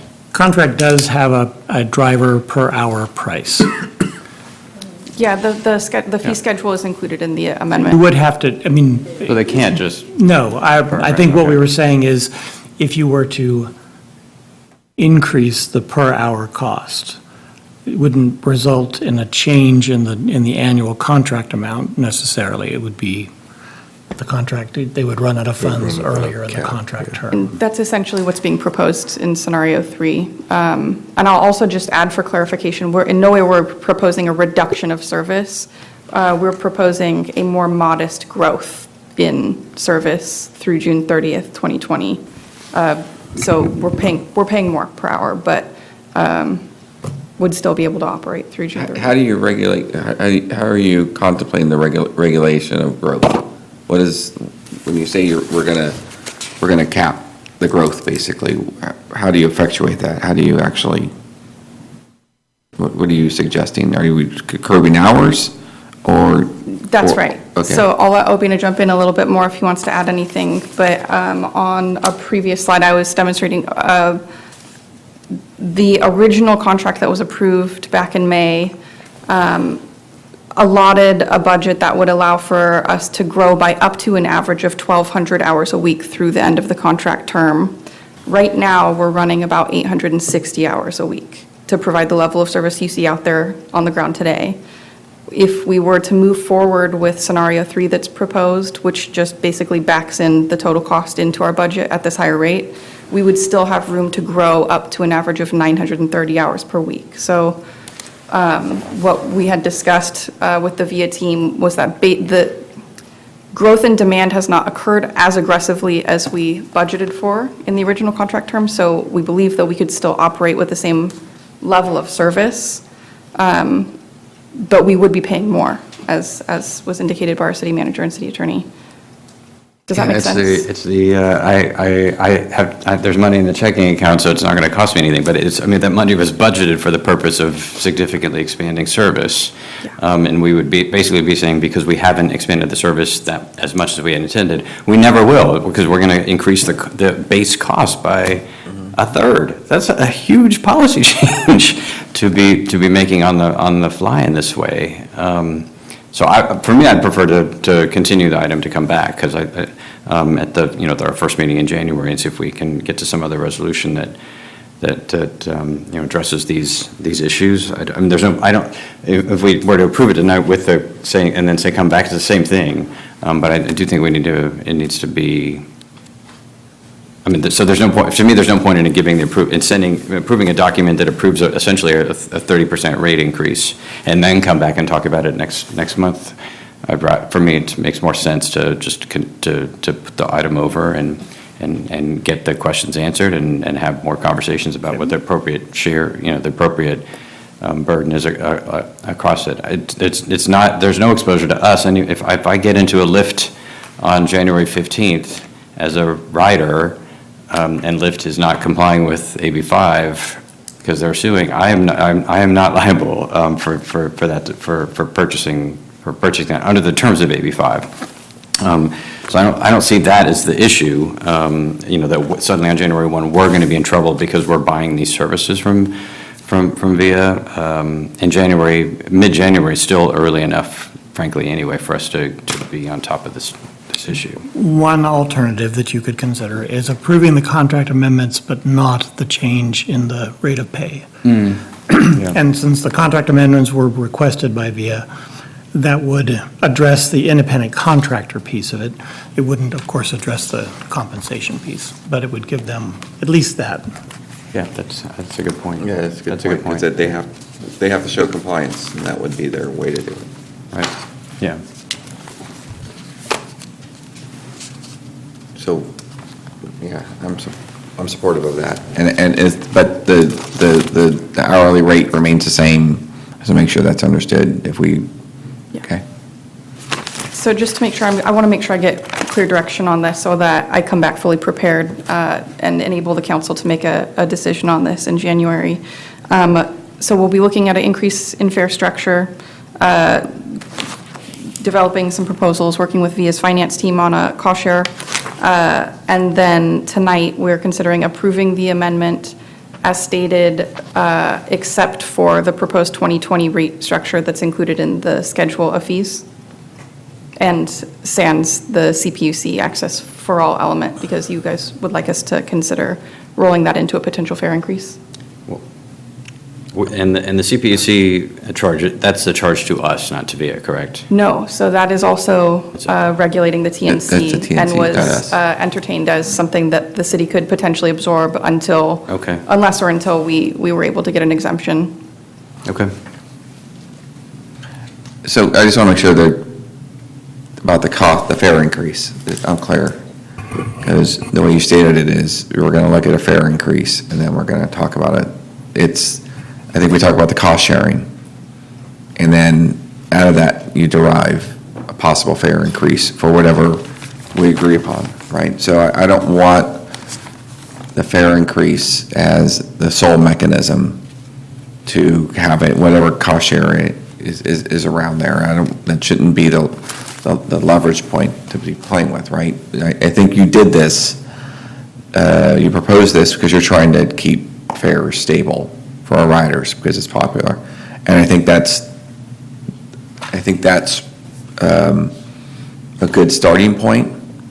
And my suggestion of a fare increase isn't the green light to just back into how much can I give to, like, right? I just want to make sure that's clear. Yeah, and I want to differentiate the two. So I want to confirm what I was hearing from the city council was for this CPUC, the TNC access for all surcharge, the 10 cent per ride charge. I thought that I was hearing that there was an interest in passing that along to the user through a fare increase, separate from exploring how we would negotiate cost share and accommodate additional costs that may come with AB5 compliance. Is that correct, or was I mishearing? I didn't hear that. I just heard, like, there's these two cost factors, and there are a set of revenue or cost-sharing options that we need to explore in there, but they're both, it's just those two buckets as opposed to something more discrete, but I didn't hear a distinction in that way. Okay. Because I agree, I mean, I think fares need to be on the table, but I don't think that they can't be the solution to the whole thing. Yeah. For sure. And, I mean, this, because the other bigger question is, and it may not be the question for January, but in some sense it might be, I mean, is, whether we alone or we with other local governments who we've inspired in the region decide to move in a entirely different organizational direction, if the costs are going to be, that dramatically higher. I mean, I think we have a fiduciary obligation to explore that.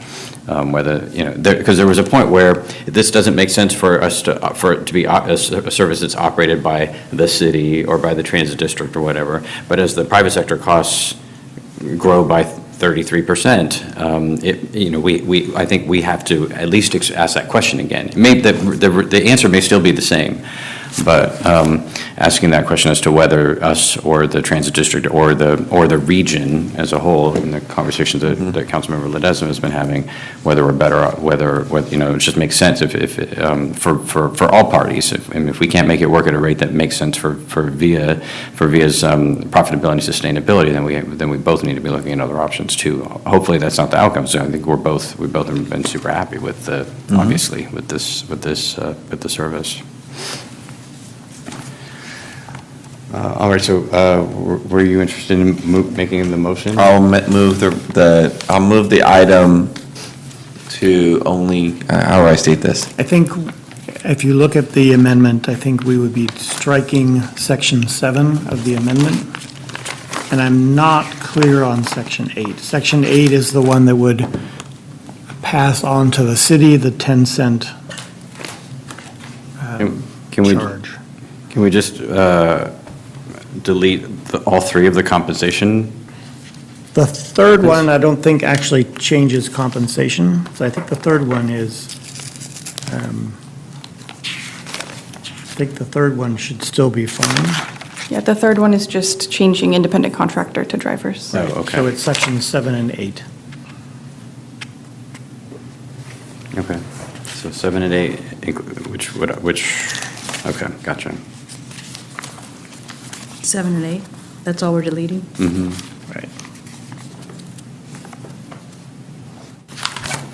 that attach, does that delete the attachment then, or the Exhibit C? Yeah, number 7 refers to Exhibit C. Okay. Okay. So is that clear? I think we're clear. So. Okay, then that's the motion. Thank you. Okay, it's been moved by Mr. Ledesma and seconded by Mayor Pro Tem Sandin. Is there further question or discussion? All right, all those in favor, please say aye. Aye. Aye. Any opposed? Hearing none, that motion carries. Thank you. Thank you. Thank you. All right, council calendar, Ms. Berlin. Good evening, Mayor, council members. Coming up this coming Saturday, the PD is doing their Shop with a Cop, and that's at Collings Teen Center and Walmart from 8 a.m. to noon. Then the following Wednesday, the PD is doing their Toy Drive Delivery Day. That's at 5 o'clock. And just a reminder that City Hall, the Community Center, and Station 45 will be closed to the public from December 23rd through January 1st. We'll reopen on the 2nd. All right, question on the calendar. City manager report. Yeah, I just wanted to add on to what council said earlier. I was hoping you were going to continue that second to last item to make Charlene come back in a couple months. But in all seriousness, just on behalf of the staff, you covered everything, I think, but on behalf of the staff, I just want to thank Charlene. Speaking for all the people she's worked with and mentored, and there's been many of us, myself included. It's a huge loss for us as an organization, but the mark she leaves on people throughout the organization is strong, and we'll definitely miss her, so thank you. Thanks, Charlene. Yep. That's all. All right. Yep, no, we even saw even more tonight. Charlene's also an incredible calming influence when things get a little crazy, so she always has an answer and always like, okay, here's a path out, so. All right, city attorney report. Staff direction from members of the council. We have no future agenda item requests. Is there a motion to adjourn? So moved. Moved by Councilmember Orozco and seconded by Mayor Pro Tem Sandin. All those in favor say aye. Aye. Any opposed? Hearing none, motion carries. Meeting is adjourned.